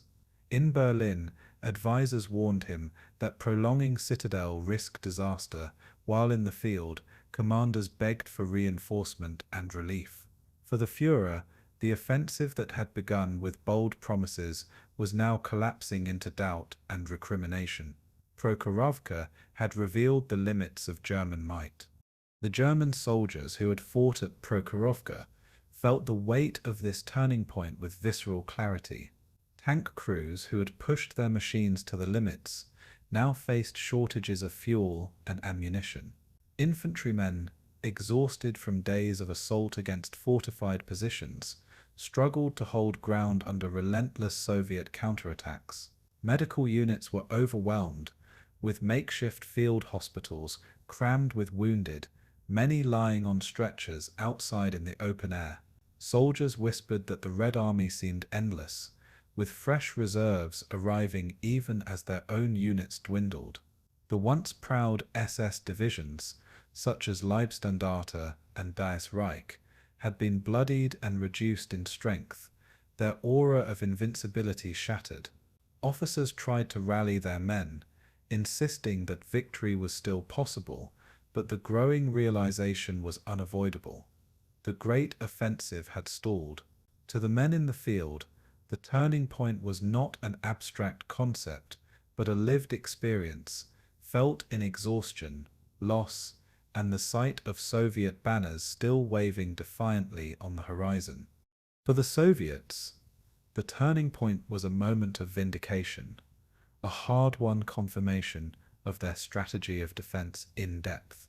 Zhukov, Vasilevsky, and Rotmistrov recognized that while losses had been severe, the Red Army had accomplished what Stalin demanded. Kursk still stood, and the German advance had been halted. Soviet soldiers celebrated not with cheers, but with weary relief, knowing their sacrifice had bought time and preserved the line. Political commissars reminded the troops that their endurance had forced the fascists to bleed for every inch, and their suffering had turned the tide. In Moscow, Stalin received reports with satisfaction, his gamble on absorbing the German blow proving correct. Soviet propaganda quickly reframed the clash as a historic victory, portraying Prokhorovka as the moment the Red Army broke the back of Hitler's eastern ambitions. The morale boost was immense, with soldiers writing home that the Germans had been stopped cold. To the Soviet perspective, the turning point was more than military. It was psychological, proof that the Wehrmacht could be resisted and beaten. The tide of the war, for the first time since 1941, seemed to be moving decisively in their favor. The numbers alone underscored the scale of the turning point. German losses in tanks and men were crippling, with divisions reduced to shadows of their former strength. Reports tallied hundreds of armored vehicles destroyed or disabled, many of which could not be repaired due to shortages in spare parts and fuel. Aircraft attrition was equally severe, as the Luftwaffe's grip on the skies was increasingly challenged by the growing Soviet Air Force. In contrast, Soviet industry churned out replacements with relentless efficiency, sending new T-34s and artillery pieces to the front at a pace the Germans could not match. Every day that Citadel dragged on, the imbalance between German resources and Soviet reserves grew sharper. By mid-July, the Wehrmacht's offensive had consumed precious reserves that could not be replenished. Prokhorovka's bloody stalemate thus marked not only a tactical setback, but a strategic disaster. It was the moment when German offensive capability began to crumble under the weight of Soviet endurance and industrial might. At the highest levels of command, the turning point was cemented by Hitler's decision to halt Citadel.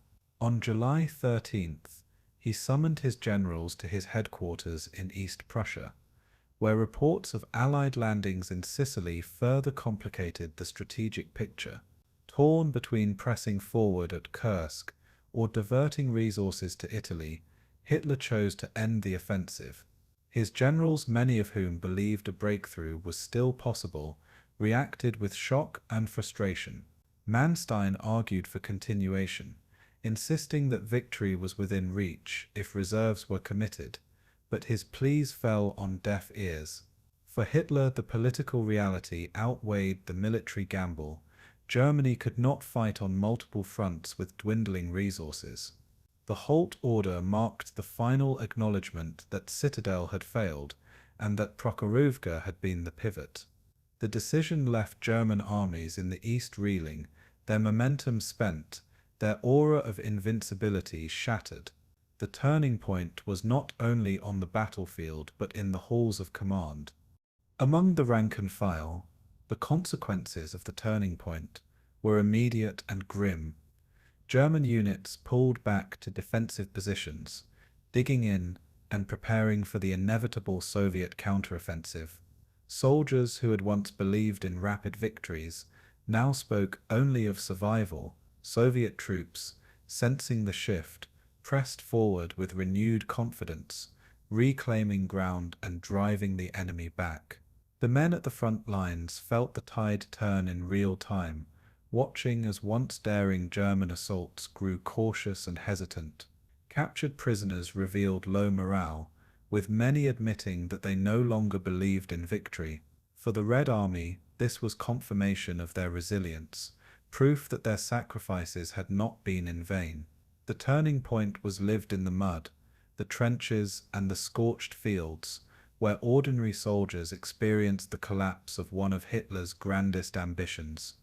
Looking back, Prokhorovka was not simply the bloodiest day of the Battle of Kursk. It was the moment Operation Citadel unraveled.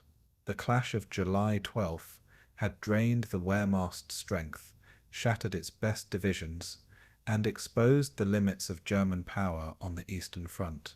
For the Soviets, it became a rallying point, a symbol of their growing dominance and their capacity to absorb losses and still prevail.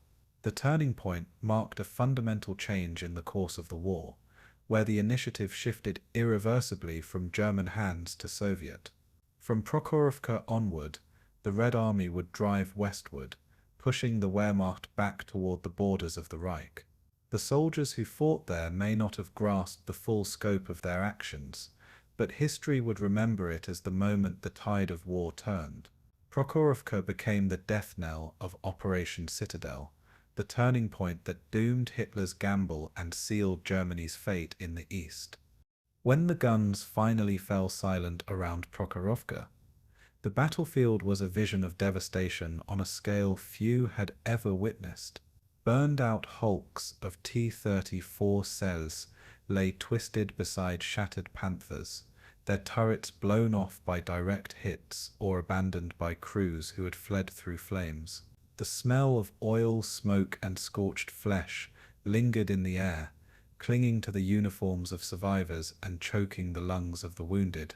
Craters pockmarked the once flat fields, each a reminder of the artillery barrages that had churned the steppe into a moonscape.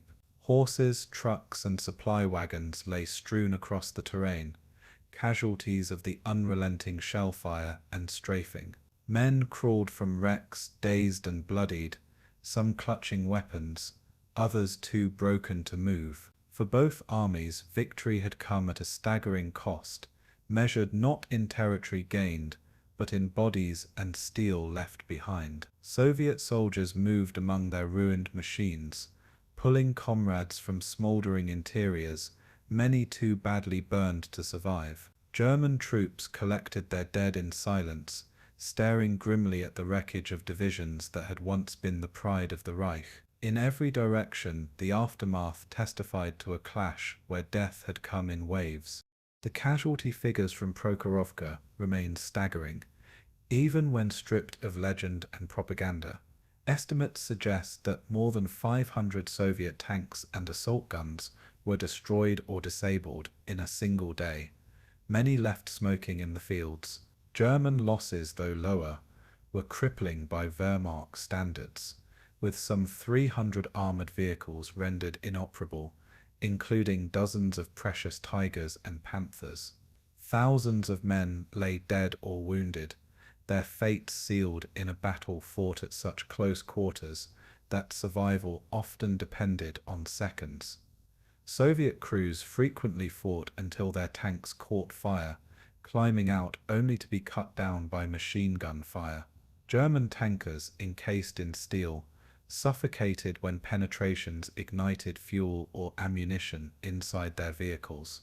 Medics worked tirelessly, hauling men from the battlefield under fire, their bandages soaked through with blood almost as soon as they were applied.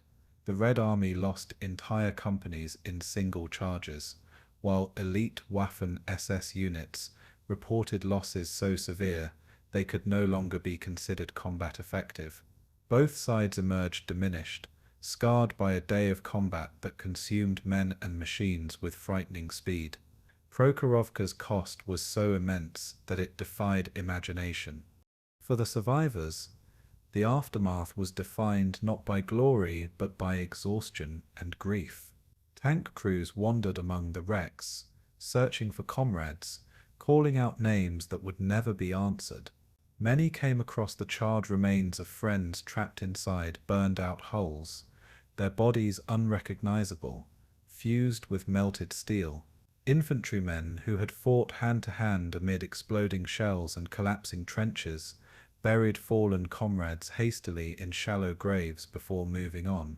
Stories circulated of men sharing their last drops of water with wounded friends, or of carrying companions across miles of devastated ground. Soviet soldiers wrote home about the unbearable sight of entire tank brigades erased in hours, their sacrifice necessary but heartbreaking. German soldiers, meanwhile, confided in letters that the day had drained them of any belief in a final victory. Both sides shared the same haunted looks, eyes hollow from what they had seen and endured. Survivors of Prokhorovka carried those memories for the rest of their lives, reminders of a battlefield where human endurance had been tested to its breaking point.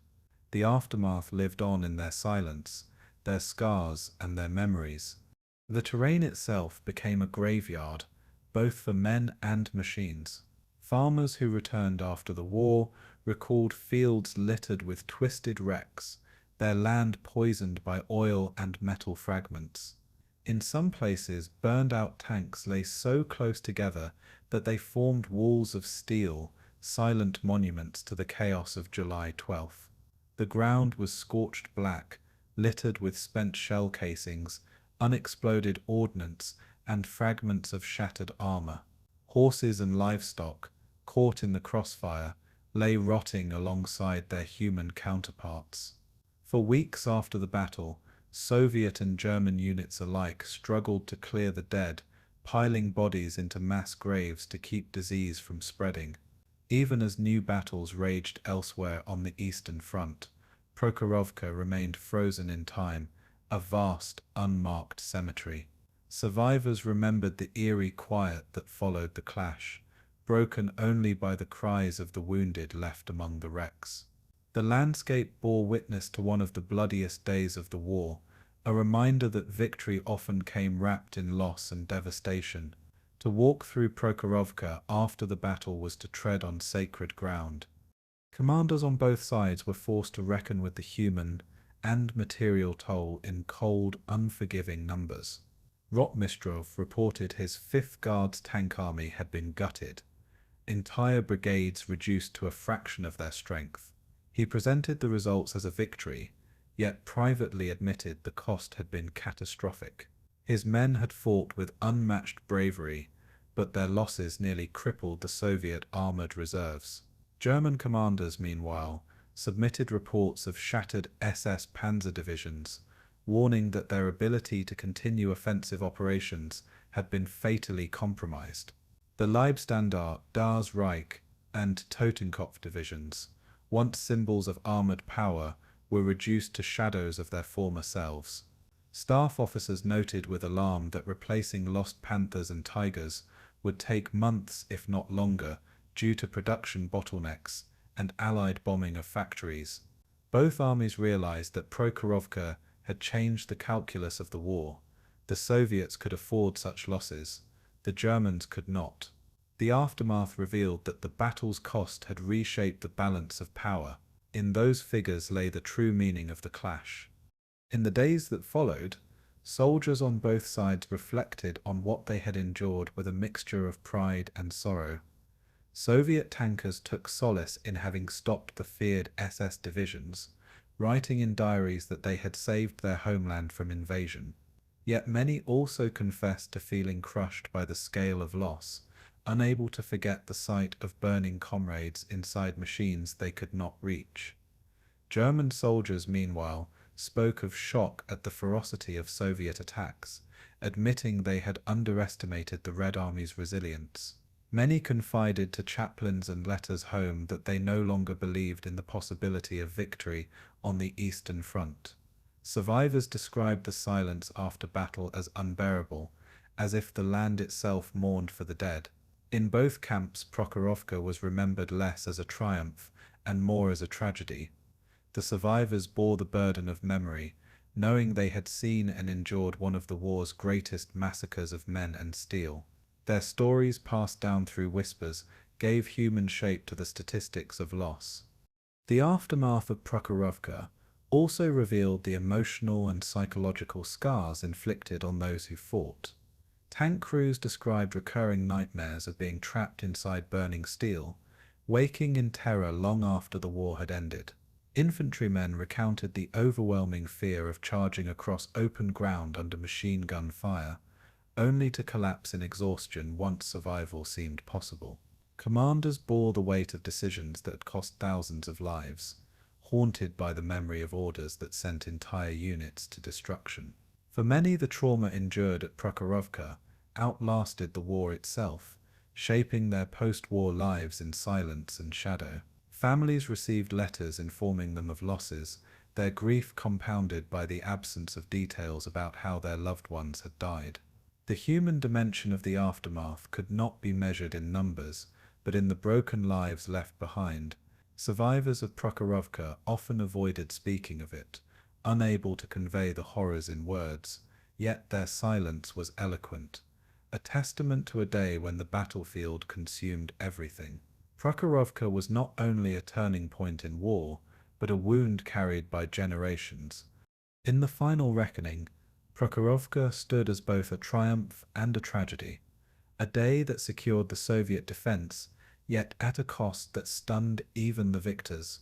Casualties reached into the tens of thousands, armored divisions were reduced to rubble, and the steppe became a graveyard.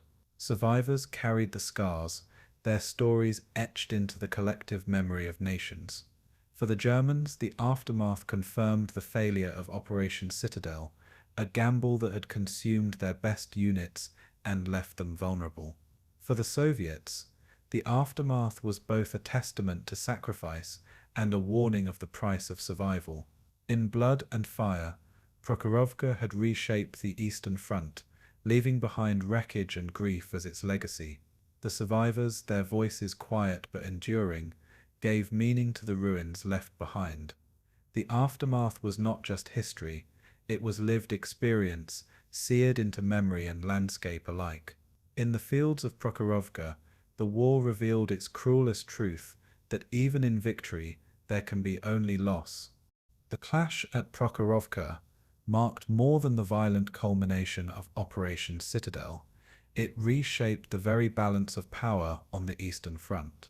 Before July 1943, the Wehrmacht still retained the capacity to launch major offensives, its panzer armies capable of striking deep and dictating the pace of the war.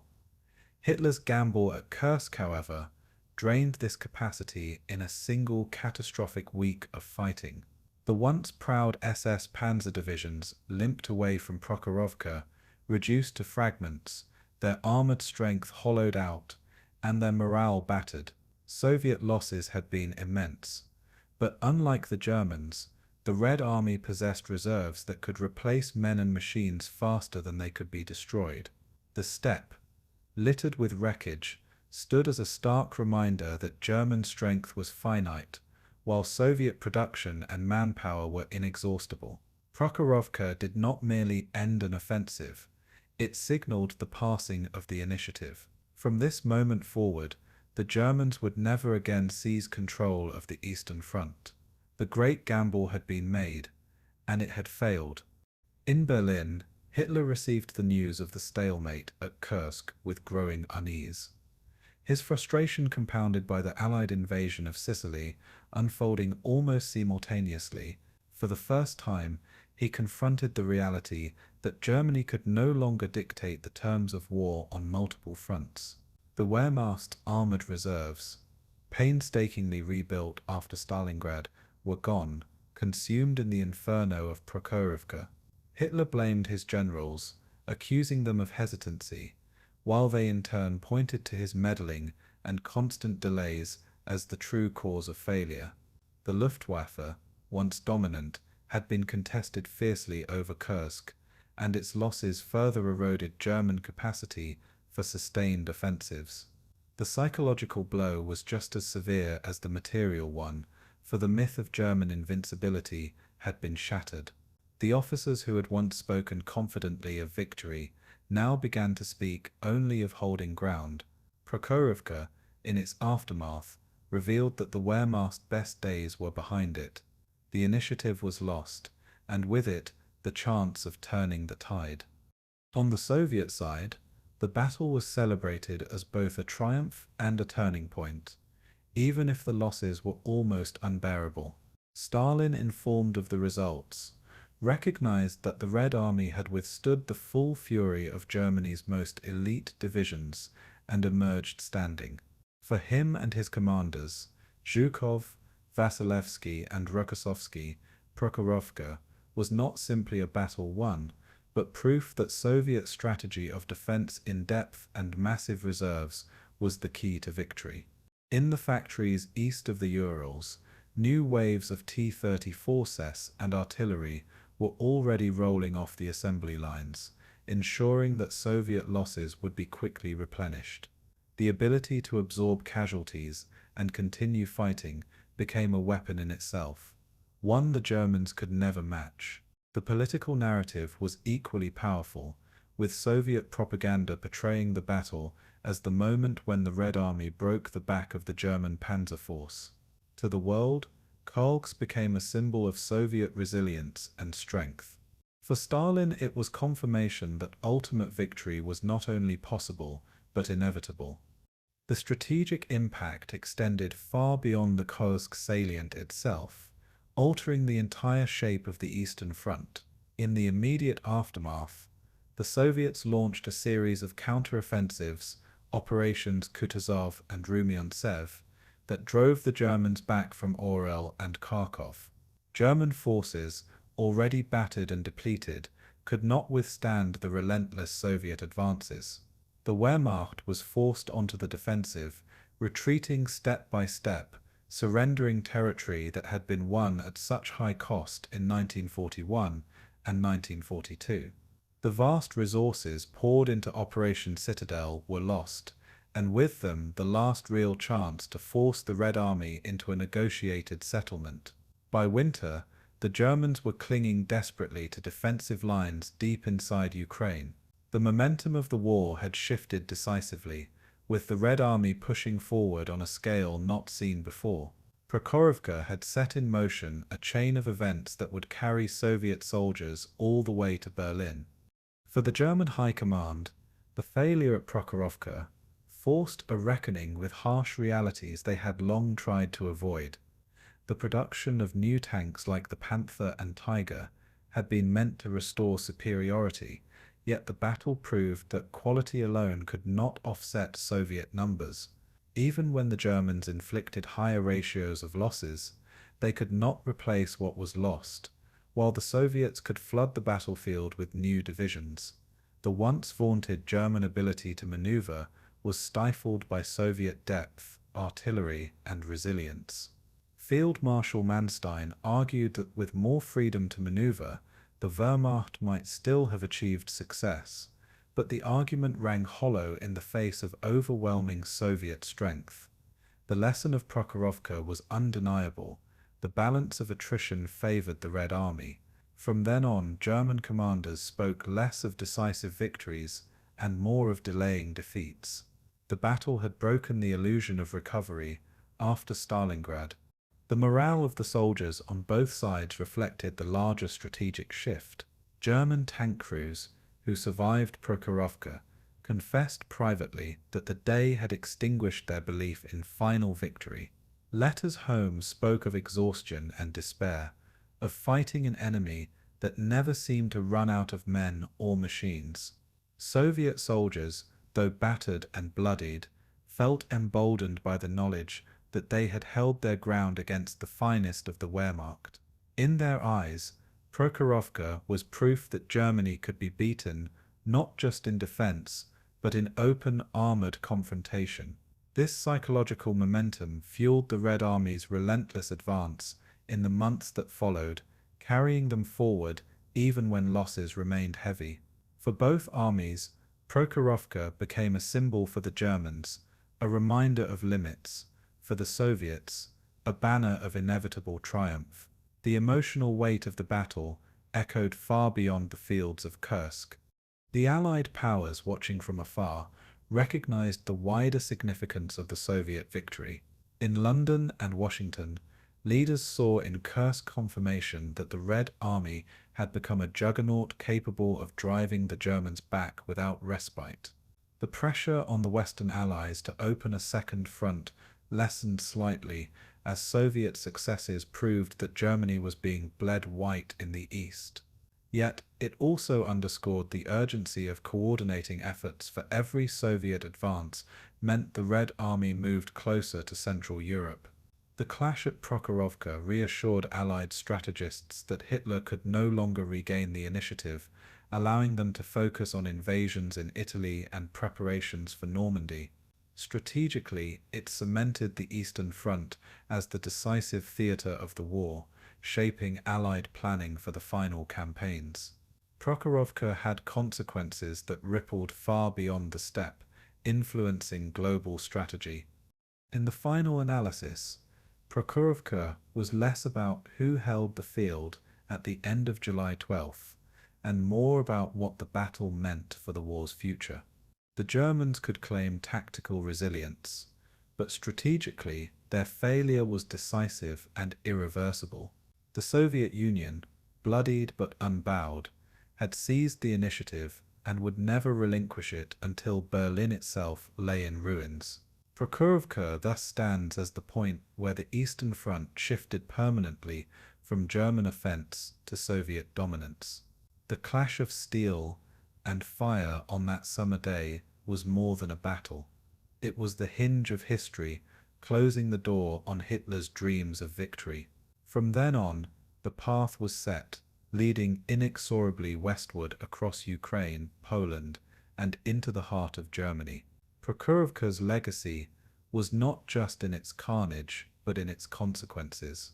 In the smoking fields of Kursk, the tide of war finally turned for good. The legacy of Prokhorovka was forged not only in the burning hulks of tanks across the steppe, but in the stories nations told afterward. For the Soviet Union, it was enshrined as the greatest tank battle in history, a day when the Red Army's courage and sacrifice triumphed against Germany's most formidable weapons. Soviet propaganda magnified the clash into a symbol of resilience, a reminder to citizens and soldiers alike that the tide of war had turned decisively. In villages and cities far from the battlefield, newspapers printed triumphant accounts, describing Soviet armor sweeping forward like a steel tide. The narrative emphasized unity, discipline, and the heroism of ordinary soldiers who stopped the supposedly invincible Wehrmacht in its tracks.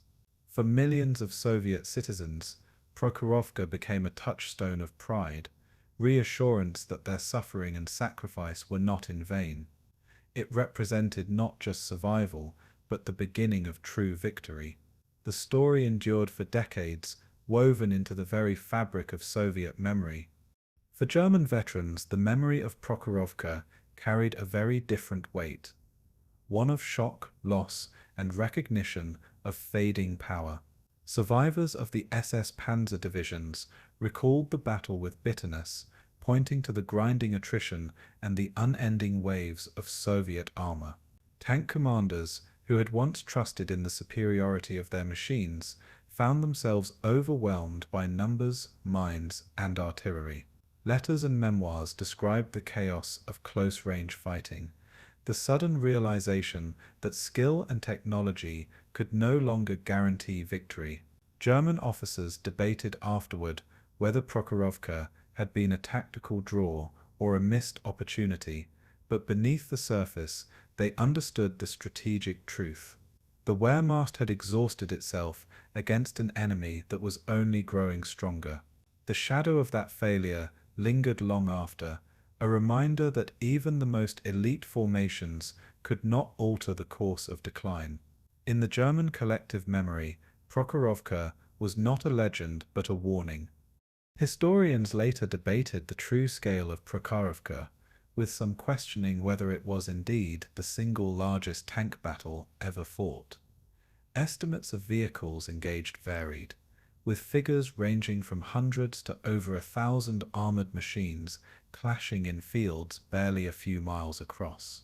Yet the exact numbers mattered less than the symbolism of the encounter. The image of vast armored armies colliding at close quarters captured the imagination of post-war writers and filmmakers. In the West, Prokhorovka came to symbolize the brutality of the Eastern Front, a theater of war unlike any other in its scale and ferocity. Documentaries and histories retold the clash as one of the pivotal moments of World War II, even when details shifted with new research. For the broader public, the narrative of the largest tank battle in history endured as a shorthand for the sheer immensity of the struggle. The battlefield itself became immortal through the weight of memory. On Soviet soil, Prokhorovka was remembered not just as history, but as sacred ground. Monuments rose in the years after the war, including the massive bell tower erected in the 1980s to commemorate the sacrifice of the Red Army.